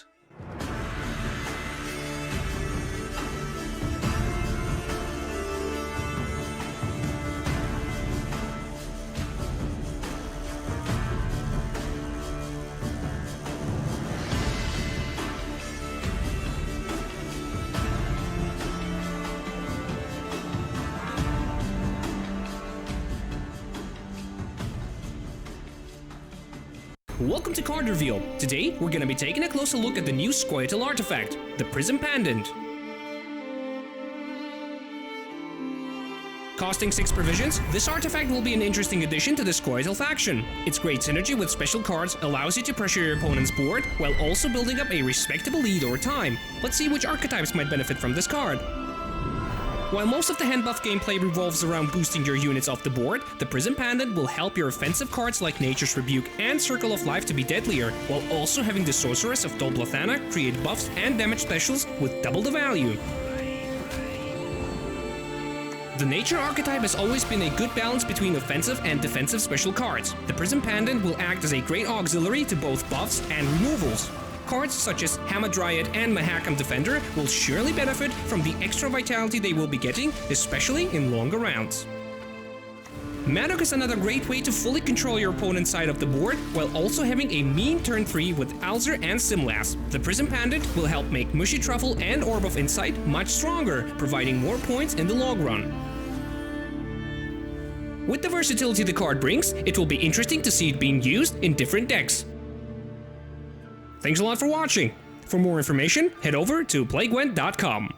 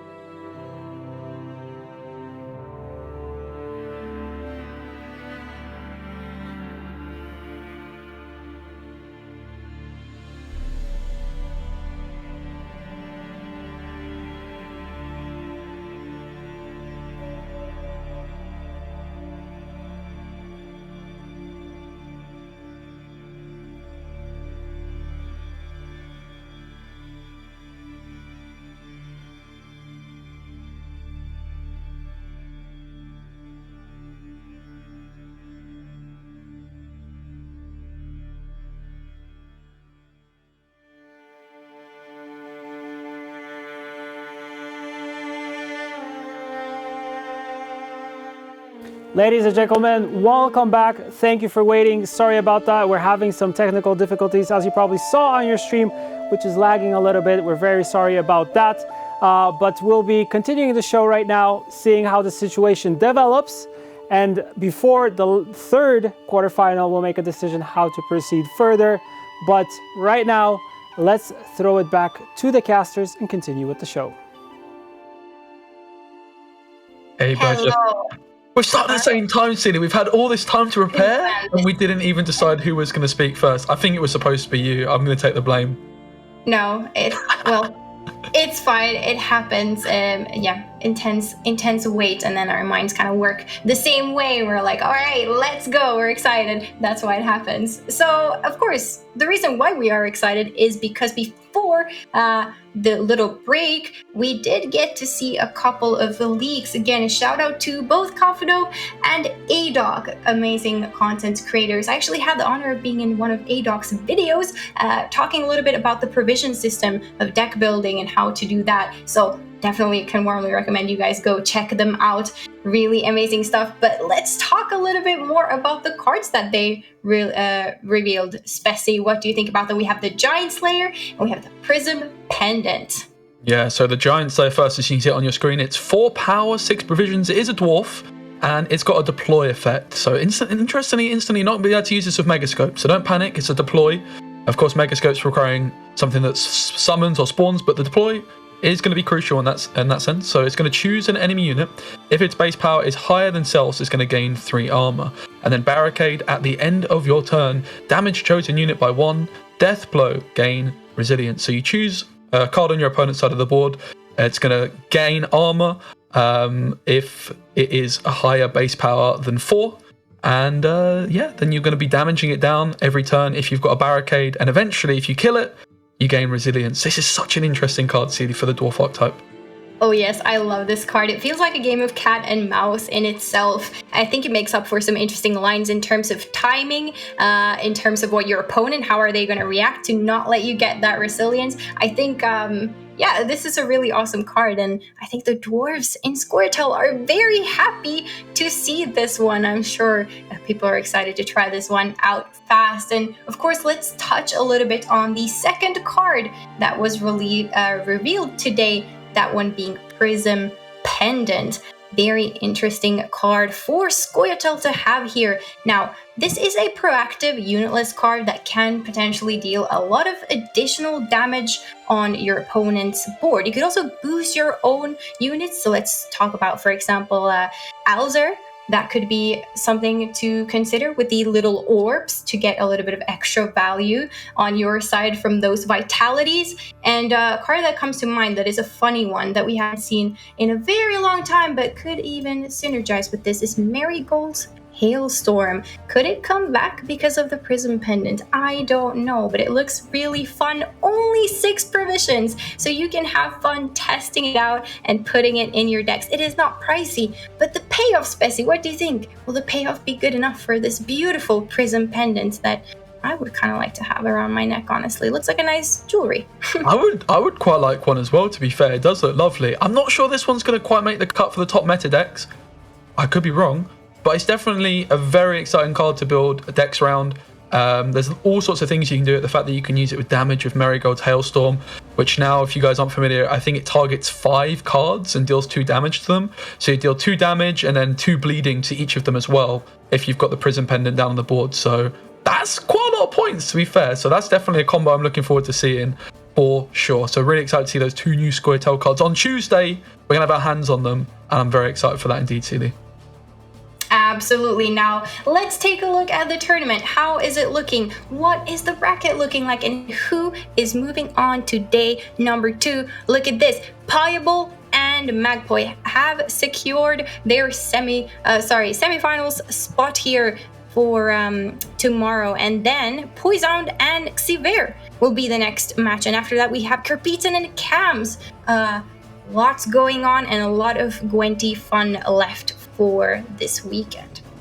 Yeah, Trusky and Danarai both prepped together, both out at the quarterfinals, which is really sad for them. But they put in a great effort. Really enjoyed watching them play this weekend. As you say, Poisson Skiva next. Magpie versus Payabon is the first semi-final for tomorrow. And this is how the prize pool is looking as it stands. Payabon, top of the rankings after getting the 3-1. He's at $1,535. Magpie, on the other side, $1,400.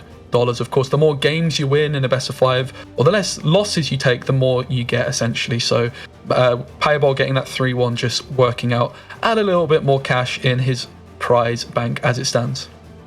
That's right, and the price is high. The stakes are high for our players. The total prize will be 17,000 US dollars, of course, that being with the addition of you guys shopping away in Shoop Shops, supporting GWENT Esports. Definitely all thanks to you guys and CDPR. The players can enjoy some sweet cash from all of these wins. And tomorrow, that is when the stakes are even higher, because you might be winning a little bit more on top of what you have already earned if you make it there, that is. And let's see who will make it there as we have our last pair, of course. Sorry, not the last one, the second to last one. Pair. Penultimate. The next one it is. Yes, penultimate pair. It's a word I know. It's quite good. So Thank yeah, you, the penultimate one.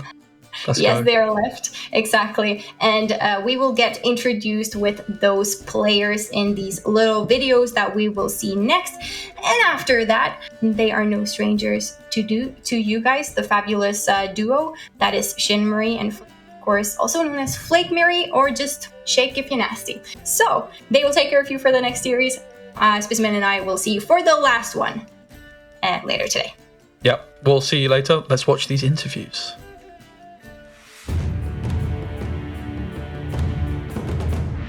Well, for those who don't know me, I am Poisound. I'm from Colombia, GWENT veteran, card games fanatic, and this would be my third time playing at an Open. My routine depends a lot on the day. Normally I play a few games, I rest between 15 to 20 minutes, I play again and then I rest again. I listen to every kind of music I put on Spotify. Reggaeton, Valanto, salsa, pop, anime openings, and I only drink water. Well, I would say Krahan Crate, because whenever I play it, I have this meme that whenever I play this card, he says, "Wild for the sea!" And then I usually repeat in English, screaming like him, saying, "Wild for the sea!"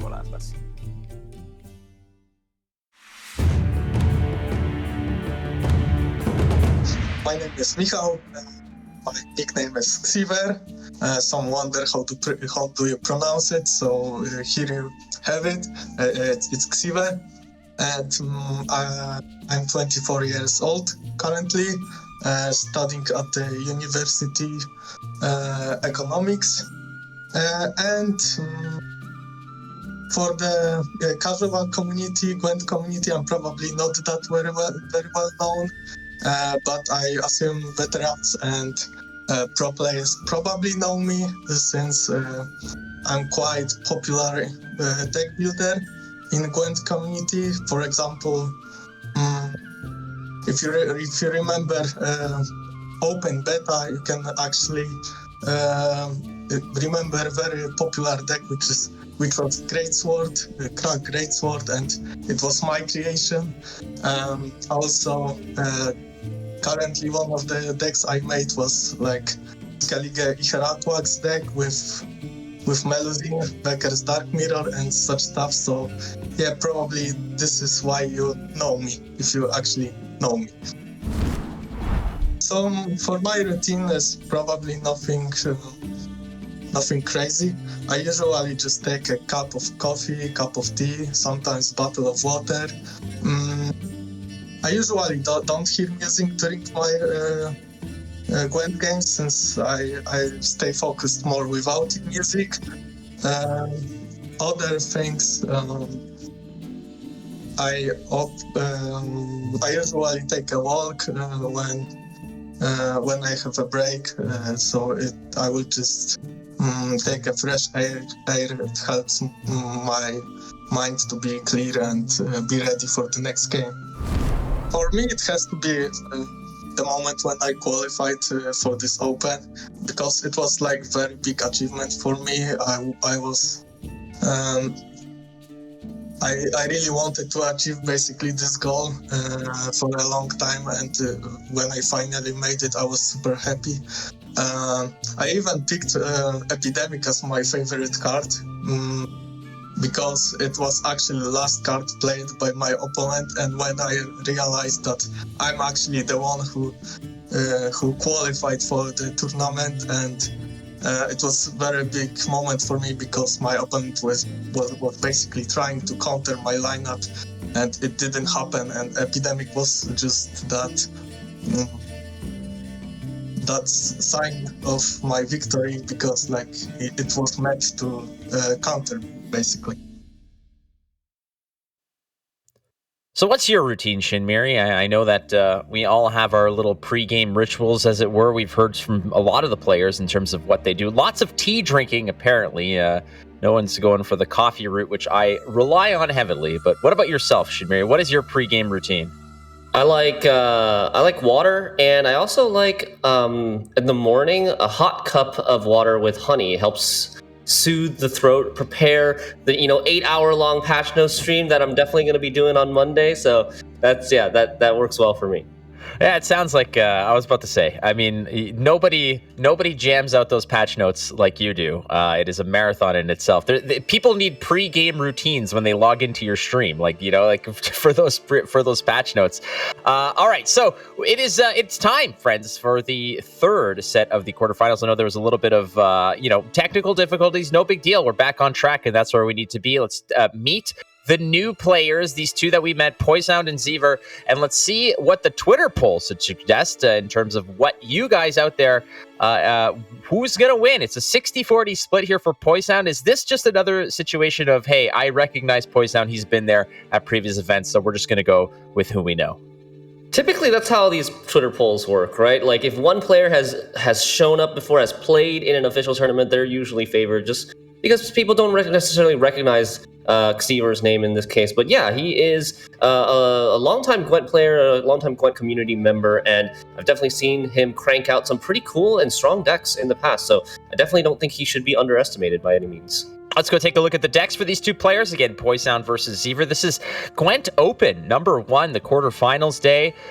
Both players have essentially, they've submitted their lists, and so far the first two matchups that we've seen, Shinmiri, have been quite unique. Lots of variations of the decks, some hits, some misses, but here is Poisound, and we see Ursine Ritual for Skellige. I see Stockpile, which has been very popular. There's Jackpot. This might be our first iteration of Syndicate making an appearance, which is nice. Usually Syndicate is oftentimes the most newsworthy and most impactful of the factions at these tournaments. And finally, Deadeye Ambush. Yeah, and let's start at the beginning. The Ursine Ritual deck is a self-wound deck using Melusine, Sigvald, Canute. Instead of Sarah's Fearless, though, this one is playing in an Ahorhua, which can be used to find consistency on Melusine and Defender early on in round 1, but you have to draw that Fukusha first, which is what that Fisher King and the Mask of Ouroboros is for. A Stockpile, very control heavy, loves that blue coin. Two very important cards here, Heatwave and Vigo's Muzzle. Vigo's Muzzle being very, very important now that it got that little buff. And two major elements of control on top of just the Siege Engine, which is just continuous elements of control. Yeah, I think this deck has been doing very well so far today in the tournament. And next we have Jackpot. Yeah, like you said, this is the first Syndicate list that we've seen today. And in the previous, I don't know, maybe even almost every single tournament that I remember from last season, Syndicate was very, very popular. We had the Reign of Tunnel Drill going brrr, and then also the Jackpot mid-range list that we recognize here, but it's starting to fall off a little bit in favor with competitive players. Poison still deciding it's strong enough, deciding to go with the Jackpot variant rather than the off-the-books variant that have started to see some more play recently. This one, you've got Professor, all these great strongholds for Syndicate, right? Professor, King of Beggars, Siggy, and it's still playing Whoreson's Freak Show. That's notable because Freak Show got nerfed by 1 provision recently from 7 to 8 provisions, but it is so instrumental for having that removal capability.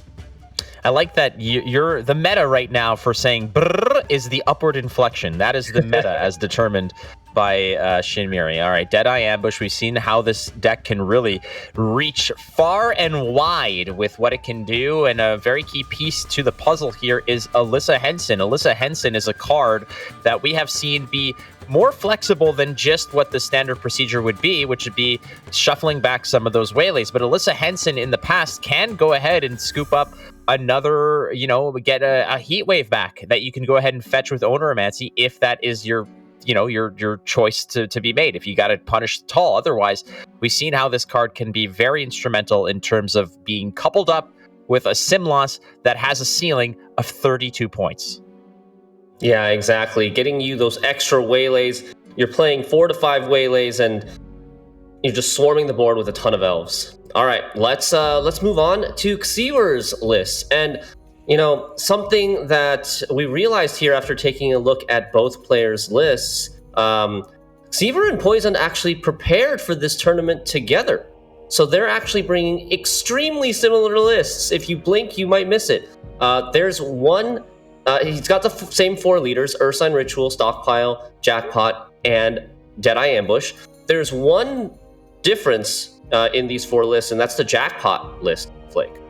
Is it Ludovicus Bromenbaum? Or... Yeah, exactly. I caught it. I could see by his ears. He's got those Spock ears. Yeah, they're very, very noticeable. And yes, Xever is playing Ludovicus as an additional tribute card to help take advantage with King of Beggars tributes, and that's replacing the Freak Show. So not as much control capability for Xever. He's got a couple different bronzes, able to play like an additional, I think, Mutated Hounds as an upgrade for one of his poison cards or an additional poison card. But yeah, these 4 lists are nearly identical, Flake. Yeah, and we'll see how it goes. Again, true mirror matches are finally happening. We kind of were able to dodge a bunch of that earlier on, and we've seen just the sheer variety of the lists that have existed. All 6 factions represented, and variations of those 6 factions as well. I mean, Stockpile is probably going to be the flavor of the day, but there are surprises to be had. But, I mean, Deadeye Ambush, and finally, some Syndicate in the pile. I'm liking this. It's going to be great to see Jackpot back in action. I know that people might have still have that foul taste left in their mouth from previous tournaments and how Syndicate can run the show, but we're going to see how it goes. Again, one very small, minute, but possibly important change to that Jackpot list. Let's take a look at the bans, what both players have no interest in on either side, as it were, as they're basically taking the same list. And like you said, Shinmeri, these 2 players actually facing off against each other and practicing together, preparing together. They're probably, there's no secrets here. The deck lists we're probably well aware of way in advance, and their strategies are probably, well known as well. As you can see, yeah, both of them say, nope, we know exactly what we're not interested in, and that would be Ursine Ritual. Yeah, Ursine Ritual having a lot of threats, a lot of lines. Both players feeling like their lineup isn't that strong versus that Ursine Ritual list. So that's banned. We're going to have a mirror match with Syndicate Jackpot, Stockpile Siege, and Deadeye Ambush Elves. Now, with the decks being very similar and no surprises coming, it's going to come down to which player can execute the best, which player can find the micro strategies to squeeze out every single point, because that's going to matter in these. That's what's going to matter more than usual in these sort of mirror matches, as opposed to some of the wacky archetypes that we saw in the first 2 quarterfinals. Yeah, once you eliminate certain variables like, the mysteries of the decks, obviously being some of the bigger ones, but who goes first, who goes second, and those kinds of things, and knowing that what your opponent is most likely to play on particular coins, where do you basically find the edge? It's going to be in not making mistakes. It's going to be that 1% edge that perhaps dictates who's going to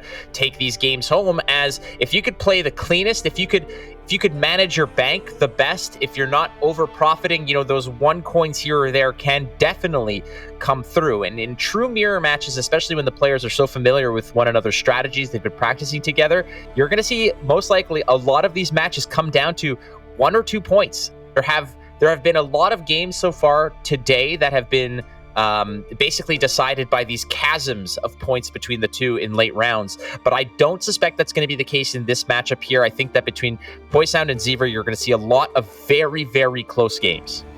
Yeah, I totally agree with that. And this is game number 1 of quarterfinal number 3. Poisound on blue coin versus Xever on red coin. Now, I talked to both players beforehand, and they both think that their lineup is a little bit more red coin favored, with decks like Elves and Syndicate liking to play from red and not having to worry, either Elves wanting to pressure and win on even from red, or Syndicate wanting to be able to play some bronze cards and just get out. Those two decks favor red, Stockpile favors blue.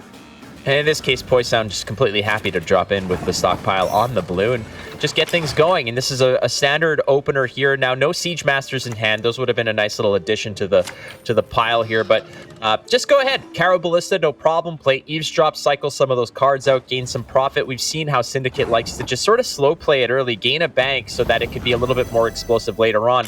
Here's a wonderful card here. That card right there, Shidmiri, has very much the implications of answer this or Radovid is worth 2 times. Yeah, exactly. Siege support, being able to give Zeal to Radovid gets you carryover without giving your opponent the chance to answer it. So very, very crucial here. The Siege support, very cheap at 4 provisions and can support, can act as crew as well here for something like Caro Ballista. Now, adding the Radovid right in the middle of the 2 soldiers there, you're losing out on a potential armor being generated by having the crew ability on that Caro Ballista, but with a poison already on it and very little elements of damage being done on Xeever's side, I don't think it's really mattering, but those might be some of the more, shoot from the hip plays that could potentially come back to bite you. So Poison there, losing out on an armor that might not factor in, but ultimately just maintaining discipline in terms of how you play the cards can come into play in this. Yeah, and Xeever playing this newly buffed Eternal Fire Disciple bronze. This is a really good card for Syndicate now, as it's a spender. It spends 1 coin for 2 points by spawning a 2-point Firesworn Zealot, and you can only use it once per turn because it's got cooldown 1, but it's a really cheap spender that can spend at a great ratio. Yeah, that is essentially the tip top when it comes to how to spend your coins at a premium. Having a bronze card that can spend 2 to 1 is huge. Albeit it is on a cooldown, but the only other card that can spend 2 to 1 would be Philippa in order to steal something. That is the only other card that can really 2 for 1 your opponent in terms of points. In this case, however, that is perfectly fine, but the chasm of points here is massive, and Xeever, I don't think was even looking to really compete in this round, but perhaps just stay as relevant as possible to perhaps get a few more pieces out of Poison. But Poison has a really excellent hand right now. Yeah, almost too good, because if he does not want to give up the round, if Xeever continues to try to fight for this round, which he might actually be able to do it because he's got 8 coins in the bank. He's got a 2 for 1 spender. He's got the cards like Salamander Mage and Sea Jackal to catch up. But he decides to just save those cards, not try to make this 24-point gap and go to a round 2. But Poison now has first say with Siege. If you were going to go into that round and really commit to it to try to win it as Xeever, you would probably have to make sure that you had 9 coins in the bank, steal the soldier in the back, the 9-point soldier in the back, get it to your side. That's a 21-point play, and you're still not quite there. So there would have had to be a follow-up. It would have been most likely a leader and a full use of your Philippa, and that's just something that Xeever is not ready to do. Sure, and Philippa, very, very powerful tool for Xeever to answer some big threats on Poison's side, like Henselt, for example. And Xeever finally finding some of those control elements. The Professor is going to be clutch here. That's a card that can go ahead and get a lot of reach in terms of just getting coins in the bank and removing potentially one of those siege engines that can be problematic. And on Tribute, you'll get through the armor, and that could be potentially good if you want to go ahead and kill let's say a Henselt that buffed up by 1 with the armor on top of it. So Xeever happy to find that card as well. The other card that he's probably looking to have picked up here, I believe, would have been one of the what was Horson Jr. That's another one that can do a lot of work. Horson Jr. and Morels too. Morels with the tribute can destroy anything, even like an amphibious assaulted reinforced ballista or a really tall Henselt. So Xeever missing a few of his control tools. He does have the Vivaldi Bank to go digging, but you never know what you're going to find with that, and you're you're not sure if, for example, you will have enough coins left over to tribute Mariels, which costs 6 tribute if you go digging with the bank. You find fees at the bank. You find interest rates that are not so happy for you. You find my mortgage lives at the bank, and I'm not happy about that either. But the Vivaldi Bank is a whole different story. So here's another bronze entry into the fray. Poison at 7 cards didn't really commit to this round yet. You know, typically you want to see the siege come out, but at 7 cards, when you're on 8, you can play a card and still pass without losing your card advantage. And in this case, Poison just kind of anticipating, all right, you know, is it time? Do I drop it? That's no problem. Also, you want to make sure that you're playing your siege engines to the point where you're maximizing the barrage on the third chapter. So, you know, with 2 siege engines already in hand, this is, you know, putting that first ballista down is it's going to benefit you down the road. Yeah, you're going to have an extra siege engine on the board when you activate that second chapter of siege, and like you said, it doesn't make it too obvious to Seaver if Poison is going to really push hard in this round yet. And now, with the siege commitment, the picture is clear. So here is, we're going to pay tribute with the Professor here, going to go ahead and get rid of that ballista. Now, that reinforced ballista is so important because of how often it can fire in a single turn. It's got the 1 cooldown, but it also has free supply, and with 5 leader charges now on stockpile, Poison is very comfortable in terms of just what can be done here. And now 3 siege engines on the board. Xavier is doing a good job of just avoiding that trebuchet that would otherwise attack the back row. I don't think there's really much opportunity here to crew it so it can start attacking the front row, but ultimately there's still a chance. I mean, what Poison can do is when he's able to move the battering ram forward, he could then play the Henselt to the left of the ballista, bring out another siege engine, perhaps Voltus Pride. Voltes Pride, a siege tower, siege tower, something like that, and then use the leader ability to crew that ballista and start doing damage. But getting a little help here by the fact that the space boat comes out into the back. Yeah, flying Redanian into the range row, but if it gets killed completely and Xavier stays at 9 coins, it will come back again. So not necessarily too devastating that it went to the back row just yet. No, that card can definitely soak up some of the barrage damage as well, quite heftily, and I think that's perfectly fine as well. It would do Xavier a big favor if that boat sucked up all of that barrage in as much as possible, given the fact that it would come back. So that's basically a sponge of 3 damage. Same thing, honestly, with that with the Professor. If the Professor can eat some of that damage, that bleed value is basically null and void. All right, and here's Poison with the second wheel of Amphibious Assault, going for that second reinforced ballista. The bombardment hits the board, and yep, that flying Redanian is sent straight to the graveyard. But take a look at the amount of points that kind of went to waste to a degree. The Professor eating 2 and the boat eating 3. The Professor was going to die anyways, and the boat is going to come back when that bank is refilled. But that is a great use of Philippa there, taking away a very valuable siege engine. Yeah, now Xavier is ahead, having card advantage at the moment. We see, is that a heat wave that was played? I think on the 7-point reinforced ballista that was stolen by Philippa, and Poison still has a lot in his hand if he wants to continue putting on the pressure. He does even have the option of going Henselt into Voltus Pride with a bunch of leader charges. We know that's representative of a lot of points, potentially even clearing Xavier's entire board here. This Eternal Fire Disciple is kind of playing into the Voltus Pride a little bit. Oh, it's definitely feeding, a lot of, they're just lining up. This token buffet is ready to go. Poison is just waiting to see what else comes through. And there is Siggy. Siggy's feeling good over here, refilling the bank. The boat's back. Everybody to the front row, just front row center here for this bad boy. The question here is that a muzzle on your, are you muzzling that Siggy, or are you perhaps saving the muzzle for something else down the line? And like you mentioned, Xavier is not playing with a horse and freak show. It's not happening. It's so what other target could potentially be worthwhile with that muzzle? I think something like Salamander Mage could be a muzzle target, because Salamander Mage is an engine, and it actually does represent a lot of extra coins sometimes with all the tribute cards in the deck, like Savola, Morels, and Ludovicus even still in the deck at this point. Poisound setting up the second Caro Ballista with 5 charges left in his repertoire.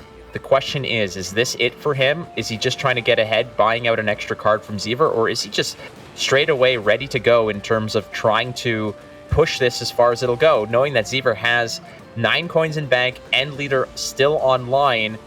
You know, are you able to get far enough ahead where perhaps some of those major pieces come into play? Obviously, he has no idea what's in hand. That poison that's in there, that Fistech Trafficker, is going to be used on his own side of the board. He can't necessarily complete the poison unless he wants to get perhaps a little risky with that Vivaldi Bank. I suspect that poison will go pretty heavy into this round here, because Jackpot Syndicate, this nowadays just doesn't have that much thinning, not able to play like the Tide Cloaks or the Cut-Ups, the 5 provision thinners, I think they're called Casino Bouncers and Sewer Raiders. It doesn't have that much consistency until round 3, after you're seeing all of your mulligans and all of your draws. So Poison, with such a strong hand right now, might want to try to put Xever to the test, say, hey, you know, you probably haven't drawn that well, probably not as well as me, who, you know, have thinned maybe a little bit with Amphibious Assault, or drawn better. I already know I have the Henselt in hand. Yeah, here we go. Henselt coming down. This is going to be a huge play, but it doesn't. His Foltest Pride doesn't get crew for the first click, but now it will have crew after the battering ram moves out of the way. There's a lot of leader charges used on this Foltest Pride to reset it, but he is looking to go all in here, and the rope is running out. Is he going to get to click this Foltest Pride? Oh, not suboptimal. Suboptimal yeah, again. Lost a point there. Game always chooses the worst option, in my opinion. I mean, there could have been worse ones than that, but you did lose a point in that regard. And again, really, the rope is his enemy. If anyone out there knows, I would know. You would absolutely know. Okay, Xever goes for the bank, finds the Junior. That's going to clean up the Foltest Pride, so no more Foltest Pride for Poison. But this is still a pretty big lead now. 15 points at the moment. Henselt's still going to grow thanks to that War Chariot to the left of it. But there's not going to be a second cooldown unit now to take advantage of. Think of this. If there is a situation here where he does not click on that, on the Sea Jackal, Poison can use his leader charge on the back row, go ahead with the battering ram, bring that Sea Jackal to 6, and steal it. Ooh. That could be good. It could steal his only real spender, although Junior does have a lot of tokens to kill on this board. Junior has options. Junior definitely has options. The problem with those options are that they're going to be inefficient, but it's still an outlet. Opting in this case to steal that. The downside of stealing the Jackal is that you steal it with the bleeding. So then it starts bleeding on your side. It's still much more points, right? At the end of the day, or it's relatively equivalent, and you're eliminating a much more efficient spender. So Poison, it's hard to say. Well, it is pretty hard to say from Poison's side, because he doesn't know if Xever has access to another spender. If he's going to, say, play Savola and get King of Beggars out of his deck, then that's another spender, so it might not be worth it from his perspective. At the moment here, 17-point gap, which could be a little bit more 2 bleeding left to do. Just spend up as much as you can, and ultimately you have to use that leader ability, and that's not the best. And one more click is going to be needed here, but we got it. There you go. Just by the hair of his chinny chin, he gets there by just a couple points, no problem. But Poison manages to really just get at pretty much everything. I want to note that Xever did not need to click that last time, because he was only taking 1 turn of bleeding, not 2. And he could have had 1 more carryover coin into round 3. Not sure if it's going to matter. Oh no. It might matter. Oh no, Poison's hand with the double Siege Master and no Siege Engine to activate it. How many were left in the deck? There were two Siege Towers? There are two Siege Towers. Two Siege Towers, and they're the only ones left in the deck. With no Amphibious Assault left to grab any Siege Engines, yeah, this is a horrible result for Poison. Yeah, any Siege Engine right here would have been so much better in my opinion, obviously, because you're getting the two Siege Masters to come out, but you're also drawing more options, and unfortunately, oh no, it's not good at all, unfortunately, here, as Poison did not make it happen, and exactly, though, how often has it happened where those two little doofuses only show up at the end of the party, right? It's like, is it still happening? Is the party still on? No, man, where were you in round one when we needed you? Did not happen here, as Poison, unfortunately, is down a game to his testing partner, Xever.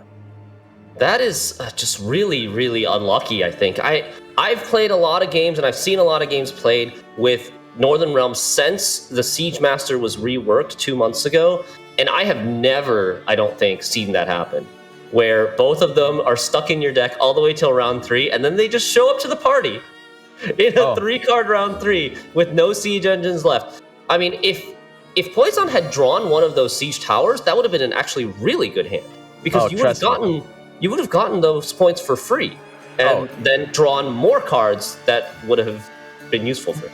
Yeah, which would have been perhaps problematic in terms of actually utilizing the other stuff. I mean, who knows how it would have went down? But I mean, if you want a situation where Siege Masters are never show up until the end game, you need to stop by my stream sometime, Shinmiri. As the standard procedure for my stockpile games are that round 3, it's usually there's usually some sort of Siege Master and Siege threesome occurring in the deck at the end of the game. they're just humping each other in there, not doing anything. That's usually what's going on, as they just refuse to show up when it matters.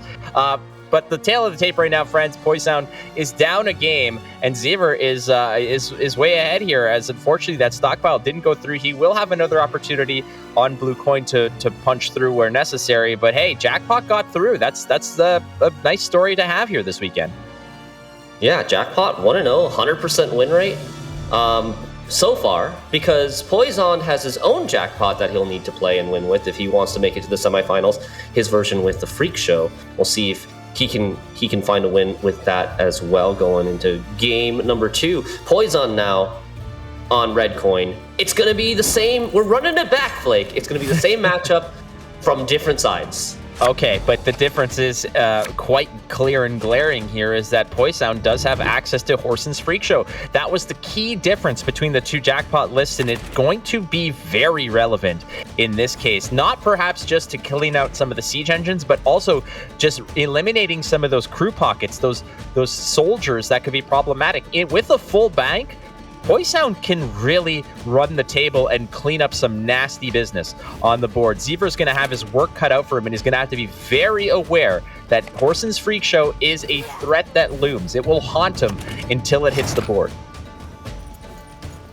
Exactly. And Poison with a very bronzy hand right now, which might be fine for him on Red Coin. Just trying to play some coin carryover, fill the bank, thin out that Flying Redanian, and go to round 2. Poison saying, how the hell did you get that card in your hand? That is cheating, my friend. There's the Tax Collector in the back row. Again, good for proactivity. It's sort of this mild threat that just accumulates. It seems, it's very unassuming because it doesn't necessarily represent points on the board, but just leaving it there can be problematic. That's oftentimes something that needs to get addressed, because good players will know that constant bank access is pretty nasty. Yeah, Xever committing that first amphibious assault, pretty much putting this round on lockdown. But we see Poison responding with the poison, the Fist Tech. And, one thing that's changed in the stratagem meta is a lot of people have discarded Crystal Skull for tactical advantage. NR used to play a lot of Crystal Skull, but with Syndicate changing, popularity or falling in popularity, and since some of the Syndicate decks like off the books, not using the poison package anymore, Nilfgaard not really playing Imprisonment or that many locks anymore, people have started valuing that extra point now, and this might let Poison's poison through. No, you're spot on there. You know, the ebb and flow of what the meta can look like sometimes, and the card choices and that really trickle into people's decision making. It's a meta analysis choice, and if there's not a lot of Syndicate out there, and if Nilfgaard has basically taken a turn from a very control oriented or poison oriented build, well, then you've got a little bit more leeway for that point. You know, there's no one thing that you necessarily need to hyper protect, and dealing with poison is not going to be the end of the world here. There's the Flying Redanian finally shows up, no problem. Good thinning element here. Xever is going to go ahead, bombardment, and take a look at that. The crew ability, or the resupply ability rather, just gets everyone locked and loaded for the next turn. And 24-0, we see exactly why Stockpile is really the pinnacle of control these days, because it can really surgically remove whatever it needs to. You know, the amount of just, you know, point and click damage is incredible with what this can do. It's not just one card deletes one card. It's this symphony of different areas that you can point and click and delete what you need to. So Xever also just needs to be aware that Syndicate can do the same thing. They have the same kind of reach when it comes to just removing things. There's no tunnel drill, but Horson's Freak Show, looming threat. Yeah, and now Poison, if Xever were to pass here, oh, he doesn't. He just plays another card, because he's still got bronze cards to go, but Poison does have that threat of that reach. For example, if he just wants to slam a Siggy down, I think that's 14 points with the full bank. Siggy has profit 10 in this deck. You're gonna get the over profit as in the form of boost, because he's playing Jackpot. And so, yeah, these players are just kind of trading bronze for bronze at the moment, seeing which one wants to pass first.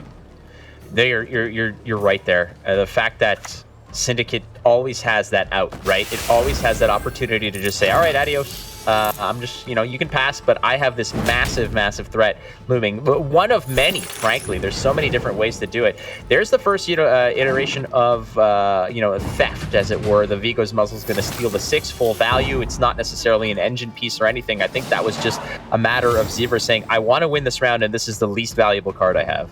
Oh, I missed it earlier. A Heat Wave was played by Xever onto the Flying Redanian.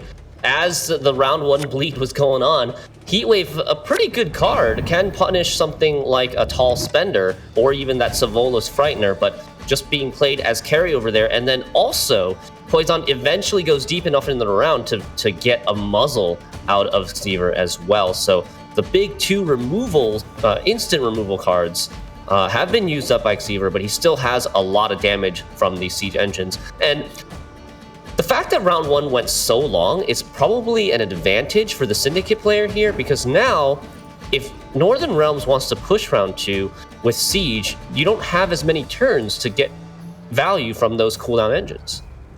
Just curious how it was a matter of, you know, rather than like preserving the Heat Wave and maybe muzzling the boat could have been an option, given how far ahead you were. But maybe, you know, there's options. Ultimately, it's, you know, if you were going to commit both, then it doesn't really matter at the end of the day. Here we see it's just siege all day long. Set it up on blue coin. You want to be proactive. There's the first. There's no Heat Wave in this jackpot list. It is a devotion list, so we're not going to see any of those neutral cards that might be helpful.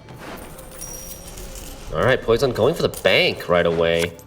There's a Junior somewhat near the top. Has to pay 3 coins for it, but Junior comes in, kills the reinforced trebuchet, and look at Poison's hand. This is a pretty big difference compared to what Xever had to defend the round 2 bleed with last game. Xever had a lot of bronzes, and Poison basically has only golds. The Salamander Mage is kind of like a gold card too. And the issue here, as well, is anything that comes down is most likely just going to get gobbled up. If you come in with the Ballista, you have plenty of options on how to get it killed, right? Like the Ballista can be eaten by, if it comes in the front row as a 3, it just gets gobbled up by Horson. You've got Professor, you've got Philippa. There's so many ways to just rain on this parade if necessary. Poison doesn't have access to that Horson's Freak Show that we were talking about, but Xever doesn't know that, and he knows that, you know, this might be a situation perhaps where if Xever gives everything here and Poison can get away while holding on to something like Siggy or Philippa, then that basically is tail of the tape. That would be the worst possible scenario. Yeah, well, I think Poison, the card that Poison wants to hold on to the most is Savola and Leader Charge, right? With that and Last Say, he's going to have more proactive points than Siege can imagine to have, I think. Because their Siege relies a lot on removing points from your opponent's side of the board rather than playing proactive points. The only proactive card Xever really has is Henselt. Maybe Henselt into like a Siege Tower with a bunch of Leader Charges could get him a decent number of proactive points. But other than that, I think he's going to really struggle with having too many proactive points on his side of the board. I believe this is an Amphibious Assault, looking for a bronze or any card, frankly, under 9 provisions or less. It is going to be the Siege Tower here. The resupply is going to occur on the War Chariot. We're going to go for the Bombardment. That's going to do some work to clean up. Unfortunately, a lot of that damage was soaked by an already bleeding Horson, but that's a spender that's now gone. The only other spender in hand right now, frankly, is Philippa. That is a juicy Philippa. 21 for 10. I mean, that's even more than that. That's a 23 for 10 right there, and denying the engine because you get to steal. A 10 effectively because of the vitality that was still on it. And Poison way ahead now, knowing that he also has a bronze card to commit if necessary. Something that, you know, something low tempo, or rather, not necessarily one of those big hitters. Like going into round 3 with Siggy and Savola and your bank with something like Horson's Freak Show still floating around. I don't think he's played Moriels either. You know, there's so many options in there. King of Beggars floating around as well, right? That's going to be something that's going to pop out as an extra spending option as well. So Poison feeling real good here. Yeah, really, really good. And Xever now mainly just has to make the decision. Does he want to trade this reinforced Ballista for something in Poison's hand? How good does he put his hand on? He's not going to be happy with what he finds there because he's hoping that it's like, if I give this up, I need to hope that you respond with a gold card that you don't want to give up. Right. But he'll be pretty sad to hear that it would have been, you know, a Salamander Mage, and that's not good. Now, there's the Moriels. There's another spender. Some passive points if necessary to go ahead and fill up the bank. Or we're just going to toss it in. I think Poison's just looking for as much firepower as possible here. Yep, has a pretty decent hand. Xever, on the other hand, not looking so hot. You've got the Henselt, but you don't have Last Say. The Reinforced Ballista needs to survive here for Henselt to have a second adjacent cooldown target, unless Xever draws another one off of this Siege Master. Xever still does have Voltus Pride in the deck. That could be a target, or the Siege Tower, or the Carol Ballista. Those are the 3 targets for Henselt. And as for gold, he's got a King Radovid and a bricked John Natalis. So that could be a danger as well for this Siege Master draw. Natalis is basically the worst possible thing to draw there. I mean, let's be real. That's probably the second worst right there. Exactly. The Centurion Envoy. Not a card you want to see in round 3.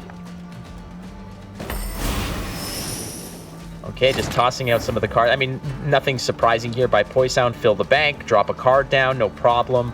Again, this, you know, you're probably going to see Moriels coming through for no tribute. I don't believe. I don't think there's going to be anything really over the top that you want to kill. Nothing's going super tall. In this case, you know, even the Henselt can be answered quite easily by numerous different ways. Yeah. Poison still has a King of Beggars in his deck that has 12 charges left. So he's going to be able to get full refund value from that. He's got 4 tribute on the Salamander Mage, 9 tribute on the Savola, and another optional 6 if he wants to take it from the Moriel. So not going to have any trouble getting the King of Beggars spender out of the deck. I'm curious, in this case, putting that into the front row. Well, what's the thought process The thought there? process? Is it, I mean, you're losing a point. Is it just to maintain space in the back row? I'm trying to, is it trying to get some less value from a Salamander Mage? I'm really curious in terms of why you would sacrifice that point. Yeah, I think Salamander Mage is probably the main reason. You want to play around the Salamander Mage, and also, is row space going to be a problem for Xever at all? I don't think so. He's only got 3 leader charges, so it's like Henselt is 2 units, 3 leader charges, that's 5 more units. You still have 2 spaces there. All right. Well, we're gonna do our best here to take out that Siege Jackal, which will be fine. You can go ahead, use your Siege Master to boost up. Yeah, boost that up, no problem. Xever emoting, saying a grave error, noticing that his misplay, because like his Henselt is not adjacent to 2 cooldown units here. It's only adjacent to 1. He's missing a lot of boost value from the Henselt. He could have played the Centurion Envoy on the far left in the back row. That would have given potentially an extra target for Henselt to boost from, because Centurion Envoy is a cooldown card. They're spot on. Absolutely. Again, row space is not the issue here. And I mean, yeah, there's a big chasm in terms of points here, a 23-point deficit, but ultimately, so there's a Salamander Mage. Look at the devastation that this can occur. Just adios, goodbye. Row space was never going to be an issue when the Salamander Mage was just going to go ahead and scrub out 3 of those poor recruits that just showed up to the party. And some nice cleanup by Xever here. 24-1, but 24-0, I should say. Siege is really good at keeping their opponent's board completely empty, but the last say with the Savola is such a huge deal here. Oh, significant deal. Absolutely humongous deal, given the fact that, well, it's going to be not just the Savola, it's going to be the Savola with the leader charge and the King of Beggar. There's so much going on here that is going to be paid for and ready to go. That get ready. I mean, 20-point deficit. This is why people were so salty about Syndicate for so long, was that oftentimes it just came down to a massive swing play like this. Take a look at that. All this and so much to spare. Not even close. I mean, ultimately, you didn't even have to spend the coins. Poisoun making short work of this list. I'm very surprised that Siege in that position did not get the job done, but masterfully played by Poisoun in round 2 to just keep that Siege turn fairly mild, frankly. Yeah, now both players have won with their jackpot list. Jackpot Syndicate proving that it's still no slouch despite the barrage of nerfs that it has had to endure over the past couple months. And so now it's tied up 1-1, and both players still have their Stockpile Siege and Deadeye Ambush lists to win with. The true mirror match, as it were. 2 players bringing very almost near identical lists. Both playing and winning with the same, banning the same, practicing together. This is as mirror as we're going to get. Literally only 1 or 2 cards difference between them. Moving forward again, can you just put Poisoun back on Stockpile on blue? Is that what we can just hope for or suspect is going to happen next?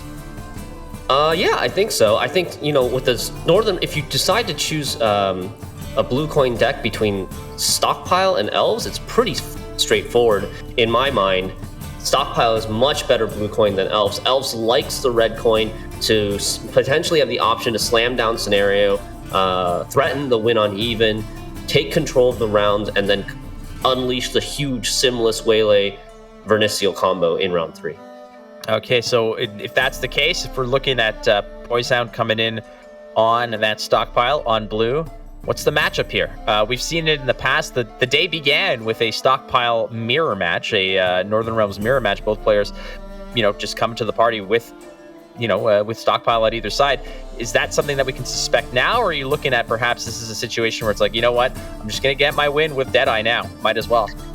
I don't think the red coin player, I think Xever in this case, I don't think he can afford to queue in on the Northern Realms mirror on red. We saw what happened in that first game of the day, right? The Siege mirror, very blue coin favored, because blue coin has a better chance of winning round 1, setting up their engines, and then pushing round 2 with Siege.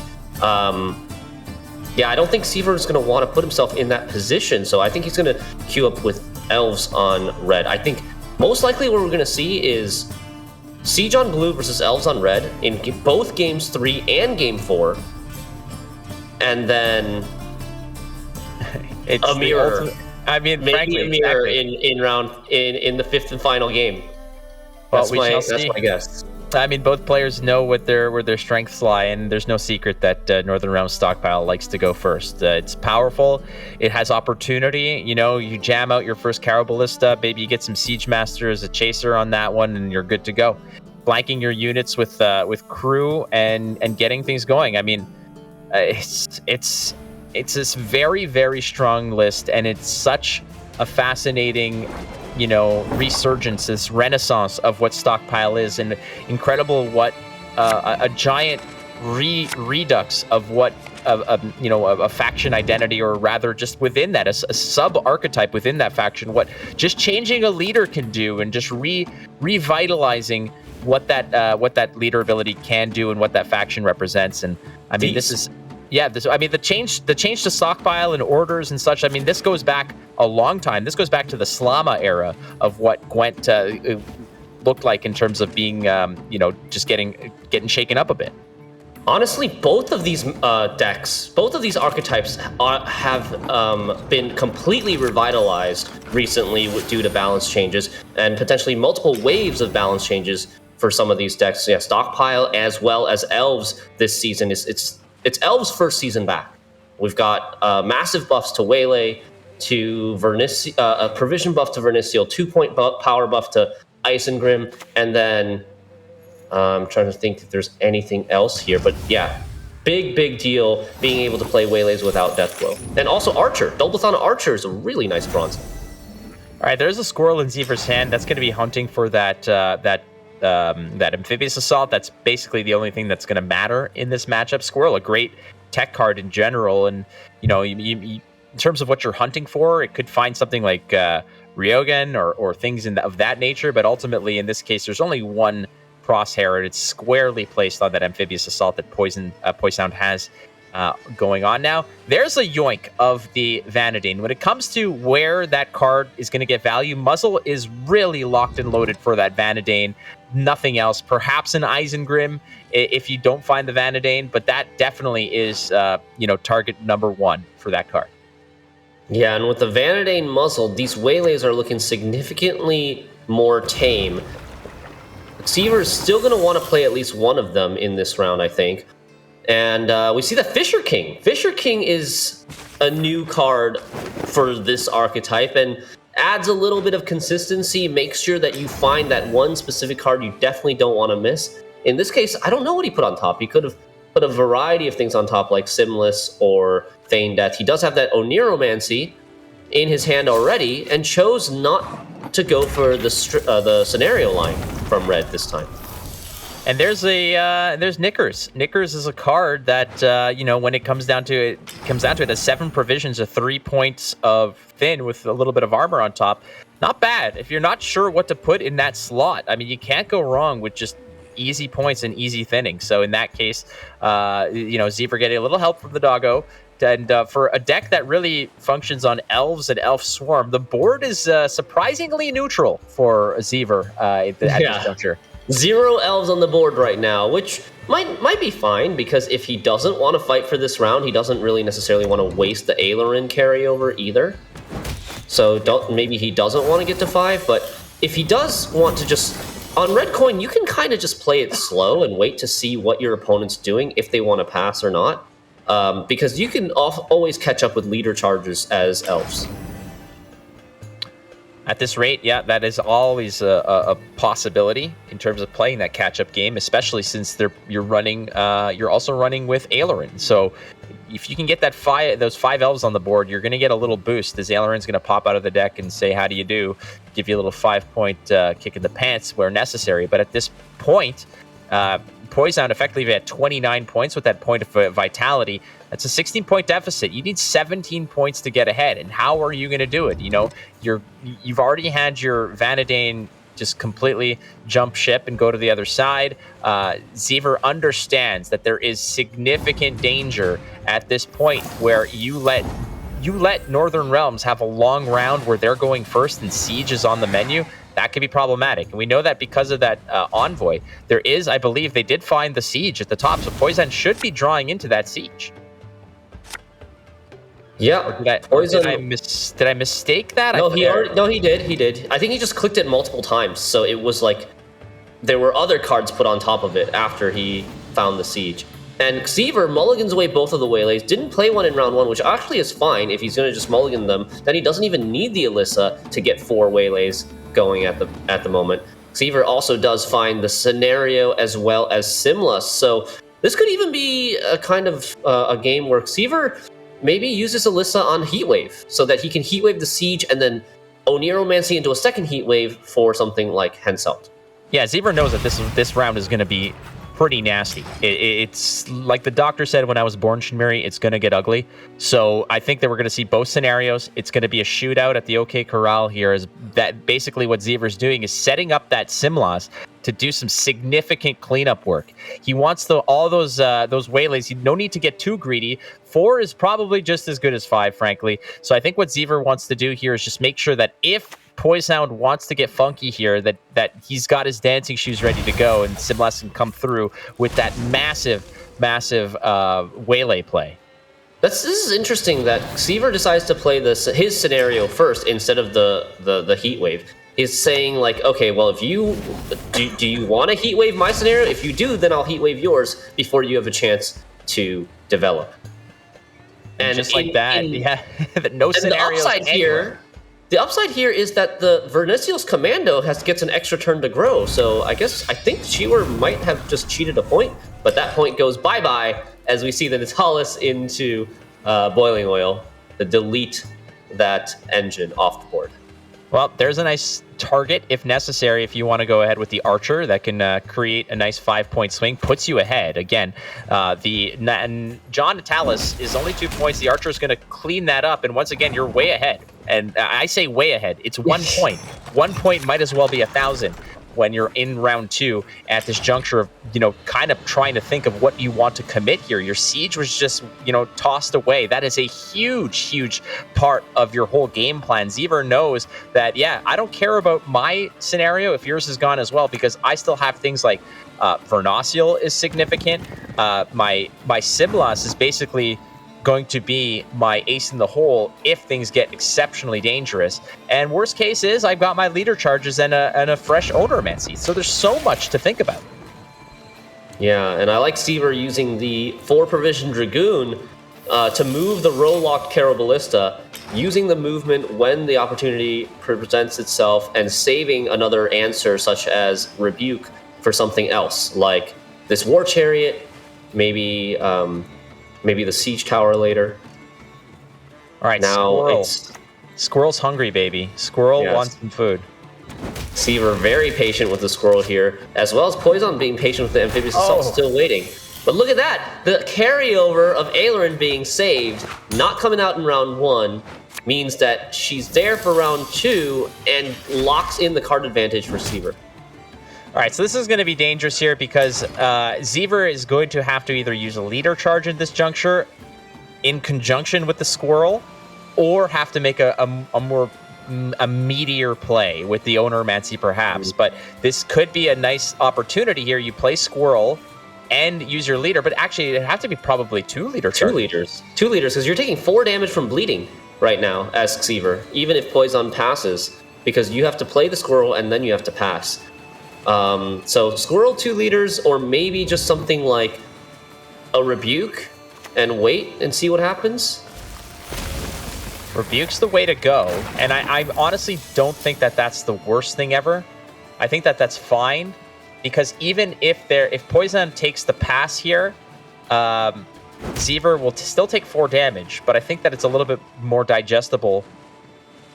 All right, so he's going for it. Poison, again, has basically taken notes from previous rounds, seeing just how much extra reach that Henselt play with the Full Test Pride and a full pocket of leader abilities here, it's going to be cleanup time here. And these elves are going to get absolutely slaughtered. Don't, you know, close your eyes if you're squeamish, friends, because it's not pretty.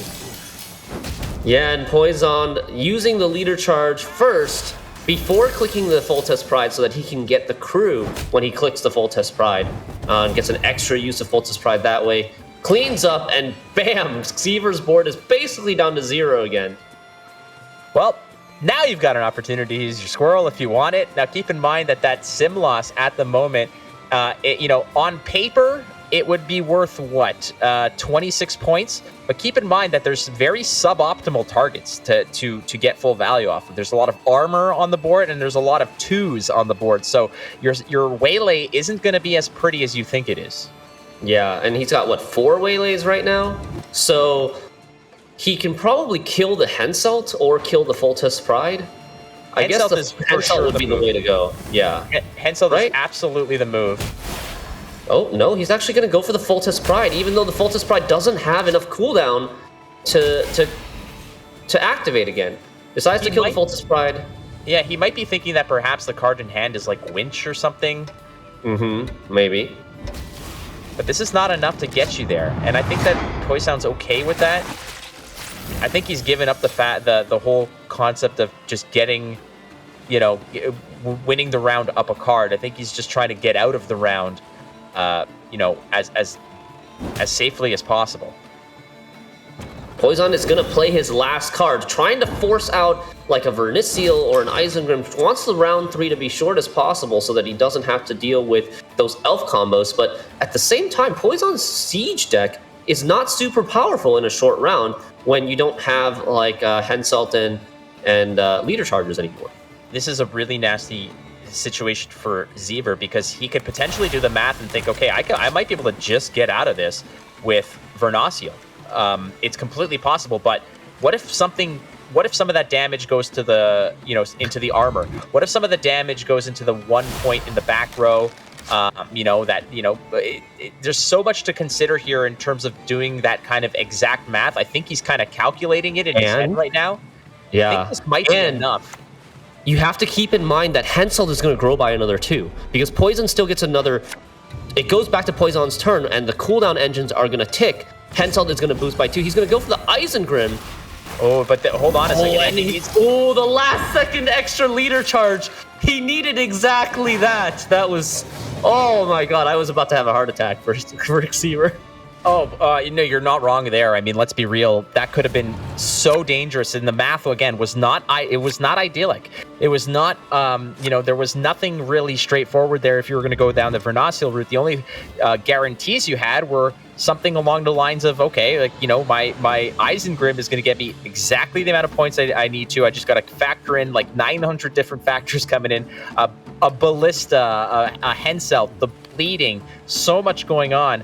Unfortunately here, Poison's hand is, you know, the Radovid could be okay in the regards of, you know, he would need to pair that up with what? I guess a Siege Tower to make that really work. Neither of them drawing really great cards, although a lot of the win conditions have already been used up. Xever missing Yavin will have access to his Verniciel through Oniromancy. And for Poison, there's no golds left in the deck. He does have his AA, and he has his Radovid.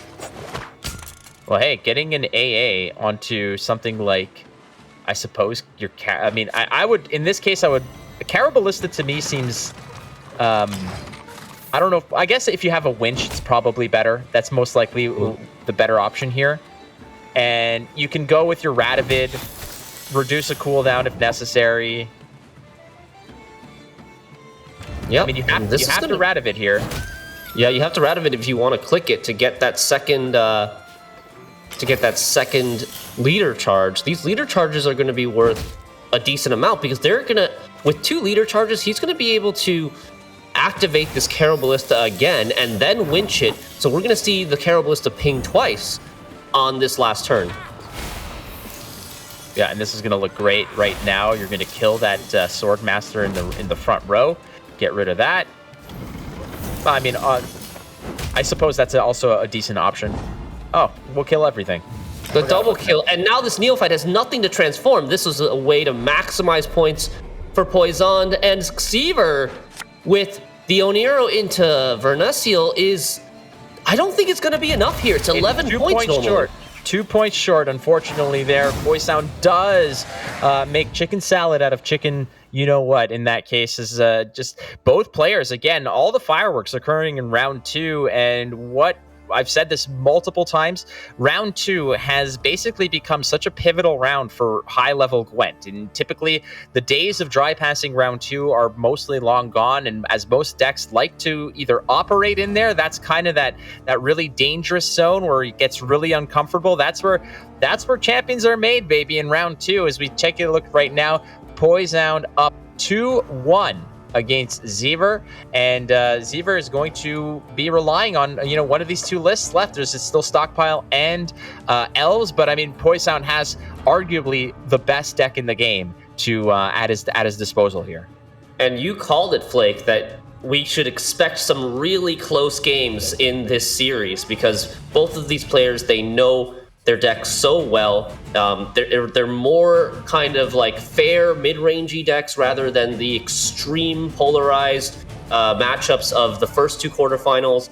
And yeah, very immaculately piloted by Poison there, especially with that deep round 2 push, forcing out combo pieces from Xever's Elf deck.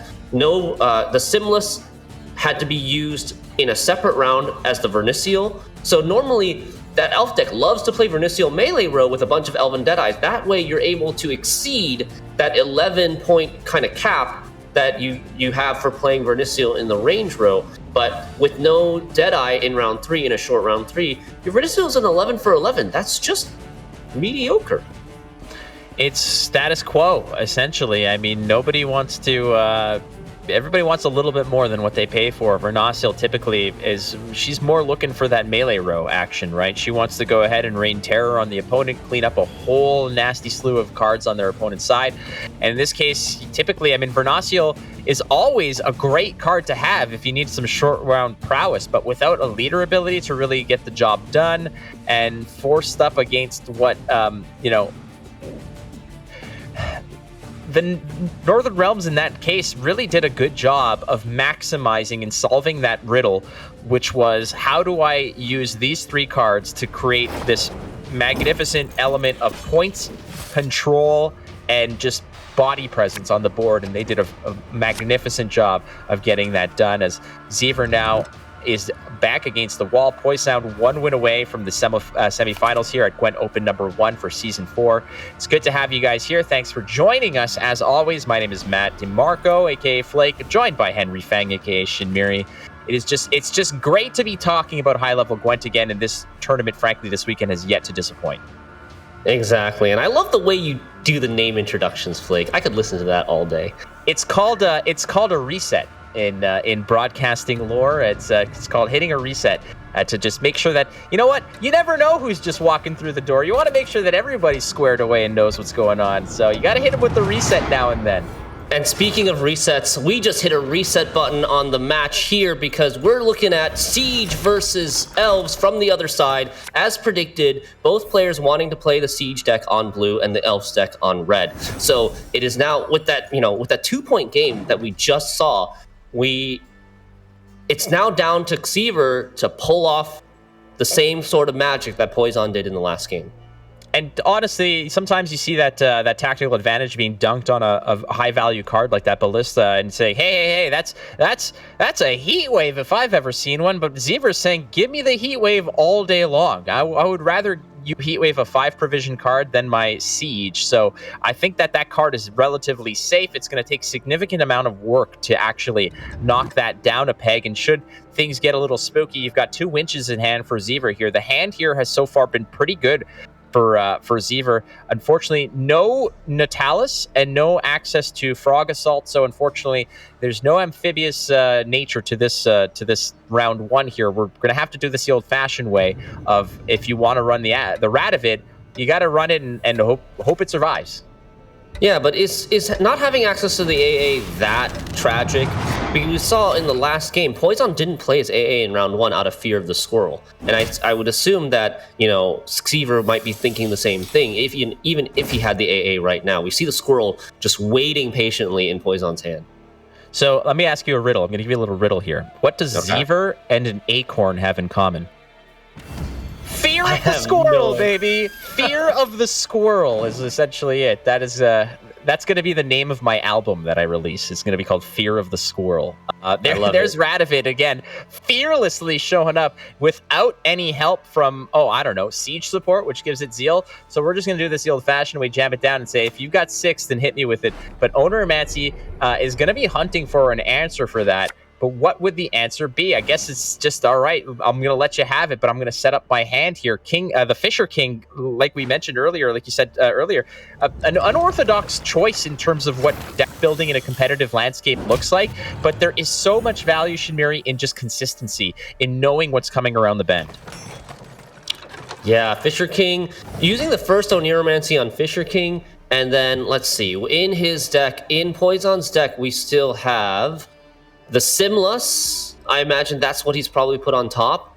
And then he's going to have that second Oniromancy to get Heatwave. Or the other way around. Get the Heatwave in your hand for round 2, knowing that Siege will likely come in round 2. And then you don't necessarily need the Simless until round 3, potentially.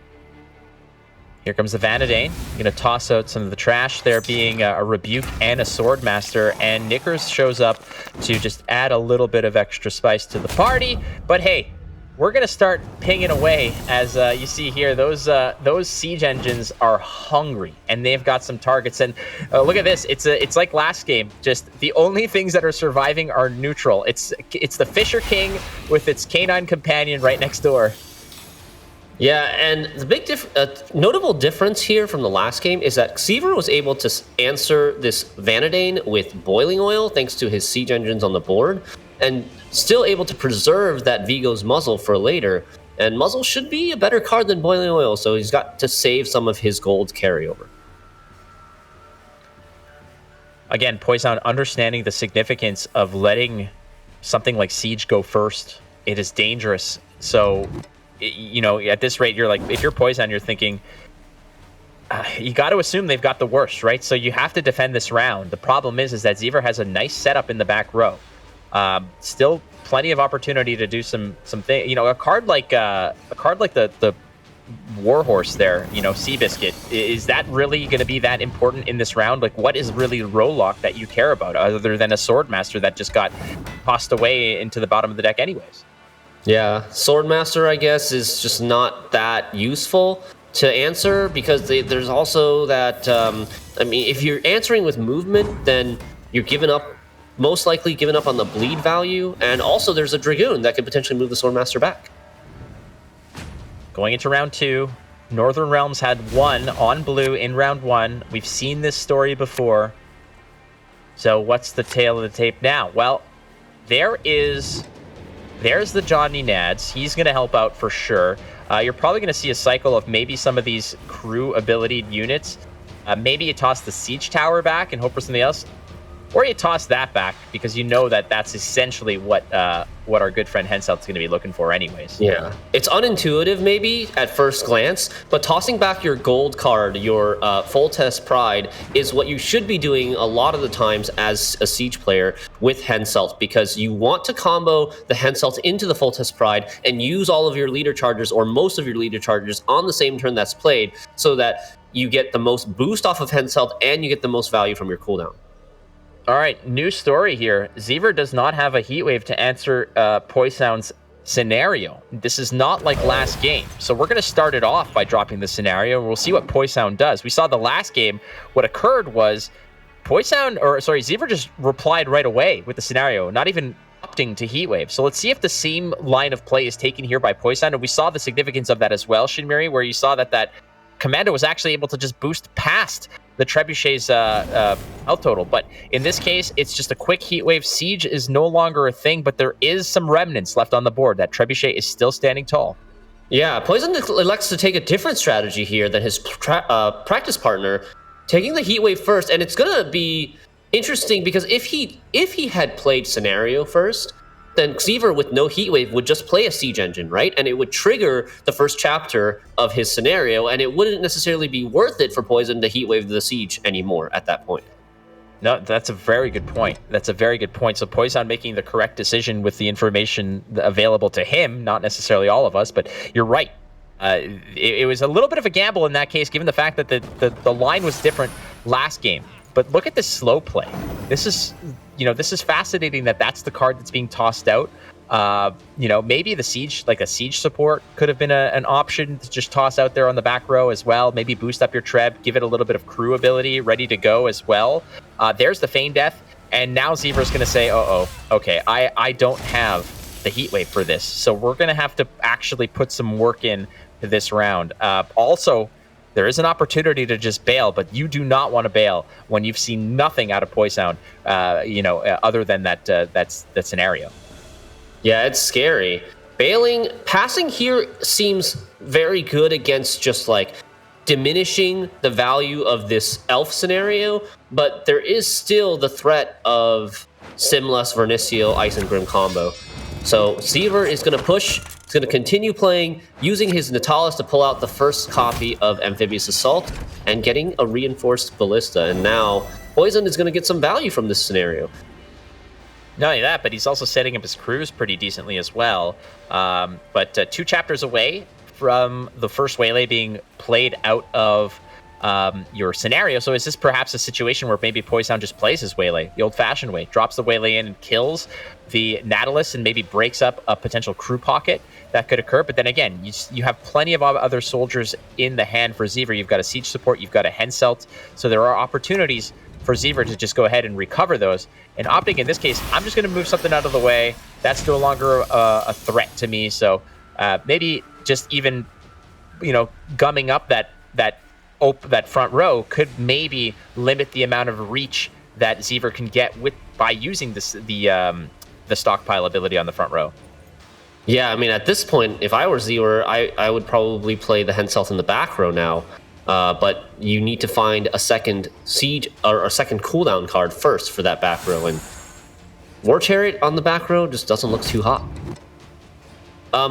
I want to note that Poison doesn't really want to play the Waylay from his hand, though. That Waylay was kind of a brick that he drew into on the last mulligan, I think, because he already has a Waylay in the graveyard that he played in round 1, and he's going to spawn one from this scenario for the second one, and he's going to shuffle those 2 back with Alyssa, and hopefully not have to play this Waylay in round 2, not have to play the Simless in round 2, and have 5 Waylays in his deck in round 3. That would be the ideal scenario, but it could also be risky because then you could brick into your Waylays on the mulligans phase. Yeah, that is, it's dangerous. You're right. I mean, because the most ideal situation is that your Vanadane tosses 2 Waylays to the bottom of the deck, and then you're able to mulligan several other Waylays later in the game, from round 2 to round 3, so you don't ever have to worry about it. The best thing you could have is just Simless in your hand and tossing those Waylays away. But as it stands right now, it looks like that's what's being played here. Xever's up ahead by a couple of points after the bleed and the vitality, but here comes Henselt, and Henselt is absolutely dangerous. And now Henselt is also flanked by 2 siege engines with cooldown, so that's going to get some reach. With that Dragoon moving the Trebuchet in the front row, there's not that much space here. Xever has space for 1 more volunteer. So while he wants to use a bunch of leader charges here, he's going to, any more leader charges that he uses, he's going to lose value on not spawning those tokens. I think a lot of this is just merely getting as far ahead as possible with whatever is given to you in this regard, which is, I don't have a lot of space, but I can get a lot of points with what I have. And if it comes down to it, if I just have to use bombardment and use up some more of my, the cooldowns will occur. I can save my leader charges here. Xever can have a lot of reach with some pretty cheap cards. Yeah, and now with the Alyssa being played, 4 Waylays in the deck for Poison. That's a 26-point reach on the Simless, plus that you're gonna get that chapter 2 of the scenario for a 5th Waylay. So I think 32 minus the bleeds. He's just taking it slow and steady here. All right, no problem. Use up the last of the charges here. next turn can still pop off. Yep. There goes an extra leader charge. No volunteer due to row space, but does get another click on the full test pride as well as the reinforced ballista. All these elves they're just getting pummeled. So the points that you're losing because of the fact that the row is essentially filled up is going to come back to you because you basically killed that commando, which would have grown by a couple extra points. So you're taking the loss where the loss exists, but it's still not a terrible thing. In this case, there's so much extra room here. You can use your ballista charge, use your siege tower charge, use all the charges, and then just go ahead and fire off your bombardment. You have 1, 2, 3, 4, 5 Shinmiri siege engines on the board, and even though they're all gummed up in the front there, the resupply ability is you're getting a 9-point bombardment, and you're getting the cooldowns on so much more. There's nothing left on the board. I actually really like how Poison's playing this. He's not playing too much power on his side of the board, knowing that Xever wants to keep playing the round, but also at the same time, Xever's going to have too much removal. And so a lot of the damage kind of goes to waste here. Even though it's a 52-point lead, Poison can now go Simless into 4 or 5 waylays, and then follow up with Vernicial to catch up, and not even go down any cards. You don't even need to go Vernociel if you don't want to. You could probably just go get your Eisengrim. With the amount of bodies on the board, that could be enough. But again, I see just how important it can be, but opting in this case maybe to hold on to some of the big stuff. All right, well, we're gonna go with the spores. That's a 11-point spores. I would have said that would have been more valuable as your last play. It's not a huge enough point tempo play on the spores to catch up on these 50 points in 2 cards. If Xever passes right now, he gets both Simless and Verno. I think what he's trying to do here is just trying to say that I'm gonna do something that has absolutely no interaction. I'm giving you nothing to get value off of those extra. You're not getting anything from your. If I play now, I'm putting bodies on the board, right? And that gives you opportunity to use your Caro Ballista. Sorry, to use your Ballista, to use your full test pride. I think what Poison wanted to do is say, I want to give you nothing to touch and get you out of this round. And then once you pass, then the fun begins. So here comes 4 waylays plus 1 off the top of the Feign Death. And there's a lot of work that could be caught up here. Yeah, he's going to have to play both cards, I believe. I don't think triple leader charge is going to do it because kind of close. Well, not quite. Not quite. Vernociel is going to be, it's 5 plus another, it's a 15-point Vernociel, assuming that you're hitting most ideal targets. And you want to hit that, you want to avoid, we can do this now and calculate later and see what happens. It's both armors. Both armors does have to use 1 leader charge. So, yeah, Poison now down a card for round 3 due to playing that Spores. I feel like maybe if he doesn't play the Spores and he just goes Simless third to last, maybe if Xever passes at that point, then Poison can just catch up with Verno, not play his own hero, save his own hero for round 3. Maybe he has to use a couple leader charges as well, but the Simless into Verniciel was much faster tempo and faster catch up than the Spores. Yeah, the tough part here is that Xever has a lot of non-interactive play. There's only 1 unit in the hand here. So and knowing that he's got double lassé, all he's got to do is be sure that he can clean up as much as he can. But I don't know if he can. How many leader charges does Xever have left? I think he has 2 left. 2 charges left, and I think Poison has 1? No, Poison has 2. Both players have 2 leader charges left. But yeah, Poison having to go first, Xever with double lassé, he really can just play uninteractive. Yaven's going to do nothing. I wouldn't even have used my leader charge here. Maybe you save it, but ultimately, perhaps if he's thinking that there's a bombardment, maybe spreading out as many bodies as possible to keep as many elves alive. Exactly, that is what it is. Yeah, and having other bodies, let's say some of the bombardment brings those 2 Deadeyes to 1. You could just flip them and recover the points, so perhaps that's the consideration here for Poison. But fortunately for Poison, that Yaven looking kind of punchless, as Xever now might be realizing that he needs more units than just that one that one siege tower. This is tough because, okay, so if you Boiling Oil, then Poison plays Isengrim, Seaver, Heat Waves, and then the Yavin gets wasted, right? Oh no. Oh This no. is I think interesting. Now gives the Poison an opportunity to Yavin and kill the only unit on Seaver's board. And Seaver's gonna get units from the muzzle? Wow, he's not taking the opportunity. In this case, that muzzle's gonna steal the Isengrim, and Yavin's not gonna have enough reach. Yavin's no longer gonna have enough reach to kill the siege tower, and I think that means Seaver is gonna tie it up. Seaver is gonna tie it up. Absolutely gonna tie it up. Unfortunately, that's not the case. Well, so you got a 4-point. You've got basically 8 points. This is so close. 8 points on the 2 specials, and then 4 points on the leader, plus 1 on the vitality. It's gonna be enough. It's gonna be enough for Seaver to survive to game number 5. It was ridiculously close, but almost, because Poison played very, very short as well. He doesn't give much value to the Heat Wave or the Boiling Oil.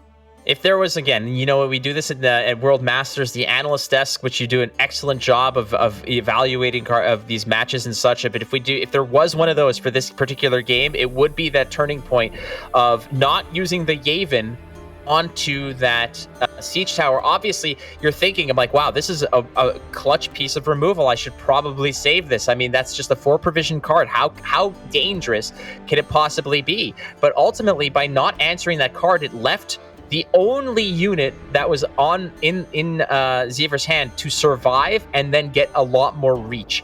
And ultimately, that juncture, that fork in the road, Poison took a left when he should have took a right, and now we're at game number 5, and that is really, I mean, can you have written it up any other way? Again, in terms of true mirror matches, 2 nearly identical lists, 2 players who practice together, the bans are the same. So here we are at game 5, and I don't know. I don't know. They both played this matchup from both sides, and both times Northern Realms won by 2 points, I think. So I guess that just means everything is balanced in this world. But yeah, I think Poison is going to be going back to that and watching that video back and wondering what could have been if he had played the Yavin instead of the Isengrim as the second to last play.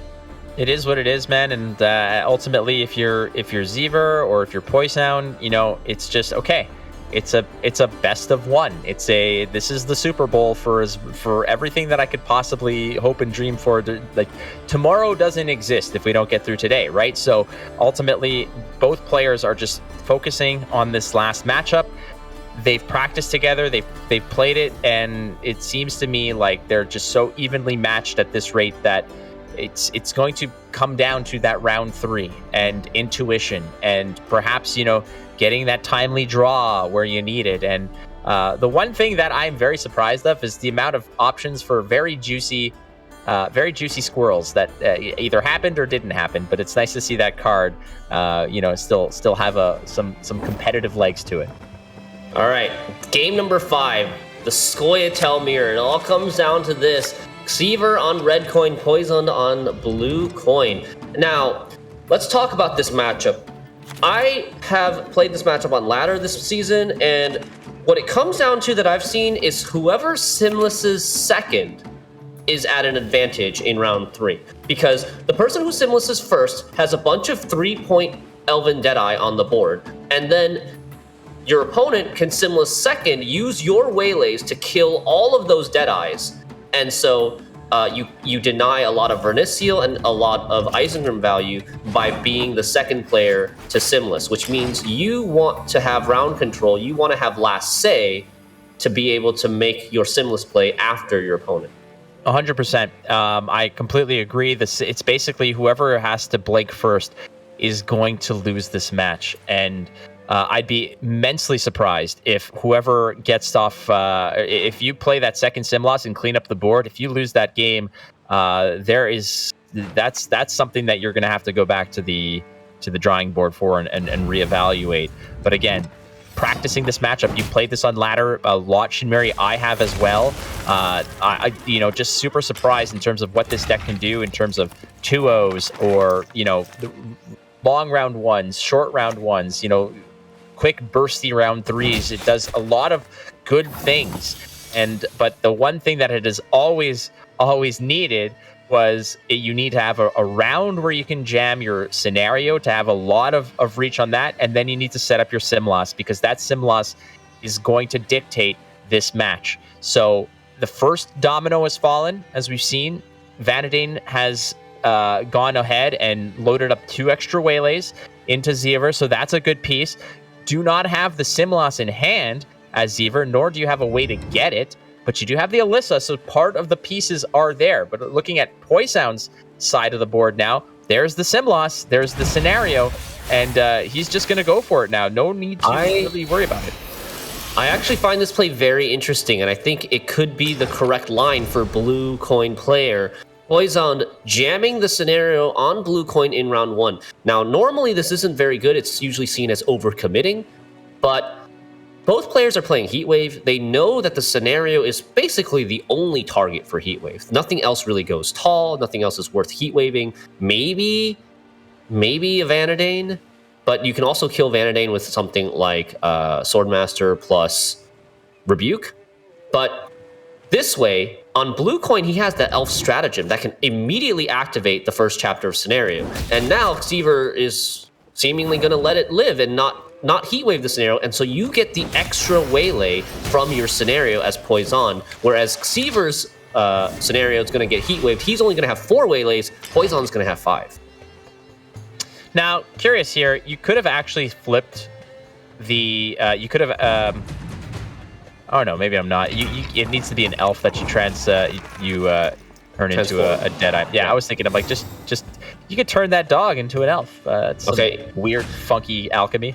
Moment of truth for Poison. He needs to draw Vanadane in order to get his extra copies of Waylay in round 2. If he doesn't find the Vanadane or the Oniromancy in round 2 and he plays it in round 3, there's really no way for him to shuffle him back. He doesn't have something like a Snowdrop. Both players are drawing. Oh, there's no Vanadane. That's for a Poison, really so unfortunate card too, because that has almost 0 significance in this matchup. Yeah, so when I said Poison would be the one ending up 5 waylays, I guess I was wrong. It's going to be 3 waylays for Poison from Simless. Do you still There's still a chance. There's still a chance, right? Vanadane can make you waylays in round 3, and then play the waylays play 1 waylay from hand, and then you can shuffle 2 waylays back into your graveyard in round 3. But I think that line gets really awkward because what are you throwing back? You'd have to throw back cards, and I mean, in this scenario, if you had Vanadane in your hand right now instead of Yavin, let's say, you'd jam it, you'd throw the squirrel back, you'd throw the spores back, and you'd feel real good. But it just didn't seem to be the right idea right now. And there's that squirrel on the waylay. That's very nice too. Poison deleting one of the carryover waylay cards in Sewer's graveyard so that Alyssa Henson can't put it back into the deck. Both players deep in thought here. Again, the winner of this will be going to the semifinals that will be played tomorrow. That would be Sunday here at twitch.tv/CD Projekt Red. We're so happy you're here because this is quite the matchup between two friends, 2 partners when it comes to competitive Gwent. And as we've seen, a lot of those games have really come down to the wire. There's the path by Poison, maintaining that last say. The hand that he's holding on to, like you mentioned, is not ideal. And unfortunately for him, no Vanadane, which would have supercharged that sim loss. But now if you want to get funky with sim loss, you're going to have to be creative. You might have to hold on to cards that you otherwise would not want to. But ultimately, Poison here is, you could tell by a little bit of that body language that he would have just loved an Oniromancy instead of that Spores. That would have just fixed everything for him. Yeah, there's the Oniromancy, just a little bit too late. Not quite there yet, but there are cards that you can go ahead and toss away. Spores, again, probably the most worthless card that he's going to hold on to right there. Elves aren't going to really fix your fix anything. He just did not quite find what he wanted. But what is there? What would be the target for that Oneromancy in this case? Is it still Vanadane, or are there better options for Poisound? It's just Vanadane or an Archer. That's the second best option. Xever, though, noticeably have not drawn Oneromancy or Scenario. This could be or Simless. This could be absolutely devastating. Oh, they are not happy. Last chance for Romance. Oh! Xever, with the shake of his head, just nothing you can do about it. That's crazy. No, okay, let me tell you what's in his deck. Oneromancy, Simless, Feign Death, and the Fisher King that you put in there to make sure that you do draw your Oneromancy. Look at him. He's just realizing that this unfortunate scenario is going to cost him so much. But Poisound, again, what's funny about this is that given the fact that we're all kind of logged in remotely here for this, I'm in Toronto, Shinmiri, you're out in the West Coast, and these players are all over the world. They can't see the facial expressions. This is not the same as, remember when we used to be in the studio where the players were across from each other. Those players seeing the shake of the head, Poison would have picked up on that and been like, all right, it's go time. But unfortunately, that's not the case. There's the Dragoon, a little do-si-do, a little, just sharing custody of that poor Swordmaster, both rows. And Xever knows that his time is unfortunately limited here, as he doesn't even have a follow-up Simloss. Poisound is going to be very patient with his own, but eventually push is going to come to shove. He's going to play his own Simloss, and when there's no follow-up Simloss, he's going to feel exceptionally confident. I wonder if there's a situation where Poisoned values playing Simless second so much that he might actually play Verniseal and Isengrim before his Simless. Like, that could be the silver lining that somehow allows Sewer to stand a chance in this mirror match with such a subpar draw. I guess, but it's like putting sprinkles on a pile of crap. Like, it's it might enhance some of the flavor, but it's not. I like to point things out like this because, on ladder also, you can have a lot of instances where it seems hopeless and you feel like you've drawn so badly that you just want to escape enter and end your misery, right? But I think a significantly high number of those games, if you just play them out, things can happen. Your opponent can draw badly. They can make mistakes. There are some mind games that you can even play sometimes. But I think, let's play this out and let's see what happens. Oh, definitely. Never give up on these. You never know what your opponent has right now, as Xever knows that his hand is quite weak. But what happens if Poisound is equally as weak? Never give up. Never surrender. If you've ever seen the movie Galaxy Quest, I highly recommend it. But yes, that is certainly something that you need to keep in mind, is that it's not over till it's over. And these two players know each other very well, so we'll see how this one plays out, as right now Poisound does have a 6-point lead, has done an excellent job of cleaning up. That's a waylay that was generated by the Vanadane. Vanadane is no longer on the board doing anything, frankly, as it is, but man, that Alyssa is going to just go ahead, cycle back some of those waylays, and then Poisound is just going to be ready to pounce on whatever presence exists on this board. But hey, two archers here has done a good job, actually, of maintaining a fairly equitable board state. Yeah, even though Poison has drawn significantly more golds than Xever's bronzes were better with those double archers. I like Xever's reaction there. Is like, at least I get an Aileron. Like, Matt, there it is. Like, he's just saying, okay, cool. Like, he got a little bit of help there. That's worth like 6 extra points, maybe 7, with the Isengrim and the Yavin as well. Well, I don't think you're getting the 3 points for Xever. I think Xever might be waiting to Yavin the Isengrim. It might be the best value he'll get. It's 6 plus potentially more if there's an Elven follow-up. But ultimately at this rate, look, Xever still has his full leader ability, and he could potentially protect some of those elves. If he goes leader ability and then Isengrim, then that the Simloss is not going to clean up as efficiently as it may want to, especially with how valuable those Deadeyes can be in conjunction with something like Vernacia. I mean, he could also Verno now too, if he wants. But Isengrim, I think, is the better play, protecting those Deadeyes at 4 power instead of 3 power. But I see an issue here. You have 8 units on the front row. Your objective is to play that Vernaciel in the front row. Jamming that row up means that your Yavin not as good as it was.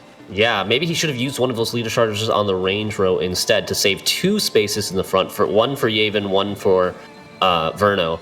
But maybe a little bit of tilt getting to Xever after missing so many golds.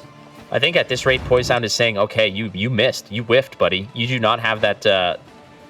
you're missing a lot of pieces. So it's time to go to work here. And he's going to actually help out, I guess, a little bit to clean up a little bit of the mess. But like I mentioned, look, that Isengrim leader play combination saved all of those Deadeyes, where now Vernaciel's going to come through and clean up, hopefully, a lot of these. If you're Xever, you want to see a lot of these going down. And no, oh my God, the spread was not ideal, as a lot of those Deadeyes just remain alive and well.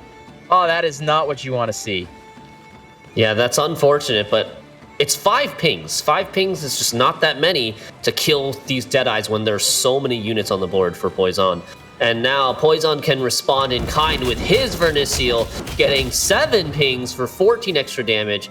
So not only is the Simless better, but the Simless is there, and the Vernaciel is significantly better as well, and I think the Isengrim will be too for Poison.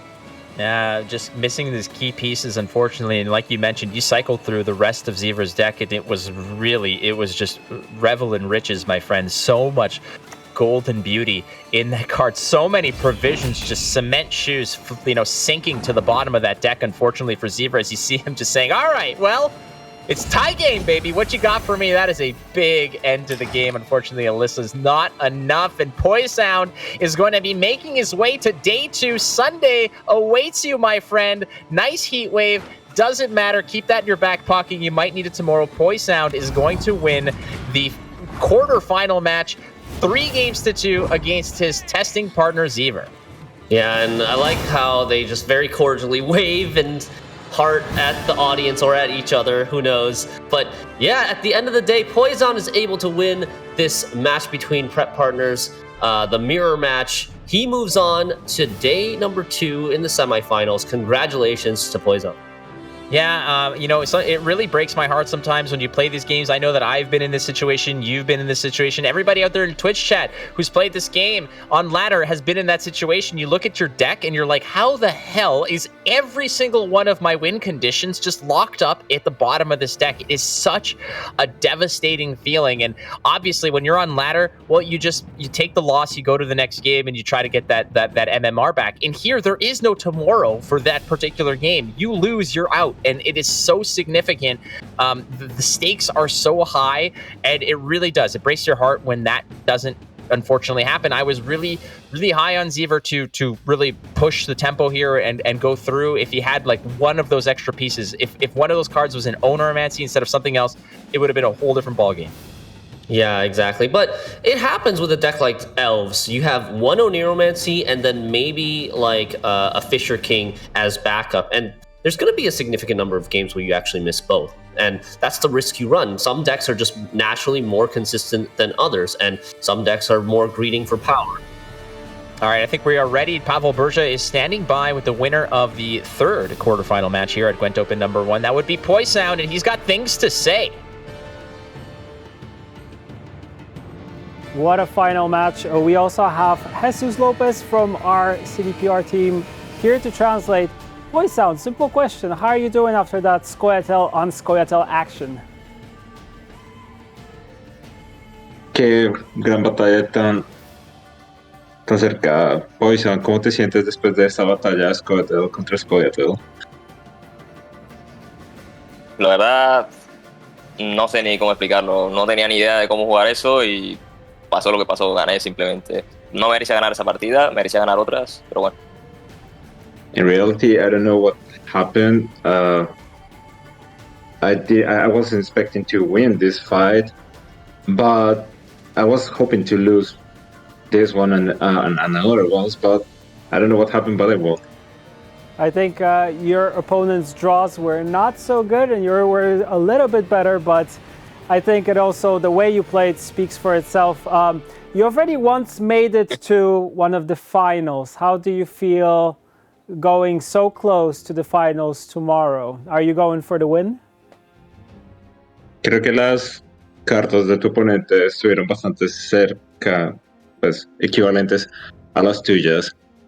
Y ya es la vez que has pasado también a una siguiente fase. ¿Cómo te sientes con respecto a esto? Afortunadamente en los Opens me ha ido bien, no sé si es la suerte o mi talento, no tengo ni idea, pero voy a por todas, voy a intentar ganar y clasificarme al Master. Luckily, during the Opens, I have always really good luck.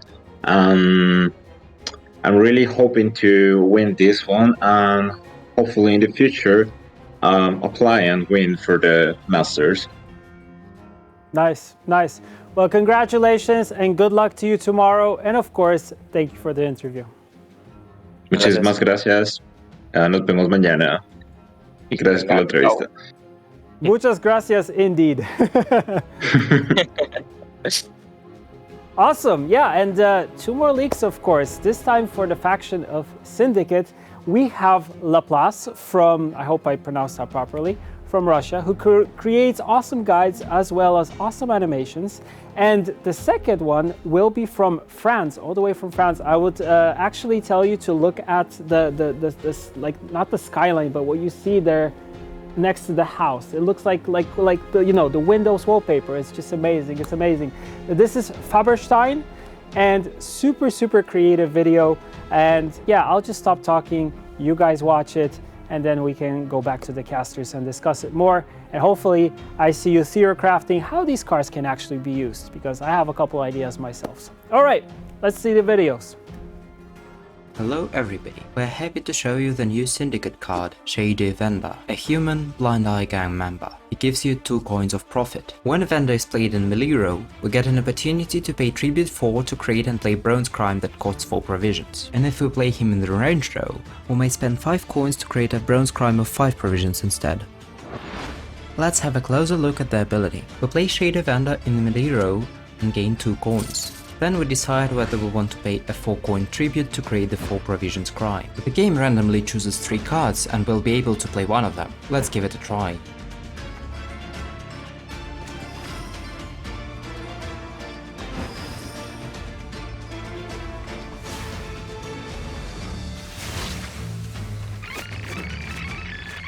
And playing Vendor in the ranged row will still give us 2 coins. Yet it will make us create a 5 provisions crime if we decide to pay the tribute. Let's try that as well.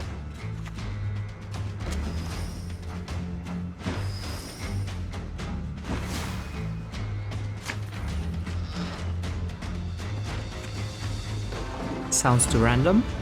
Probably. Yet we shouldn't forget that Profit, Tribute and Crimes do synergize with other cards. For example, Tribute may help us to call the King of Beggars, while Crimes will activate passive abilities of Kataplaki and any unit with Intimidate keyword. Shall we?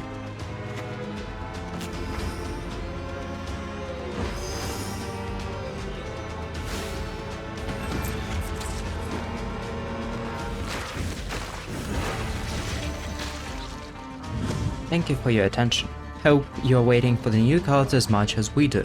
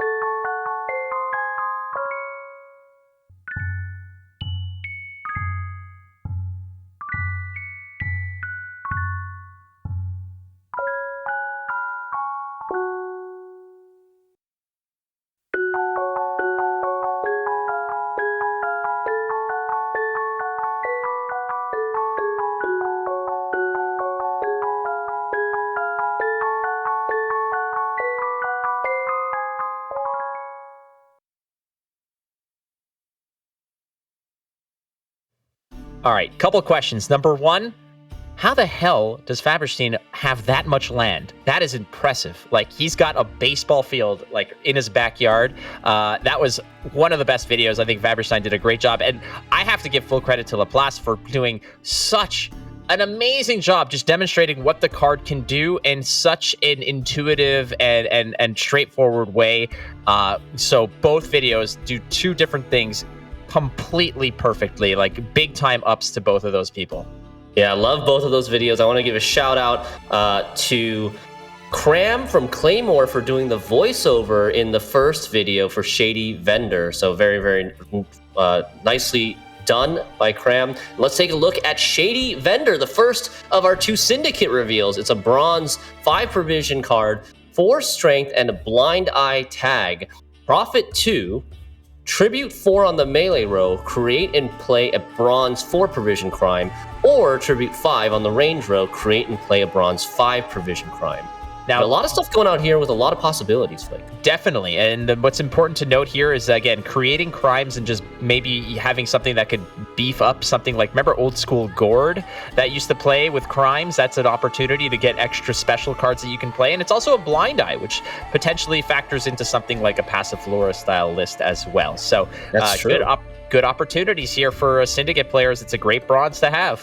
So many synergies with Passiflora, like you said, with Tribute, King of Beggars, are off the books, making the Tribute cheaper. It also great synergy with Line Pockets, because Line Pockets gives you extra profit every time you play a crime. So these 4 provision, 5 provision cards can be very, very impactful too, finding you an extra poison if you need to, or removal, or just profit if you're short on coins. Next card up was the wonderfully and very creatively showed to us was by Faberstein. It was Conjurer's Candle, one of the best videos I think I've seen in terms of how to reveal a card. I loved his box there. Definitely not what I would have put myself in that box with a spider and hopefully shoot out a Spider-Man, but unfortunately that's not the case. His Conjurer's Candle, it's a resilient artifact. Profit 5, fee 1. Boost an allied unit by 1. Increase the boost by this card's fee cost. Whenever you pay this card's fee, increase the cost by 1 up to 9. So it's the scaling sort of opportunity for you to just go ahead and sink coins into. Conjurer's Candle. Shinmiri, what are your thoughts on this? Yeah, it is a resilient artifact spender. Now, this helps Syndicate a lot, especially in non-jackpot type of leader abilities, because a lot of times non-jackpot Syndicate decks, they have this problem with over profiting, right? But if the Conjurer's Candle is on the board for 2 rounds, you have this spender, although it's not necessarily going to be easy to spend all your coins with this, because the first time you click it, it's going to spend 1 coin for 2 boost. Then it's going to spend 2 coins for 3 boost, and then 3 coins for 4 boost, and so on and so forth. Every time you click the Conjurer's Candle, you're getting 1 extra boost for the coins that you spend. So you like clicking the candle. It's basically uninteractable, so you get that reliable spender, but it starts as a 5 for 6. So there are trade-offs. You want to be able to click this many times, and the nice thing about this, you don't have to put all your boosts on the same unit. Something like a Sea Jackal would play into tall removal, and this doesn't necessarily have to. No, you're right. And just the fact that it sticks around from round to round, always good to have as well. And yeah, just wait for people to start clamoring to see Bomb Heaver come back, because this might be a problem. But we'll see how this one shakes out, and some new cards from Syndicate. So thank you very much to Laplace out of Russia, and as well as Faberstein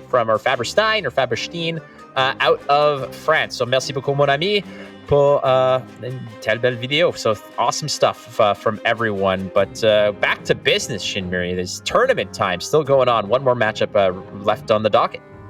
Yeah, 3 quarterfinals out of the way, 1 left to go. Let's take a look at the updated brackets and who's advancing to day number 2. We just finished watching Poison and Seaver in a nail-biter mirror match. Poison moving on, and then we also saw Piable and Magpie take the victories in their respective quarterfinals. So we've got 3 of the 4. Next up is Kerpiton versus Camps. Yeah, and I believe that Piable was 3-1 against Trusky. So ultimately, though, I mean, two back-to-back matches that went the distance to 5. Potentially another one with Kerpetin versus Cams coming up. But there it is. That's the trajectory that we've been on. That's the journey for these players. 3 of them have made it to day 2. Another pair up is one's going to be left in the dust as either Kerpetin or Cams will be making their way to the semifinals tomorrow. Take a look at the money as well as just get an update on the cash flow. So if you're ever looking for somebody to for someone to toss a coin to you, or someone to pick up the tab if you're ever out for drinks, well, here's a nice little view of the finances of some of these players. It's again the match stake of 875 is divided based on what percentage of the matches you have won. So as it stands right now, everybody's kind of leaving with a nice little parting gift, but we haven't had a 3-0 yet, so no ultimate greed, as everybody's eyes, I think, are on tomorrow versus just today. Exactly. The big cash prizes are coming tomorrow, with the semifinals and the finals having bigger match stakes, as well as the finals. The winner of the finals getting a big bonus as well for winning the entire tournament.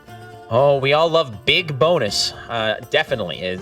You want to win the tournament. You want to run away with as much loot as possible. But it's going to be exciting, I will tell you that. But also as exciting is the fact that there's a time of day bundle, my friend. The time of day bundle was just available on April 5th. So have a look at this. Quite a beautiful card back. And hey, are you an early bird, Shinmiri, or are you a night owl? I am more of an early bird, I think. I think my brain works a little bit better in the morning, which is great for me being on the West Coast, streaming in the mornings for the Europeans in prime time. Yeah, it works out perfectly. And we want to remind you, or at least notify, that this is an updated asset that we were just looking at for the time of day bundle. It is the Sun card back as well as the 2 titles that will be available in the store on April 5th. Yeah, so get your grubby little mitts on those. They're going to be available in just a few days, friends. And there's still one more match to be had here at GWENT Open number 1 for Season 4. It's always nice to have you here, but dear Lord, is there some action to be had as the last matchup, Kerpetin versus Cams, is around the corner. That's going to be brought to you masterfully by Joe Curley himself, Mr. Specimen Gwent, and Seely, the Black Widow. She's going to be bringing it to you guys. So let's meet the players. Shinmiri, who we got coming up? We have Kerpetin and Cams. Take it away.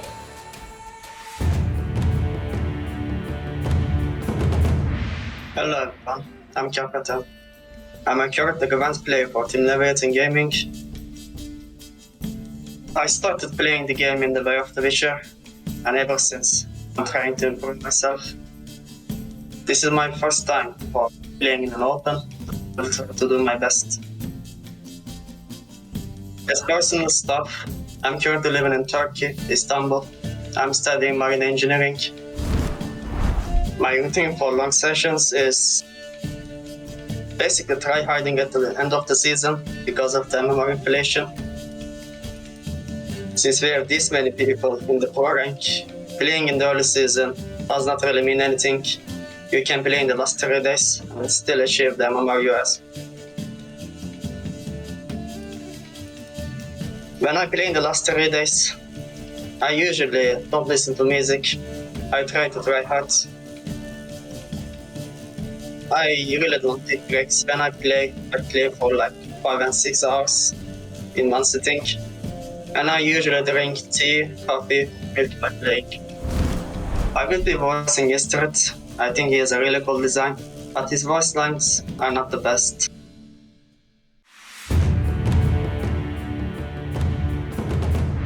Hey, my name is Cams and I'm 20 years old from Poland. I'm currently playing for Team Elderblood. I qualified for this Open from the first qualifier from first place, and I'm really happy that I succeeded in doing so. This year I changed my habits a little bit, because last year my gameplay sessions took around a couple hours or over 10 hours.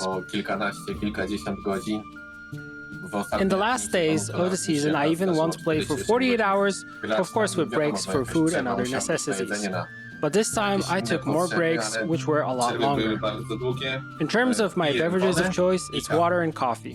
When it comes to music, I try to listen to almost everything, starting from classical music and ending with music from Disney movies.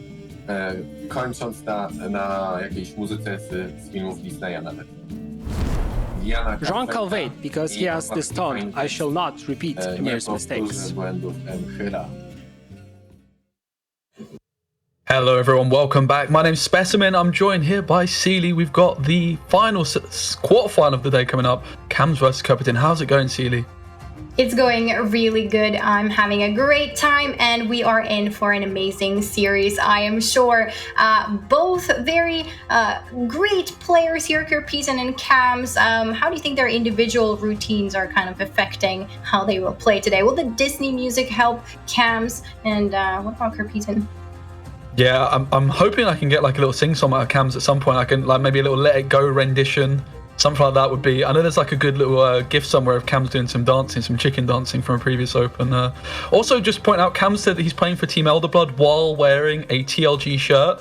Just to confuse everyone, I think we did get it cleared up. It was like he's been like doing some preparation with Team Elderblood, but still representing TLG. So a bit of confusion there, just to clear that one up. But yeah, really excited to see these two players. Cam's been around for a long time. Copenhagen, I think it's his first Open, I'm going to say, so less experience, but he's been doing really well on the ladder recently. Recently joined TLG, prepped with Payable. So yeah, very excited to see it. And we can take a quick look at the favourite for this one. Cam's having been around for a long time. You'd expect he's going to be the favourite on the Twitter poll, Seely, would you not? Well, there it is. Your prediction is right, 76% for Cams here. But hey, Kirpeaton has a lot to prove, and he can certainly do it today. He's definitely not someone you should rule out just yet, because I feel he might have a few tricks up his sleeves. So now I think it is time to look at those tricks exactly, and those tricks of course are the decks. What are our players bringing to the party? You did mention Kirpeaton prepped there with Bible, so potentially we see something similar, if not very similar list. Here we go. Ursine Ritual, Stockpile, Imposter, as well as Deadeye Ambush. Yeah, so prepping with Payable, but the lists are not identical, particularly the Skellige deck draws my attention. It's a self-rune deck with Ceres Fearless as one of the key cards in here. Ceres Fearless synergizing fantastically well with Ursine Ritual. Of course, she was released in December with some of the other older leader abilities, and she's just been a real hit with this leader.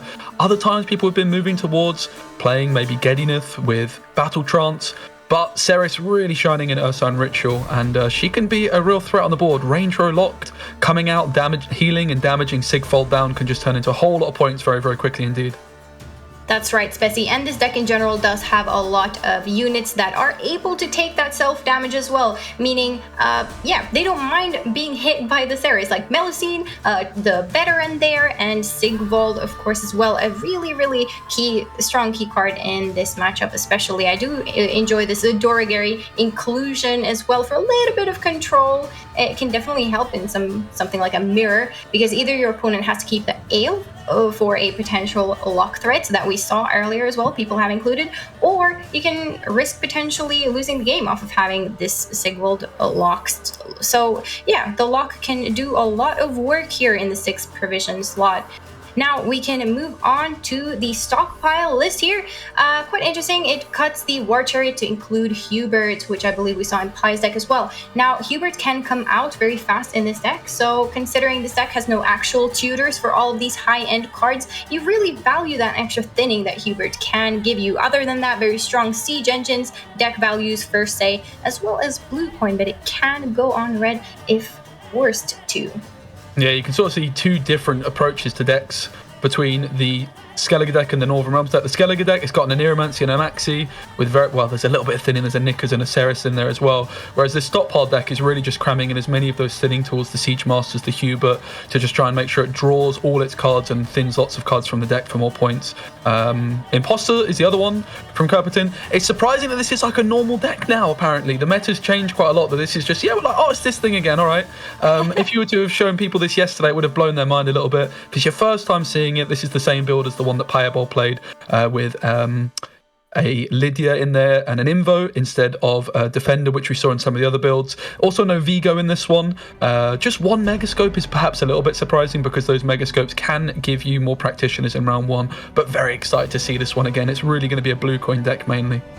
Yes, that curse scroll will help you out when you're in trouble and need to find that extra missing piece. Now, the final list that Kurpitan is bringing to the party is the Deadeye Ambush list, also something we've seen a lot today, proving that it is quite a contender in terms of decks. Now, we can note the Megascope tech in this one. It's interesting for Kurpitan as well, but going for these Megascope help dilute the pool for something like Angleem, if that were to be expected. No Angleems today, but that 4 provision card is not a bad mulligan target for Kurpitan anyway, and potentially could do work on something like a Swordmaster, even though that would be a little bit slow perhaps.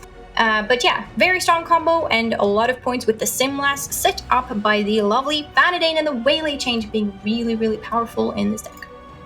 Yeah, and we can move on to Cam's list now, and there's one thing that's just sticking out to me. I've got to touch on it. The Fisher King. There's a believer in the Fisher King. Cam's is after my heart. I've got Fisher King on the wall next to me, so I'm so excited to see this card. We've got Battle Trance, Inspired Zeal off the books, and Deadeye Ambush. The Battle Trance is a Gedineth list using the Ilharaquax as a way of trying to thin out either your Melusine or Defender in round 1. Going to be trying to play this on blue coin then, as that's going to allow you to use Fisher King to put your Fukusia on top and then use Mask of Ouroboros, or just draw the Fukusia, because otherwise this unicorn is going to be a complete and utter stinker. But it's working in a similar way to a Raw Decree if you can set it up and milling one of your opponent's best cards, which is always great. We've also got a little bit of a different Northern Realms deck today, Seely, for Cams. That's right. Alumni is on the menu here for Cams. He's bringing this one, which no one else has, all believing in the power of Siege. So perhaps we'll see a little bit of Alumni action today. Of course, the usual strategy is establish your students round 1, and that is then carry over onto that Alumni that you can play for hopefully sweet value in later rounds. Utilize this Shani to rest these students, as well as potentially Necromancy being included there. Then it also has the muscle there for a little bit of extra added control. Now, this is a greedy threat overload list. It will outgreed almost anything that cannot deal with the students. So Kurpitan is really looking to deal with those little students. They are up to no good in Cam's list. And we can take a look at, of course, off the books. Cam's also bringing off the books that we haven't seen just yet. I would like to highlight the card Tin Boy. With off the books passive leader ability, this Tin Boy will cost Cam's only 7 coins to activate on both rows. And with the Salamander Mages and the King of Beggars, they can also pay back part of that or even the entirety of the tribute. So this card can be really great in the long run, especially against more swarm heavy decks such as Elves. But, you know, most decks will have a lot of units present in a long round 3, so I'm really digging this inclusion from Cams. Yeah, definitely. Tin Boy, just as you mentioned, good against swarm decks, but as soon as you are looking at a long round 3, suddenly that dry pass looks more tempting. You don't have to worry about bleeding if you've got this Tin Boy in your back pocket.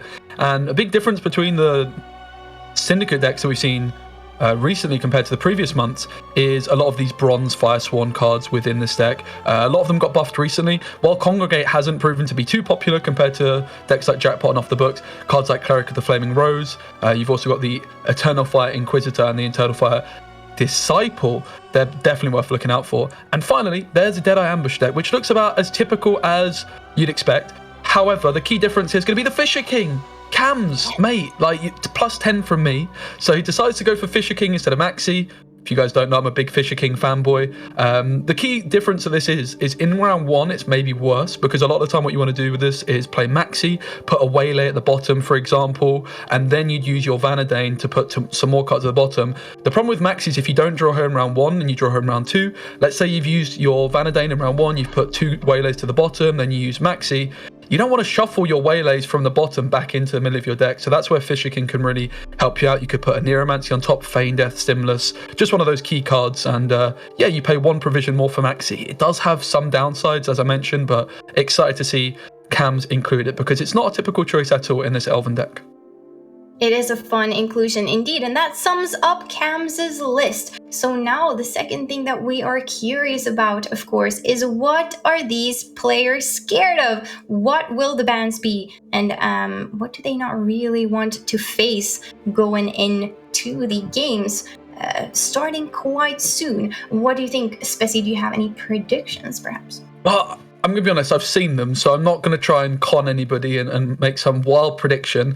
But we do know that Kurpitan's ban is maybe not what we expected before the tournament. And this is probably a good time to mention, like, Cam's alumni deck is the only one in the whole tournament. We've seen 7 stockpile decks, 1 alumni. I think Kerpetin was probably just going to be banning the stockpile, but has instead thrown a bit of a spanner in the works and gone for a different ban. He has decided to leave the alumni deck open for Cams. That it is going to be an inspired Zeal, not stockpile, just to confirm. But the bans are correct. Kerpetin's Northern Realms has been banned, and Cams' Elves have been banned. So Cams is going to be playing his inspired Zeal alumni deck. Alumni have made it to Open 1. We thought maybe it wasn't going to happen, Sealy. We got to the final player, but it's here. And I'm really keen to see how they get on.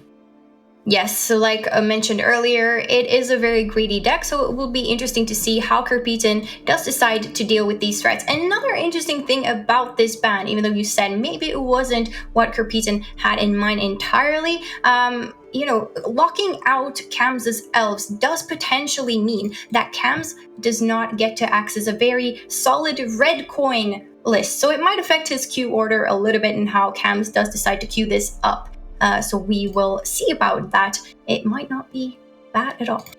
Yeah, I think if you just look at the performance for the weekend so far from Squirtle, I don't have the exact stats, but just it looks like a very powerful deck. If you just look at the amount of points it has, it's not really too surprising to see that Northern Realms, Skellige, and now Squirtle kind of being the main ban target. So definitely a different approach, but if you're expecting stockpile, you see alumni, maybe you fancy your chances. I think a big reason a lot of people have moved away from this alumni deck and going for stockpile is because in a Northern Realms mirror, you'd prefer to be the stockpile player. You've got double boiling ore, you've got the bombardments, obviously all the orders, and you can clean up the engines a lot better. And alumni can really struggle if it doesn't get that carryover.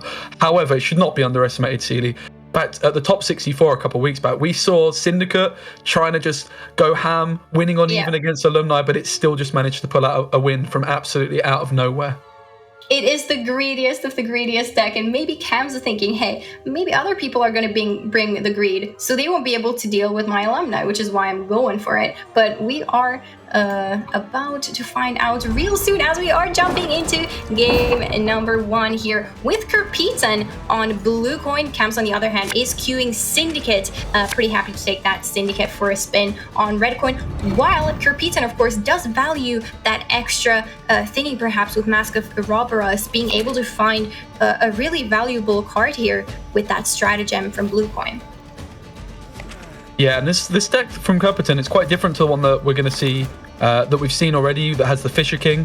In this situation, you'd be able to use the Unicorn instead of an Aneromancy, perhaps, to thin out your Fukusha, but you would also have had to have gotten that Fukusha into your hand. So Kerpetin's is a much more safe list. He's not going to be milling any of Cams' cards in round 1, but he isn't going to have to worry about maybe bricking his Unicorn. So that Aneromancy, quite an expensive card. However, if you draw it, it kind of starts to pay for itself. Yep, that is entirely right. And Kerpetin here keeping the Ceres Fearless in hand as well. That is an interesting play, deciding that he does not want her to pop out of the deck too early. It is a great engine later, just like Spezi told us, so makes sense that Kerpetin is holding on to it for a little while longer here and hoping that potentially it comes out a little bit later. So now we see the Priest opener here, and he uses the stratagem immediately to get the points going on this engine. Opening with that on turn 1 is definitely not bad at all. Yeah, as you mentioned, this decision to keep Ceres in hand, definitely an intentional one. It wasn't his, didn't appear in his hand right at the end. This is not a brick, this is an intentional play, because already this Ceres, if it was in the deck, its counter would now be down at 8, and it does not take very long at all when you've got a few self-wound engines for that to add up, and then your Ceres flies out of your deck, and then Cams passes and feels very happy. As it is maybe Cams is just going to be like, well, I'll just keep playing until the Ceres comes out, and then the Ceres will never arrive. So really interesting start to this series already with that decision to keep Ceres in hand. You're right, there is a little bit of mind games as well. Cams has to play having the consideration that Ceres does exist and she could pop out on the board anytime. Maybe he's even counting to make sure when that would happen. Now, Cams does go for his first play. Really nice establishment of carryover here with the horse. He is a spender, you can use him, but also in combination with Ewald Borsodi, his brother, you can then play the Ewald for 4 points of damage on deploy once the horse go into the graveyard. Speaking of carryover, there is the Melusine Spezi. Yeah, and she's directly next to a cultist as well, so her order is going to be refreshed every turn where you can damage Melusine by 2 points to spawn 2 turns of rain, which of course can add up to 4 points if there is 2 units in that row without armor. And this is already, you can start to see that self-damage. This Ceres would already be at counter 6. While the Melusine does damage 2 cards, it is important to notice it only counts as 1 instance of damage on Ceres. So if Ceres was in the deck, she'd still be at counter 6, but already starting to get close with like 2 ticks per turn.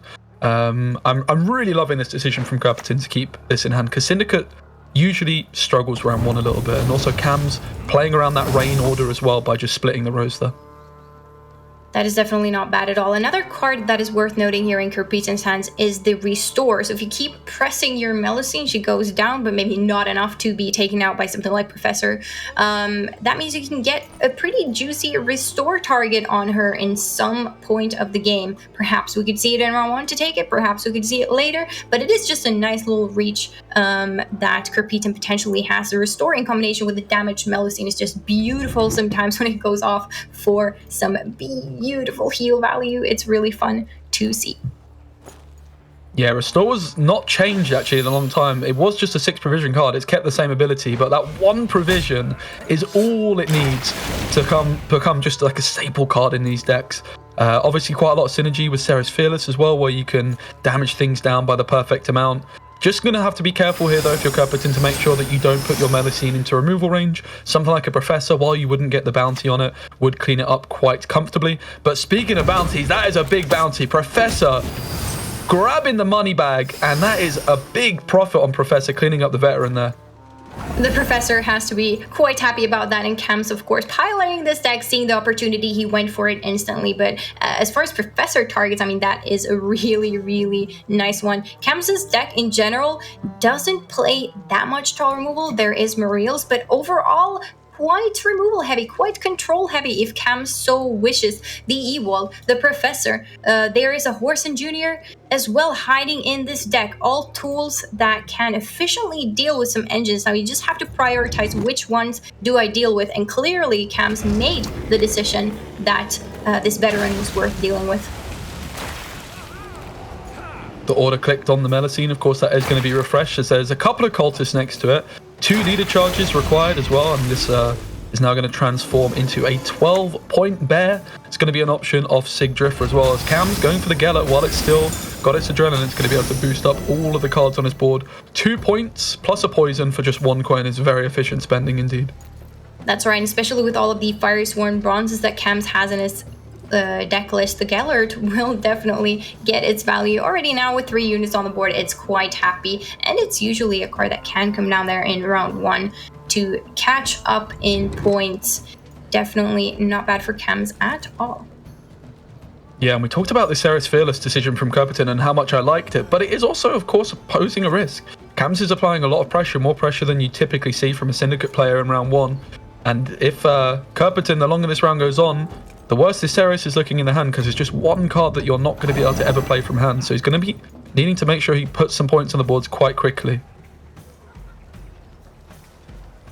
That's something that Kerpetin definitely has to do, because his hand is not that playable. Of course, we know the Ceres is not a card you want to be playing from hand. The beauty of it is that you don't have to play it from hand. So that is not something that Kerpetin is looking to do. The Sigdrifa as well does need to have some kind of a target for it to actually do its thing. So the Restore is nice reach, setting up even more engines here, but not keeping any cultists next to Melusine here to enable her rain ability again. Cam's going for the bank. He's got 6 coins in his bank as he takes this. The bank putting him up to 9, so he's got all the options in the world. This is the order his deck is currently in, but it is going to be shuffled after he uses it, which is probably quite a good thing for him, as there's a lot of bronze on the top. Decides to take the Eternal Fire Discipline. Or the Disciple! I always call it the Discipline, Sealy, and I slipped up. I was thinking about it so hard in the deck intro screen, but there we go. It works. They do discipline people in the Firesworn order, I think, and that's kind of the theme of their stuff. So it's not all that wrong. But yes, you're right. The Disciple, great engine for the Syndicate deck, of course, can spot a surprising amount of units on the board and fast. Yeah, it was quite low down in Cam's deck, but still deciding that it was worth taking. It's going to give him some bodies for Gellert. Of course, would have preferred to have these with the adrenaline still active on Gellert, because he can only use his fee once per turn now. but also giving a Fire Swan Zenith for Cams to essentially consume with his Inquisitor. The Inquisitor, which is this 4-point card in hand, you can see at the top left side of Cams' hand. It's going to remove a Fire Swan token from your side of the board, boost self by 4, and then that token will come back a couple of turns later. And here's the cultist hugging the Melusine. They are friends, and oh, look at that, best boy coming in clutch for a little bit of extra value here for Kerpeton as well. And of course, the thinning in round 1 doesn't hurt, because there's a lot of stuff that Kerpeton is indeed missing here. The Covenant of Steel, and of course the Knut and the Sigvald combo. Right now, Kerpeton is holding on to those 2 leader charges there to make sure he can ping down the Knut for the Berserk value. Yeah, and I'm starting to wonder if Cams has been doing the counting. He's probably going to have expected to see that Ceres, especially with the fact that Melusine is damaging herself whenever she is pressed. There was those 2 leader charges as well. I'm sure by now Ceres would have come flying out of the deck, but Cams has probably got some alarm bells ringing that Ceres is very much in hand for Kerpeton, and that's going to give him a lot of info that he's going to want to continue to push. However, it's easier said than done. Because Kerpeton here, he's got his Priest onto his ship, he's got the Melusine onto his ship, he's got the Melusine order refreshing all the time, and yes, can Kerpeton just manage to get out of this round and keep that Ceres for round 2 and 3? It might be. There's a lot of counting that Cams does need to do, but as long as he can stay in the game and has reach, Cams will do that. So here comes the Arena Ghoul, not a very expensive thing to play here.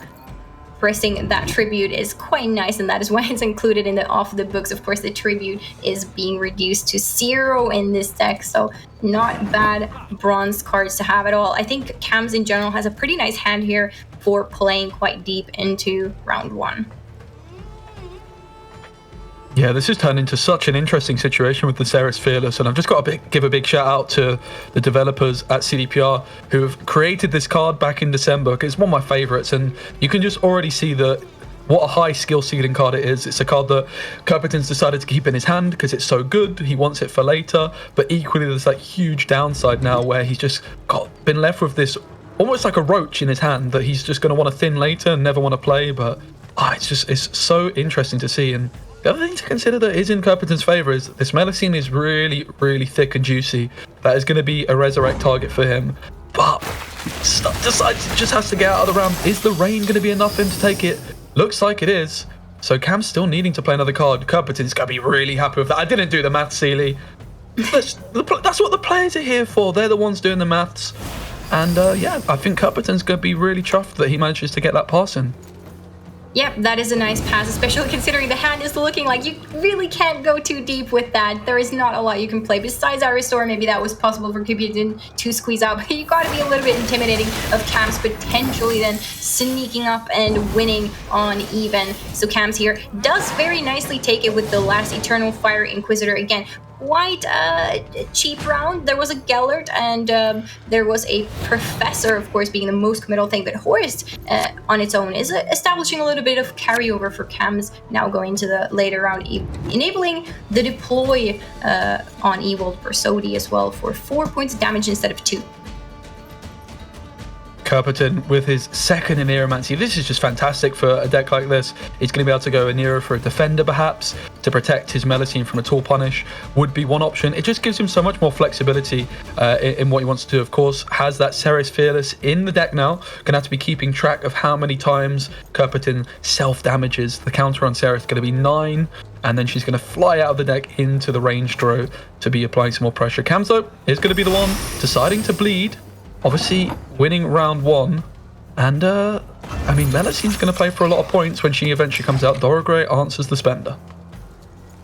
That's right, Melusine, of course, is able to be resurrected by both the Fukusia and the Sigdrifas right now. So if you resurrect it now, you can potentially also resurrect it in round 3 if you're Kerpeton. So this is definitely an interesting bleed from Cams, but it might work out in his favor. The reason for this bleed is probably that Cams is afraid of a lot of these very strong combos. You have the Sigvald, you have the Knut. You kind of feel like maybe I want to see something there before I feel comfortable enough going into round 3. See, I don't have any games out myself. I'm wondering if we might have heard 15 years is in the sewers begging like a beast because Ewald Bosodi's back in town. We've not seen it for a long time. One of the classic Gwent lines. I'm sure if it happened, then chat would have absolutely loved it. If not, maybe we might see later on in the tournament. That's just an iconic Gwent line for me, Celia. It's got to be in my top 5, I think. For sure, I think it's in many people's top 5. It is one that is very unforgettable and also a little bit relatable, I think, when Ewald yells and you feel frustrated. You can relate to his feeling of being stuck in the sewers for 15 years. But maybe Cams isn't relating to that, though, because Cams is going for it, putting the points on the board, knowing also that the Ceres now is, in fact, a 9 cooldown. Cams could assess that that was not that was in Kerpeten's hand in round 1, and now is not too worried about Ceres maybe popping out because this round is somewhat short as well. So Kerpeten does have to start with that self-damage to get the counter down on Ceres as well, and Cams knows that. So squeezing out the Melusine here, getting Kerpeten ahead very comfortably. Yeah, I think Ceres should be on counter 7 if I'm not mistaken. The veteran self-damages when that's played. Correct. The Melusine is also just damaged it as well. Now, of course, Cams does have a clean answer to this Melusine, but because it has got Veil, the Sig Drifter's right is not able to doom it, and it is going to be able to be resurrected yet again with Fukusia. And yeah, that Aniromancy's just got so much flexibility. It could be used as a cheap card if needed, or a big powerhouse card if that is going to be what Kerpeten needs. And this is exactly the power of Aniromancy if you can draw it.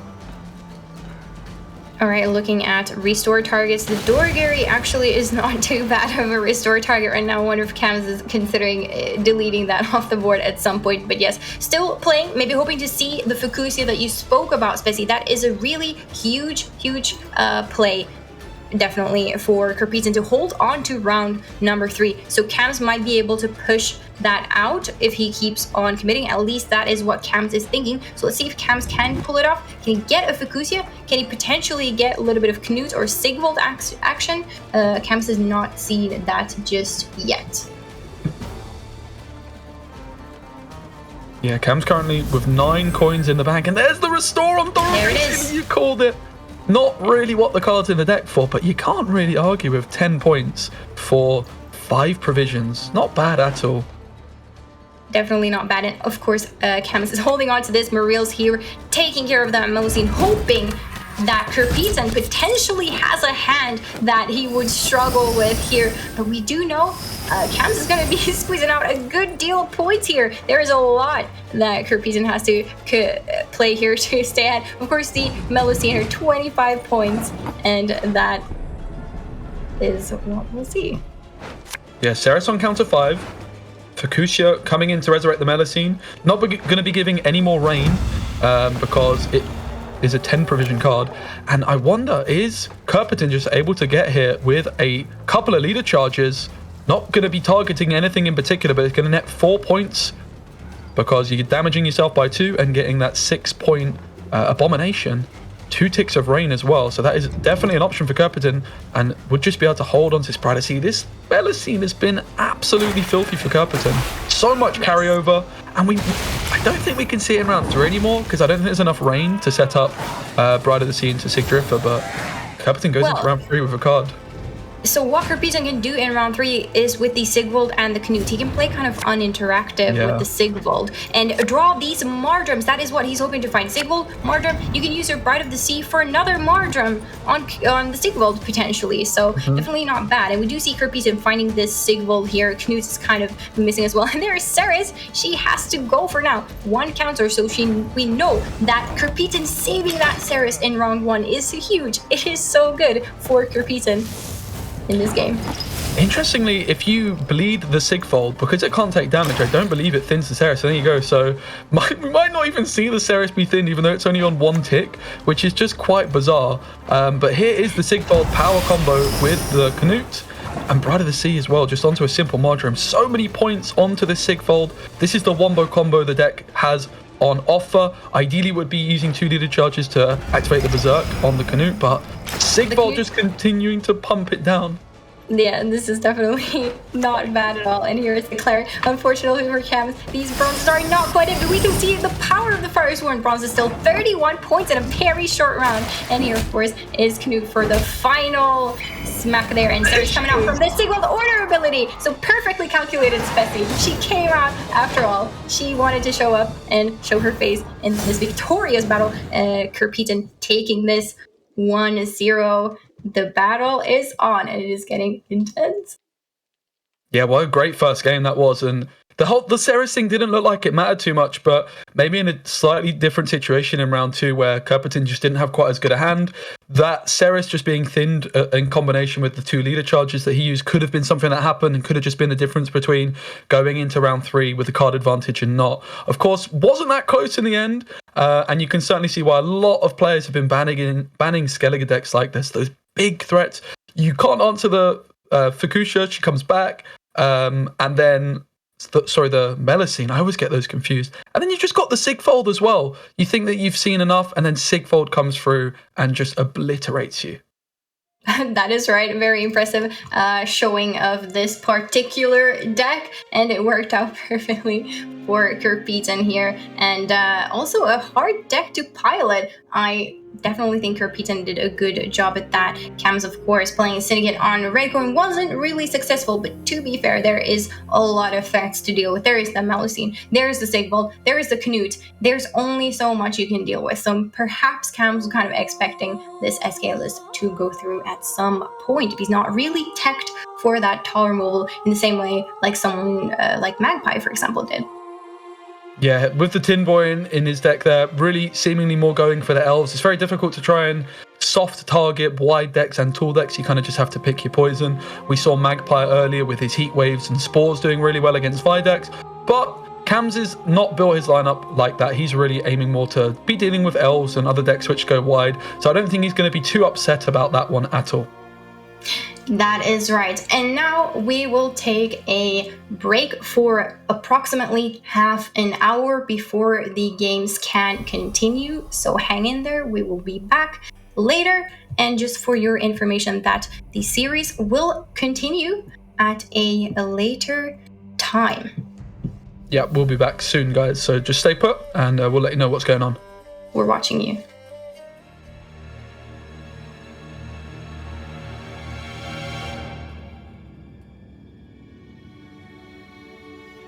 Hello and welcome back to Gwent Open number 1. Unfortunately, we had some very, very bad bitrate issues, but we are back and we will be resuming the matches. The first match between Kams and Kerpeton was won by Kerpeton. Of course, this was off stream because we were trying to fix everything. Everything should go smoothly now, fingers crossed. And for those of you that missed the last leaks because the frame rate on them was like super, super slow, we will be showing those later on after this best of 5 concludes. But enough from me, let's hand it over to Spessy and Sealy. Take it away. Hello, welcome back everyone. Yeah, that's right, we are going to be jumping back into Kerpeton versus Cams. Kerpeton 1-0 up in the series, Sealy, winning with his self-wound Skellige deck. Indeed, that was a very intense game, absolutely, but it was really lovely to watch. Again, perfect execution there from Kerpeton. Just to remind you guys of what happened, self-wound Ursine there, as you can see, has a little crown on it, and that was the deck that Kerpeton very nicely piloted and took out for a win, perfectly calculating that Ceres. Especially, I thought that was quite beautiful. Yeah, Ceres being thinned with the last instance of damage. He kept it in his hand in round 1, Kerpeton. He managed to get the pass. Cam's almost being able to just force like some really big cards out of Kerpeton's hand. But Kerpeton managed to survive round 1 and defended the bleed. And then perfectly with the final instance of damage off the Sigfold, the Ceres came out. She didn't really play for many points. She was just a 4-point Ceres. But it was still nice to see. I enjoyed it a lot. A little bit of extra something, and kind of justifies that mulligan as well in round 1, saying that, hey, I needed those 4 points in round 3, and maybe you know, just some style points at least, perhaps not necessarily for the win there, but really fun series. And now, of course, the coins will be flipped over. So Kerpitan looking to play his imposter deck on blue coin. I'm assuming he is wanting to go for the elves here, queuing elves on red. And then the question is, how will Cams respond? All of his decks are open, and there's a couple of options for Cams to be playing here on blue coin. What do you think, Spessy? Yeah, so obviously we've got the Inspired Zeal deck as well, which we've still not seen at all this weekend. It's the only alumni deck, so I'm definitely excited for that. I'm always keen for some more imposter action. I'm really interested in seeing Silly with this imposter deck. How do the pro players handle it if you don't get the round 1 hand? We saw earlier some improvising. Is there like a best way of doing it? In my experience, I've played the deck. If I don't draw the cards in round 1, I kind of just forfeit and go next. I don't think they're going to do that though, Sealy. I think they're going to try and find some lines. I'd be very interested in seeing what happens, maybe even someone trying to take a risk and bringing the imposter deck on red coin. It can pay off if you draw the cards. So that's the main deck I'm looking forward to seeing in particular, I have to say. All right. Well, I mean, the Assimilate engines might surprise you with all of their power. They are definitely powerful on their own. So maybe you don't even need to execute your Vilgefortz combination. You can just rely on the power of Assimilate engines overall. There's a couple of high-end goals there to support that with Brothens and Vigo.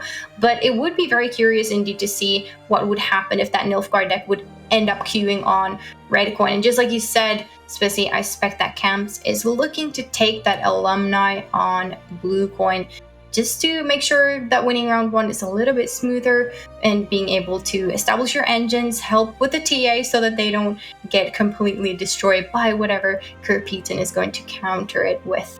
So that will be Elves or Nilfgaard Imposter, of course. Yeah, so Kerpitan, as you mentioned, Imposter and Elves.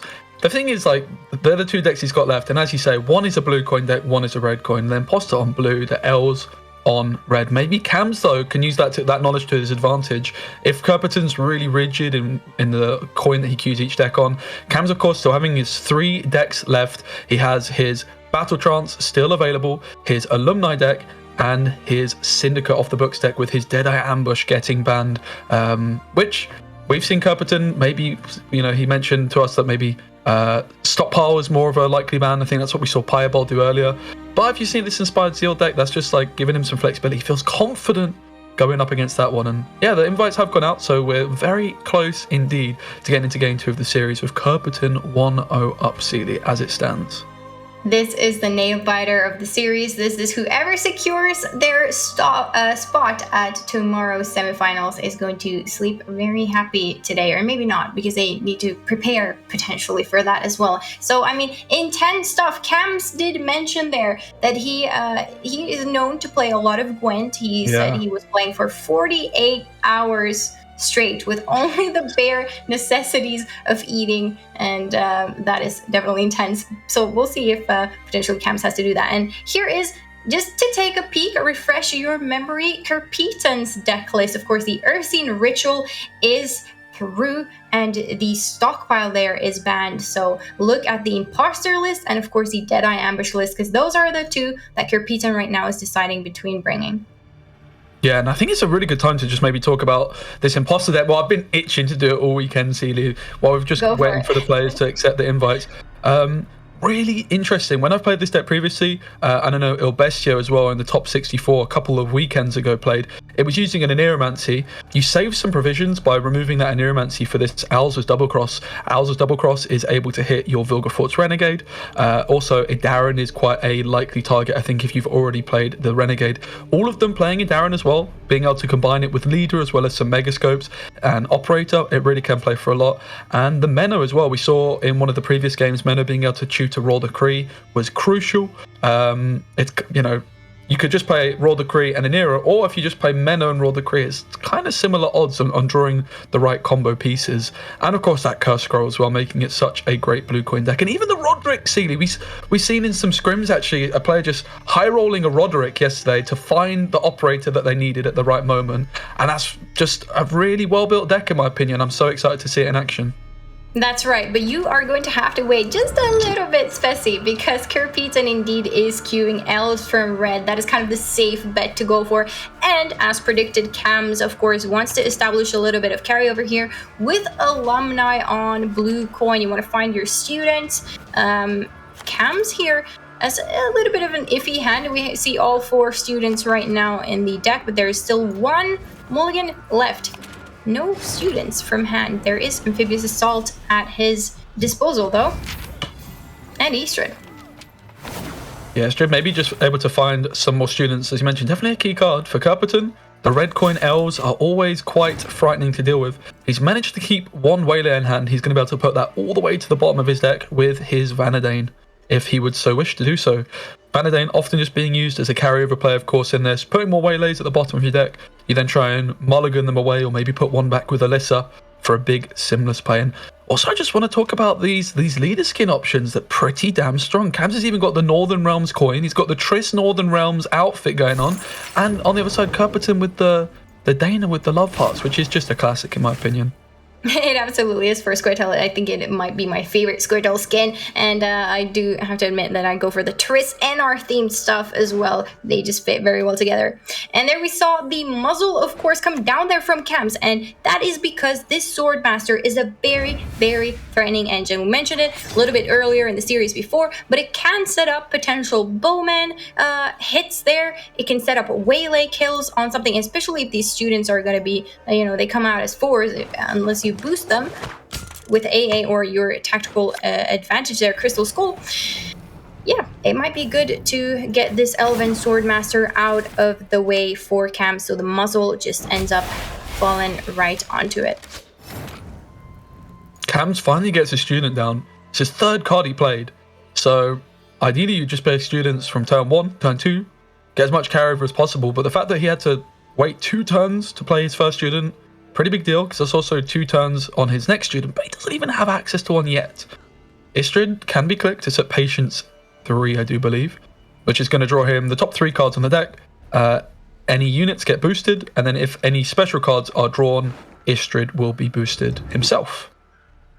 That's right, Eastrid can definitely uncurse a cursed hand, and here he jumps into action with the 4 cards that he's going to pull. Now a little bit of extra thinning there. Siege Masters, of course, are included in this deck, and Cam's not finding those either, along with the Siege Engines to thin the deck even more is slightly unfortunate, but a student has been found though. The range draw, can it stay alive is the question. If it does, that might be huge for Cams in order for the alumni to enjoy their full amount of carryover, whether it be melee or ranged. Second Waylay being played from Curperton here as well. So often the optimal line with your Waylays is to play 1 from hand and mulligan 1 away, and then get another Waylay from your Feign Death, which that's going to be one of the 2 that you put back, meaning you'll have 5 in your deck total. But Curperton, instead of playing both Waylays from hand, does mean that he's going to have a maximum of 4 Waylays from his Simless in a later round then. But that might be worth it, because Curpeton could use the Neuromancy here to tutor something like Yavin if he really wants to make sure that Banard students on the melee row goes down. Let's see if that is what he does here.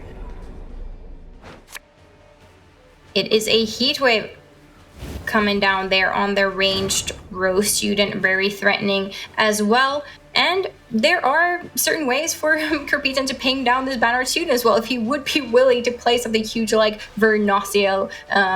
Well, we'll see about that. That would be quite committal, but does decide to deal with 1 student here, the ranged one. The boost maybe being a little bit more valuable for Cams than removal in this particular matchup. Yeah, and Cam's decided to hold on to his Selkirk, had already delayed his engine significantly, used the muzzle on the Swordmaster, so this Vanadane ended up sticking on the board.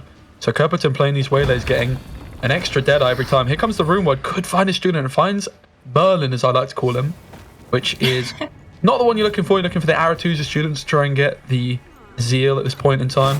Does just get Cams ahead though, and yeah, Curperton from Redcoin just doing what Elves does best, which is just being a little bit annoying, really. Just staying ahead by a couple of points here and there, trying to trade efficiently.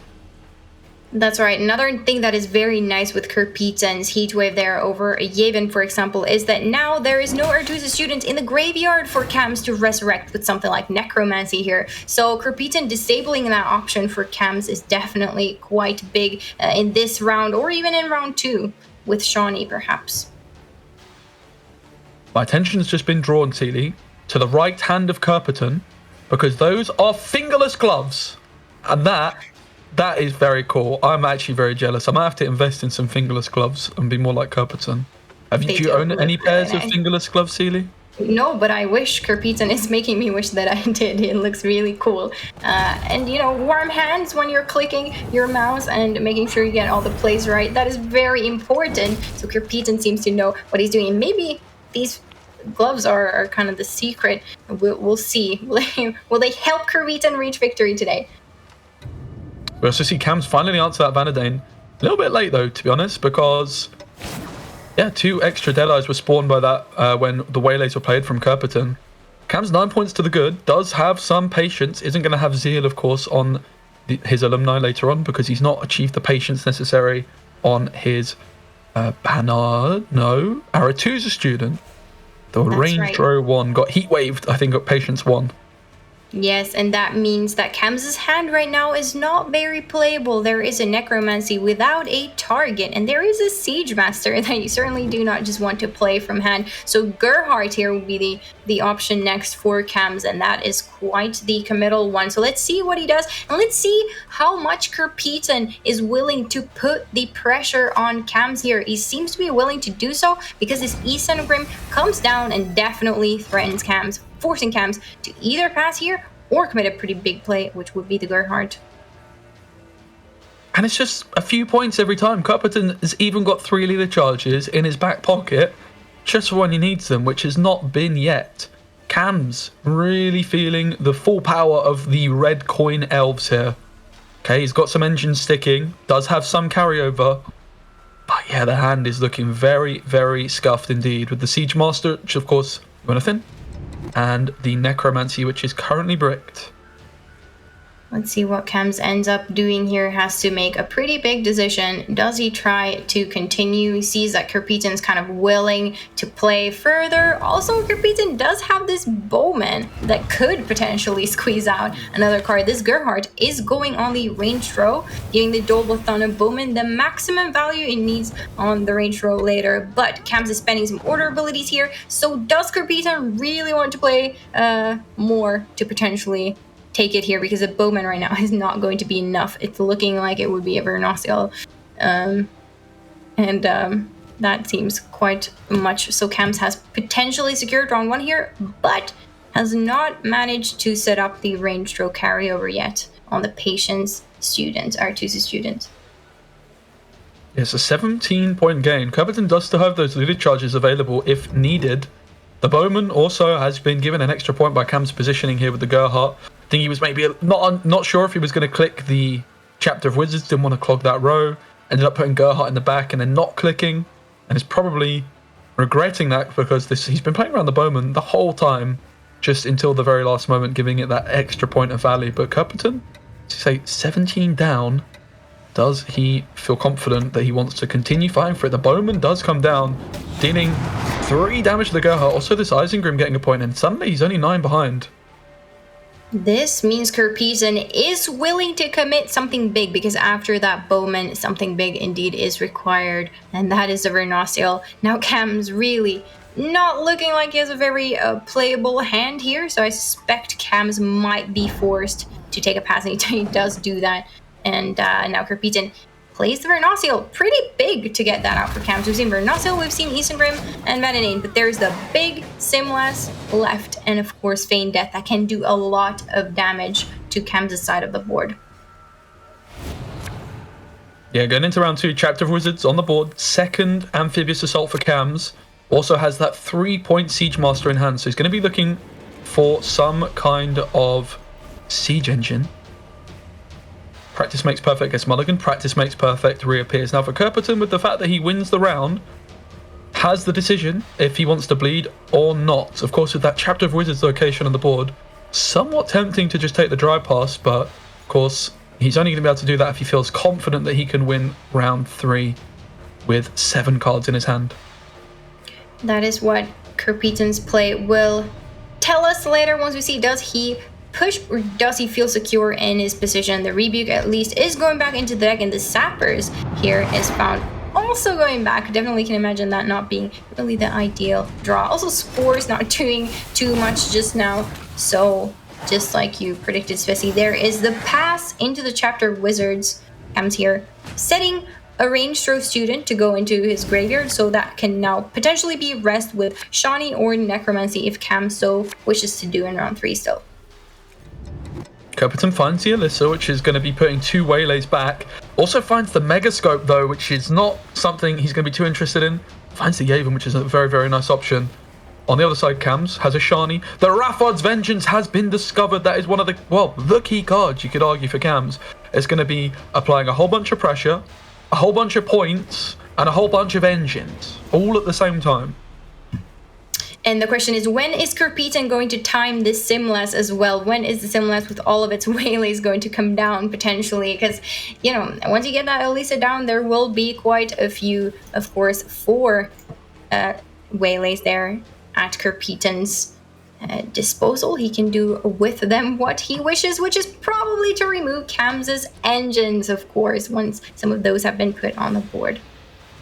Yeah, I'm just wondering, Sealy, what options Kirpitan has off of his Aneromancy here. Of course, could Alyssa back a Heatwave if he doesn't want to go for the Waylays of Simless? I think he's going to have to go for the Waylays, though. But just something to worth considering that could be an option. Also, his Alyssa being a human is going to switch off his Venosios Commando from his Feign Death, so he maybe just wants to go for his Feign Death before this Alyssa. Otherwise, this Commando is just going to play for a very, very sad 3 points. There is the Alyssa coming down, and to answer your question, Spessy, there is a Teruvial in the gold department in the deck still, so I would assume that that is what Kirpitan is aiming for with that Aneromancy, indeed. Here comes the Vengeance, the big card that the alumni have. The Siege Master drawn at the last moment is less than ideal, because Cams is going to need to play a Siege Engine in order to do this. I'm not sure if his Necromancy has any Siege Engine bronzes that he can call in on.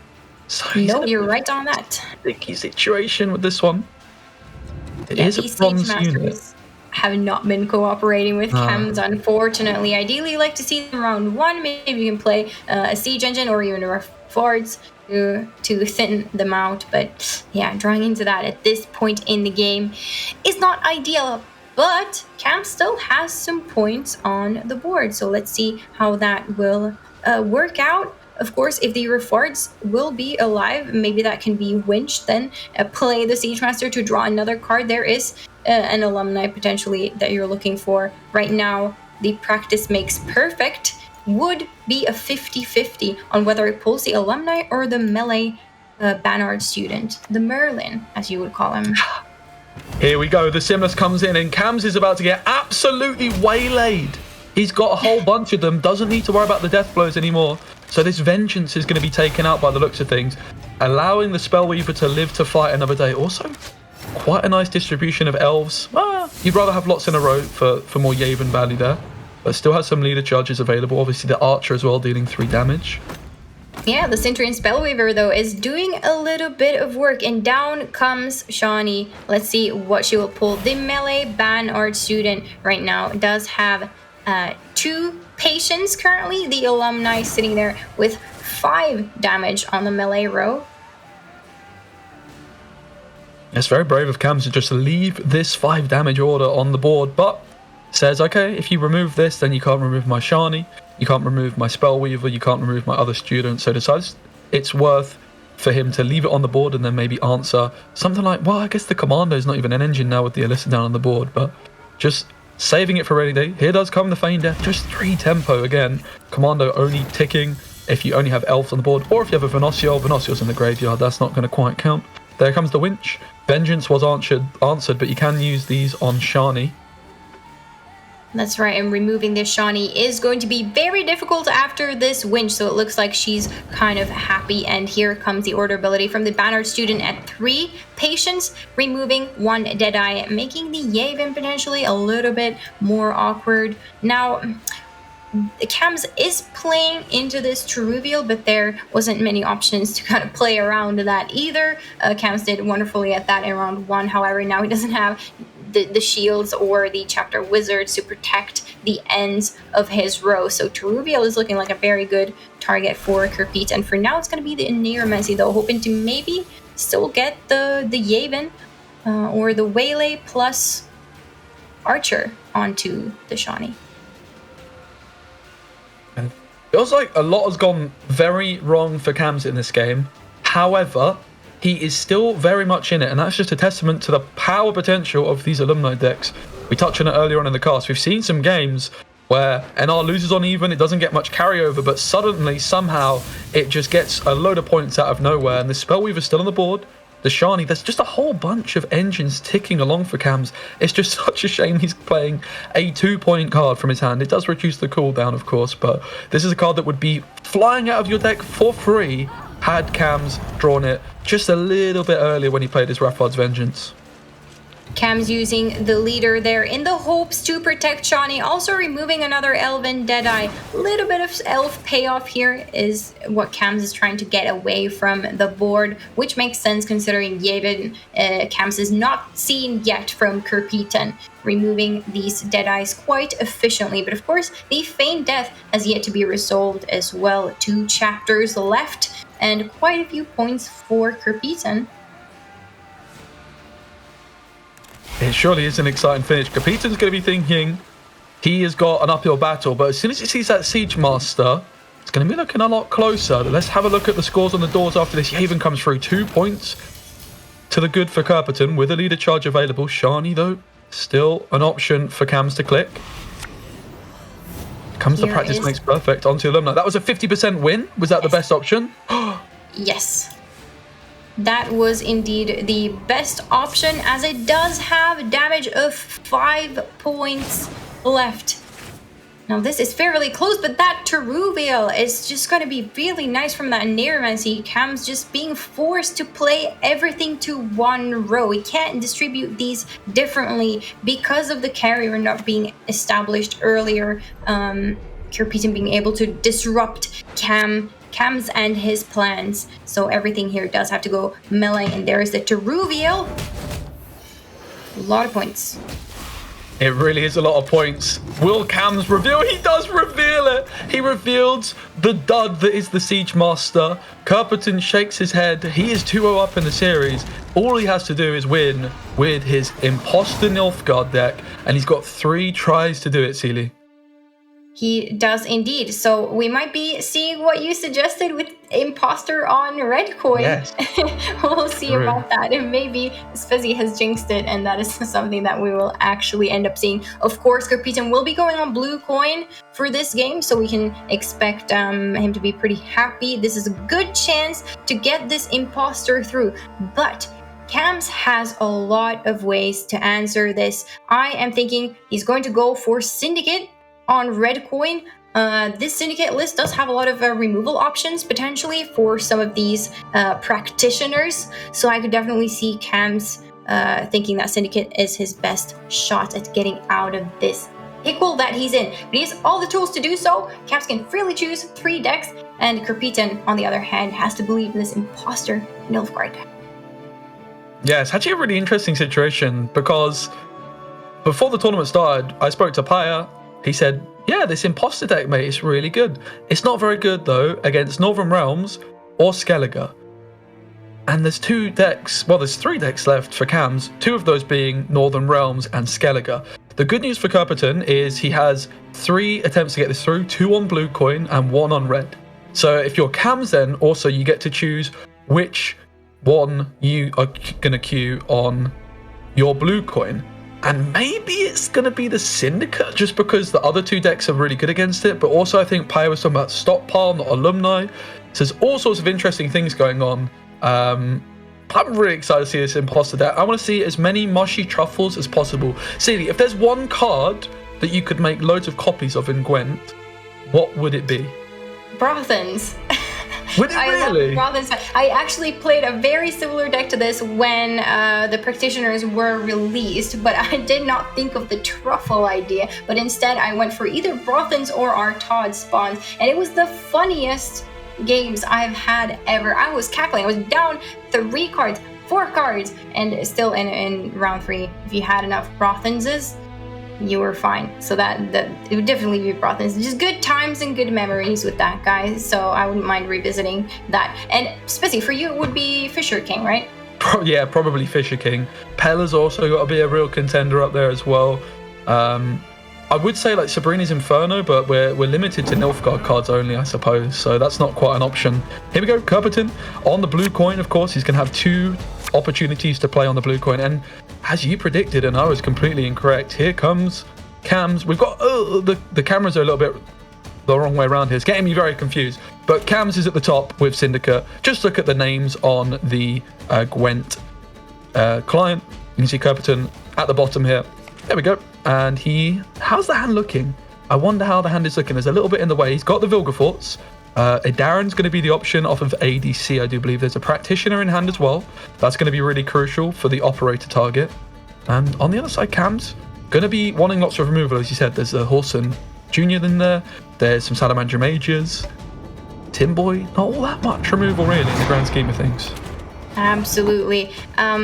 Yeah, let's take a look at this hand. Vilgefortz, Idaren, just like you said, Practitioners. There's Operator missing currently, so that might be something that we see from the Curse Scroll. Or is it the Truffle? Is it the target? Kirpeton could choose to make copies of Brothens if he's happy with that and would like to go for the Operator. Right now, the Alzur's Double Cross is a little bit inconsistent. It's pulling either Operator, Lydia, or Imperial Practitioner. So Kirpeton can't maybe rely on the Alzur's Double Cross unless he really wants to high roll that Operator from there. That would be kind of sweet. There's Decree, of course, to kind of guarantee that. So I feel like Kirpeton does have access to everything here with using the Curse Scroll for the Truffle and decreeing just the Operator, that which is the missing piece currently. Yeah, as you mentioned, you got to get that Mushy Truffle in hand, and then Royal Decree, for example, into the Operator is going to be just fine. The Practitioner and the Truffle, the 2 key cards to get in your hand, everything else you can tutor.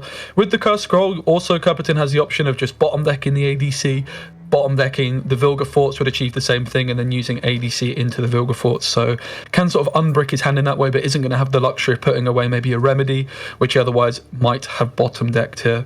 Darren is the opening play. This is something you can only really do in open deck lists, knowing that there's not a really smooth answer to it. Of course, Horson could come through, but I think Kirpeton would be quite happy to see Horson down on the board so soon. Absolutely. Speaking of Horson Jr. there, I'm really wondering what Kirpeton will decide. Will he take the leader on this Practitioner? Because he does that.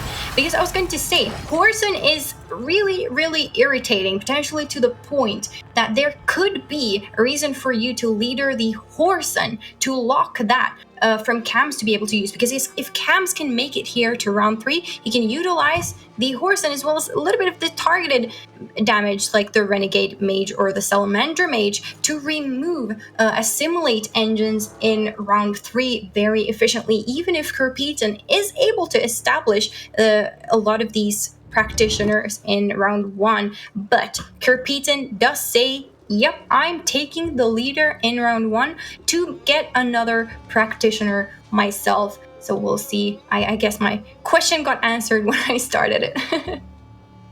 I mean, this Horson does look really scary, doesn't it? Already being able to clean up one of the Practitioners in the back, and here it comes, cleaning up the Darren and the Illusionist that Darren has spawned as well. You can certainly see an argument why you would want to leader that. Maybe you just take the 1 point invo, Sealy. Maybe that's the line. 1 point invo. Could, of course, coup it, but Kirpeton's deck is non-devotion, so you wouldn't actually get any damage through with this Horson just yet. It goes from Menno into Tourney Joust. It's not quite an invo, is it? I wanted to see the 1 point invo still.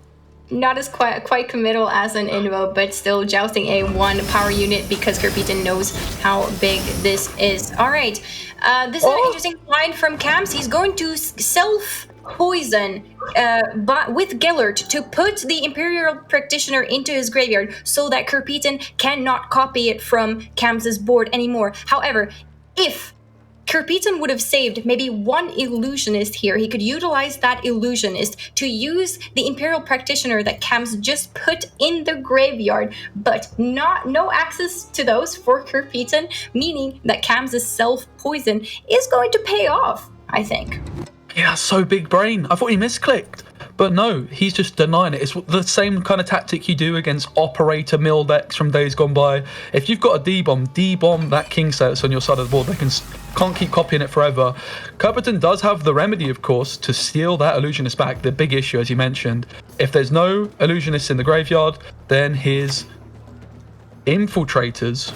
There's lots of illusionists. There's lots of very eye-sounding. It's the illusionists. They won't have a target, and you really want to be hitting those practitioners because it's just a nice assimilate card. Obviously, the mushy truffles give you so many assimilate points. So, what a big brain play from Cams to really, change the mood in round 1 here. Absolutely, the mind games are real. Kirpitan could have saved that illusionist if he was expecting the self-poison from Cams, but maybe he wasn't, and Cams really utilizing this Gellert in a wonderful way in this matchup. But Kirpitan, of course, has already established a couple of Imperial practitioners. There are 4 right now. So what we are suspecting here is that Experimental Remedy will go back into the deck, and with the Curse Scroll, Kirpitan will decide what will be the target for the Velga Forts. What is the copy target in this matchup going to be? Yeah, absolutely. We did see ADC come through after Roll Decree, hitting the Illusionist. Was there any other 5s this ADC could have hit, Sealy, that were in the deck, if you don't mind checking? And as you mentioned, yeah, Remedy to the bottom. So it could have hit Lydia as well. I think Kirpitan going to be more happy at the moment to have seen that practitioner come down on the board, but also Lydia could have found a poison or something like that. It could have been pretty interesting from his perspective. Mutants Maker just coming down from Cams. Gellert still being able to be clicked multiple times. The adrenaline has now been achieved. He was out of coins, so wasn't able to quite maximize the adrenaline value off Gellert here. And Kirpitan still just looking to make, I would imagine, as many mushy truffles as possible. I don't think there's many situations that truffle is not the way to go.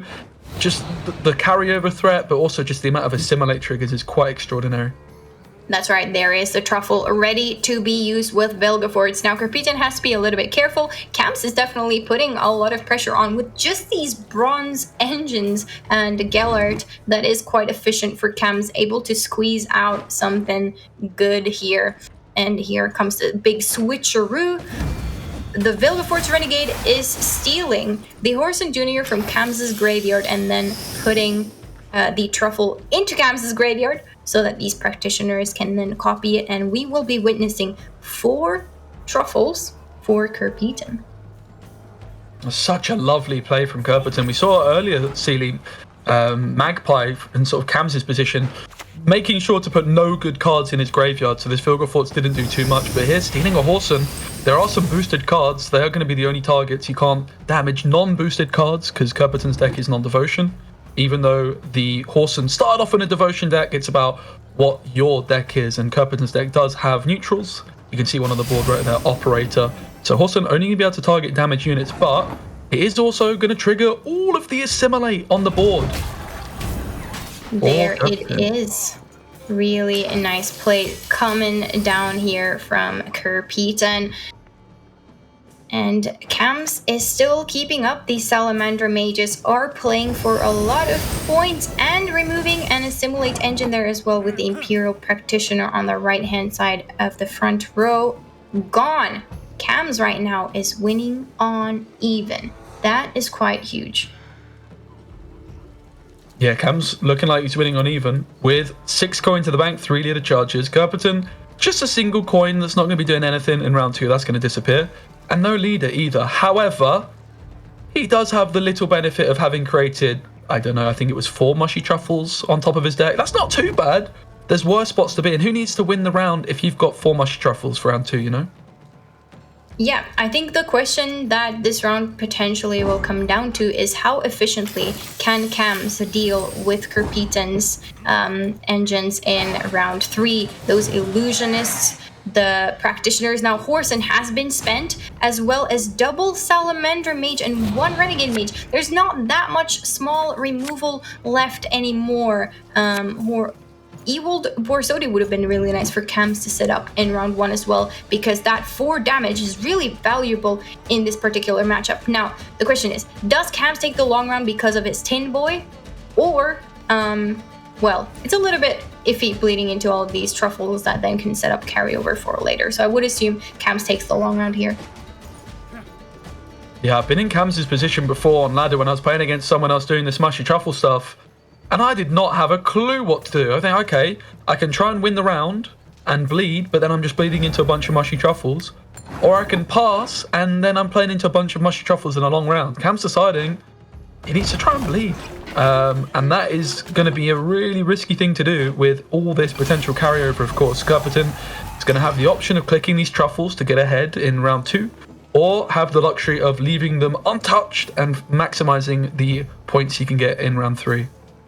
Yeah, to be fair, Cam's can kind of decide now. He like I said, the 4 damage from Ewald is very important in this matchup. Yeah. So is Cam's just saying, okay, I'm setting up the horse and then seeing what happens? Or is Cam's going to try to get more out of this? But just like you said, very risky. To be fair though, Cam's does have a very high quality hand here. He's found a lot of necessary stuff, but I could definitely see Cam's setting up the carryover and then getting out of here. We'll see.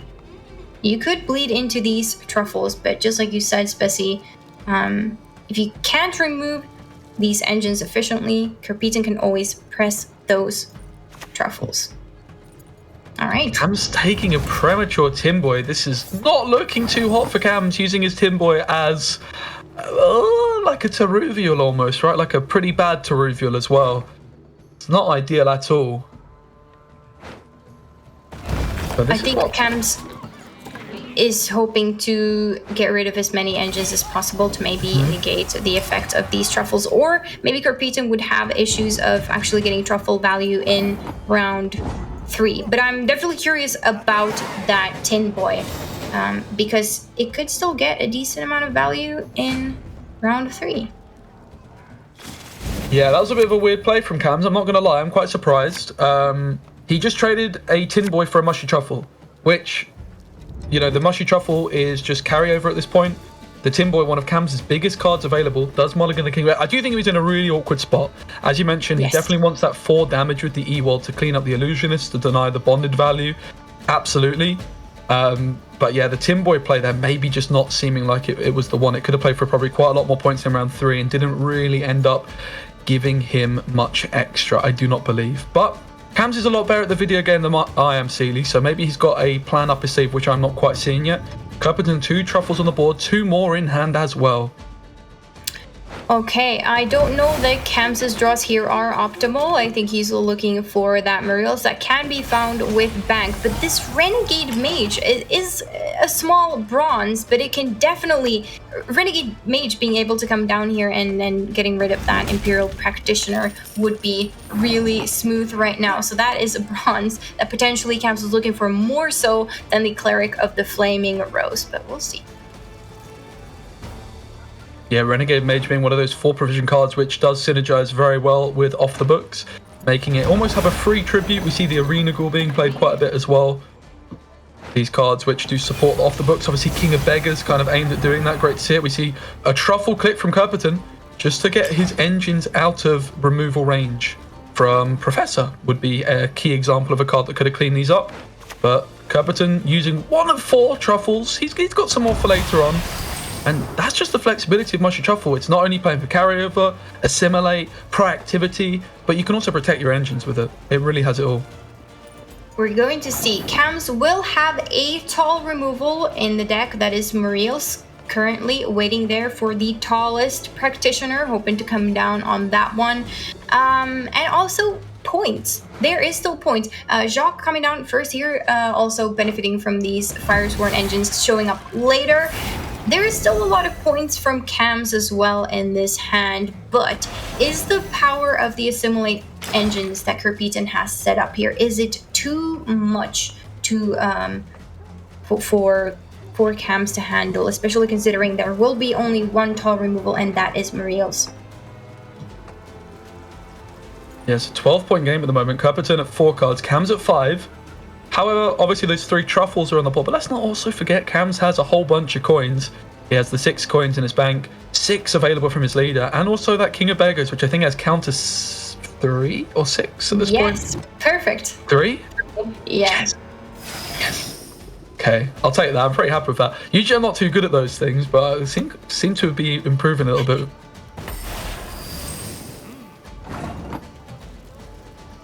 There is the Eternal Festival. Yep, definitely a good card to have, and Cam's definitely looking to maximize the points in any way he can. Sabal, of course, big point swing still. Professor maybe not able to take care of an engine now that Kerpeton has quite efficiently boosted them out of range, but still a good card for Cams to have here. Cams is looking stressed. He is looking very, very stressed indeed. 2-0 down in the series. Whole bunch of mushy truffles on the board.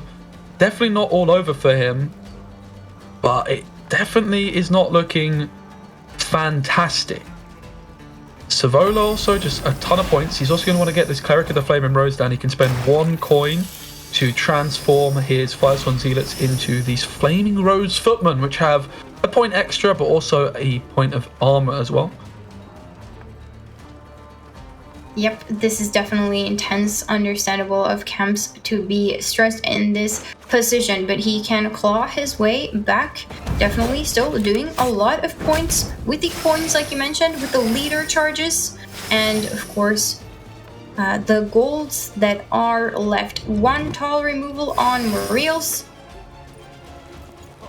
and the Savola combo with King of Beggars. Definitely not bad at all. And with all those bleeds, Cams is just about ahead at the moment. Of course, okay, there's still 3 truffles, but there's still the leader as well. This is actually looking a lot closer than I anticipated. This is Lydia here. Line of Credit, which can remove his mushy truffle for 7 profit, I believe. There's a smuggle or a slam. The slander's not doing too much. Are we going to see what I think we're going to see? Is it?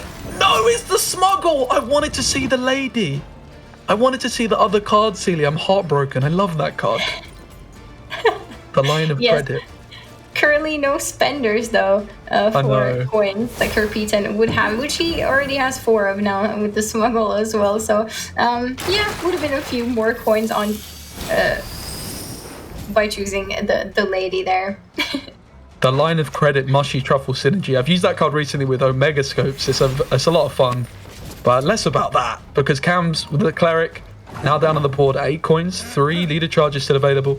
Can transform all these 2-point Zealots into 3-point Flaming Rose Footmen if he would so wish to do so. Also worth noting, he did get an extra coin there from playing this Firesworn with his Devotion Jacks down on the board. Here comes Rodders, as I like to call him, into Invo, and it does take the Jacks. But this is looking quite close. 2 truffles left for Kerpeton and 1 tall unit that will be gone from the Muriels. Ku is left. Celia. On Roderick. Come on, Roderick! With the Jacques, correct. Oh, does this mean that we should have seen the Line of Credit after all? Is it? Oh. Maybe. Or was Smuggle still more? I just don't know. Here we go. Here comes Savola. King of Beggars is also going to be thin, which is going to be a spending tool. And of course, Cam still has Bank. 2 truffles still available for Kerpeton. A whole bunch of Assimilate. No way of buffing this Roderick. I mean, you don't want to buff it anyway because it's already spying. So Ku's always going through here. Yep. This is intense, Celia. Is it going to be enough is the question. Assimilate all around. Also the truffles. The positioning for Kerpeton is quite nice here. Doesn't have to buff his tallest unit to give Kerpeton, to give Cams even more value on that Muriels, which is going to be the final play, I would imagine.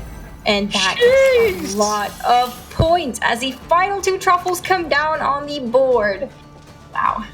Mushy Truffle is not to be messed with. Let's have a look at Cam's top decks. Has a Morelsi, but it's not the top card, a little bit further down. Could have been closer. Has he got it? He's clapping. He knows the result. It's just not quite enough. Kerpeton 3-0s Cams. The imposter Mushy Truffle Nilfgaard Abomination comes through, and Cams is out. Wow. And Kerpeton is looking very serious here. He really is. So I do think he is happy. He's just focused. That's just an elite mindset, you know. If it was me, I'd be gassed. I'd be fist pumping. I'd be ripping my shirt. I'd be doing all sorts. But he's just, he's like, yeah, cool. Of course, I got this done. I'm not surprised. But big ups to Kerpeton. Commiserations to Cams as well. I'm sure we'll see him back. He's one of the people we see at all of these opens, it seems like. So commiserations to him. Congratulations to Kerpeton. Does mean we know our final 4 for tomorrow. We're going to have Payable versus Magpie. And then we're going to have Kerpeton versus Poisound. Yes. Versus Poisound. So really exciting day 2. very much looking forward to that.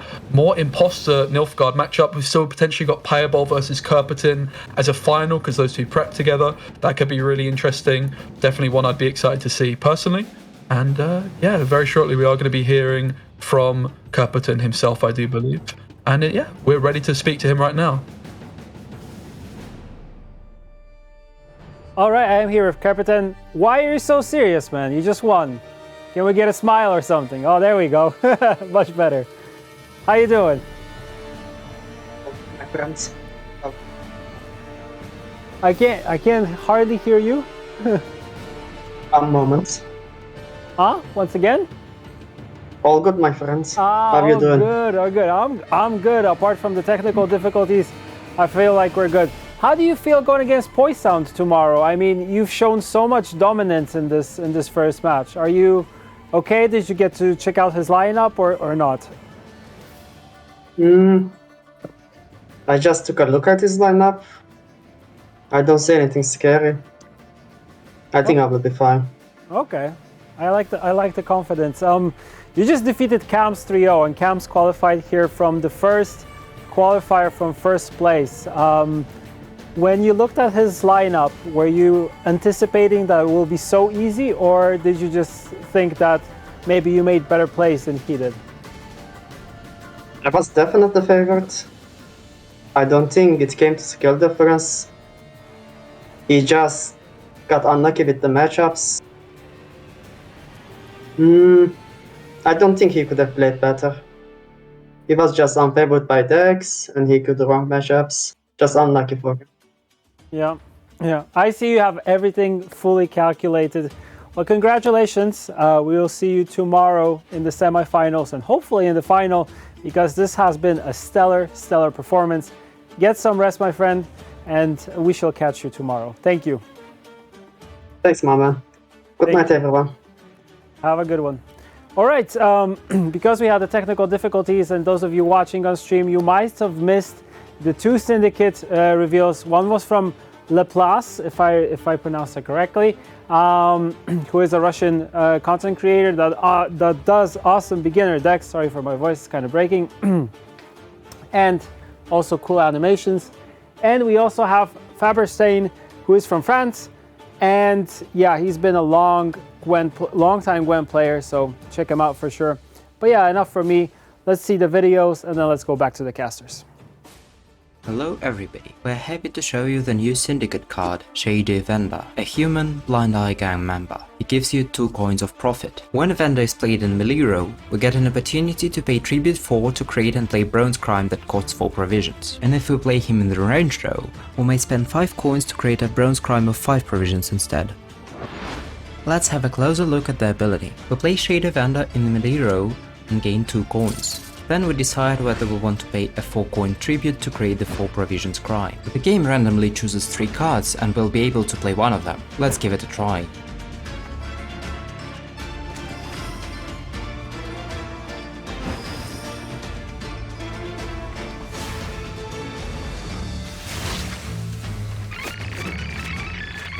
And playing Vendor in the ranged row will still give us 2 coins. Yet it will make us create a 5 provisions crime if we decide to pay the tribute. Let's try that as well.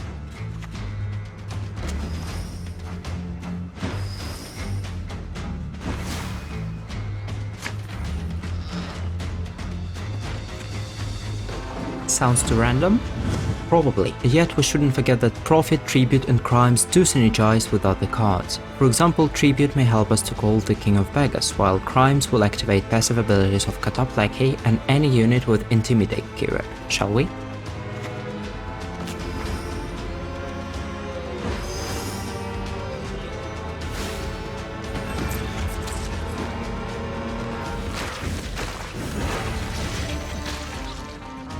Thank you for your attention. Hope you're waiting for the new cards as much as we do.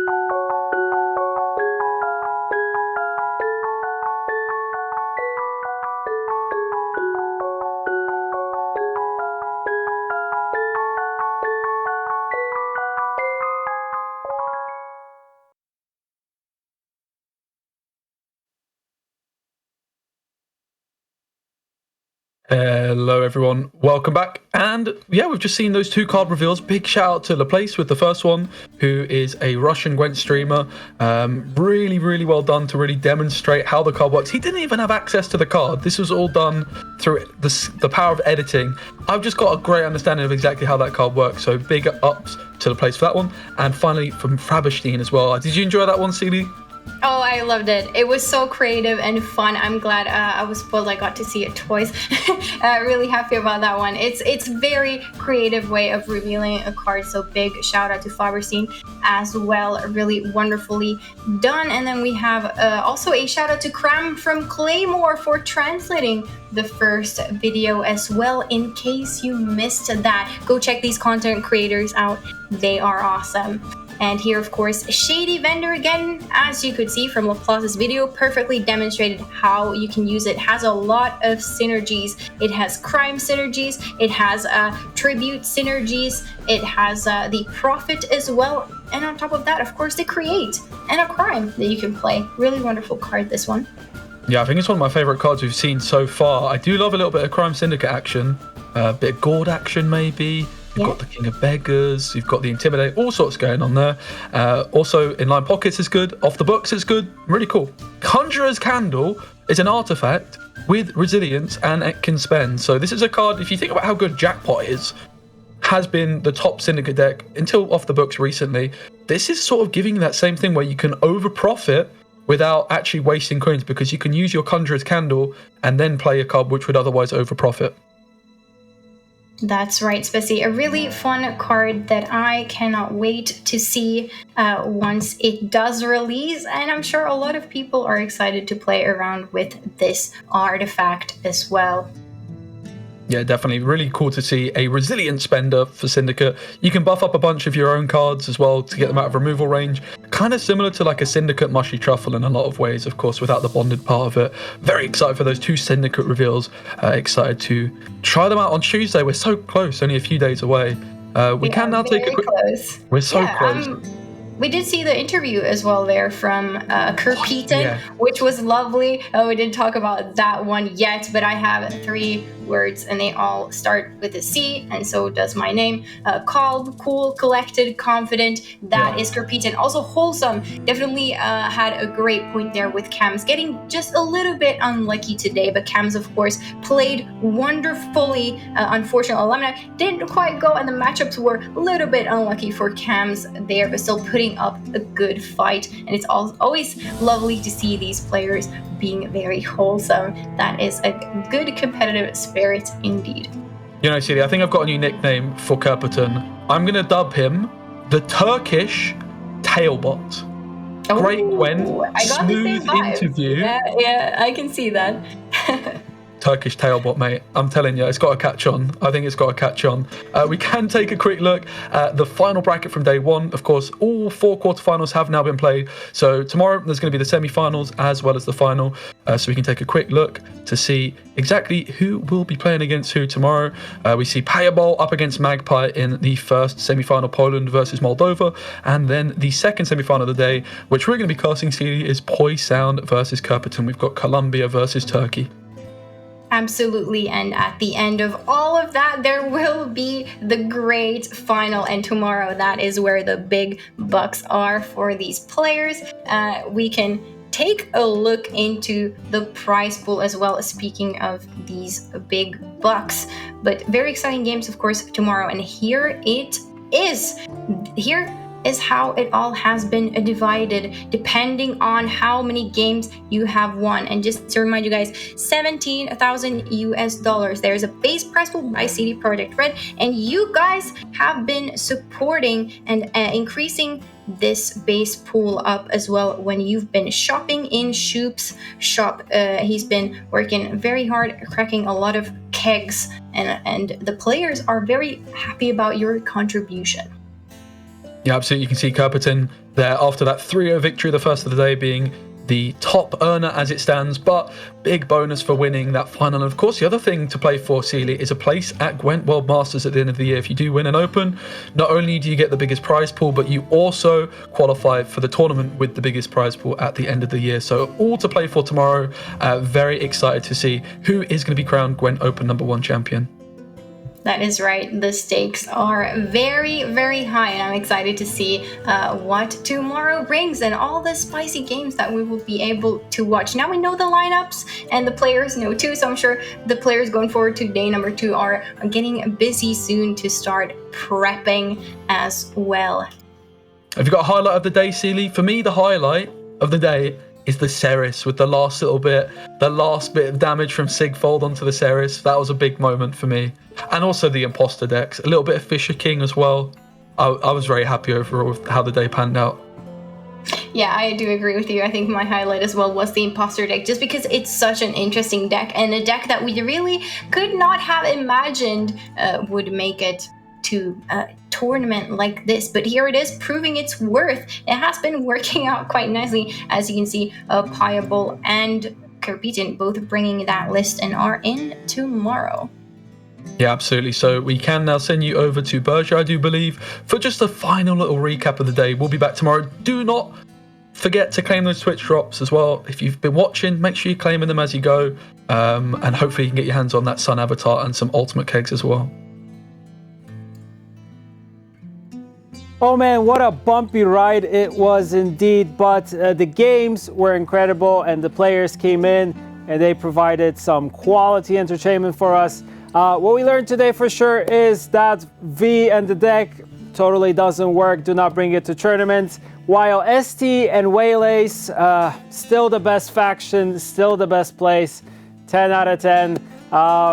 I should be the faction ambassador for that, even if we had faction ambassadors, but we don't anymore. So, what else did we have? We had some of the coolest leaks for Forgotten Treasures card drop, which is coming on April 5th. And still, we have tomorrow, the semifinals, the finals, and the developer update, which is 72 minutes long, if I remember correctly. So get yourself ready for that, because it's going to be a long one. We'll have the final reveals. We'll talk about the patch.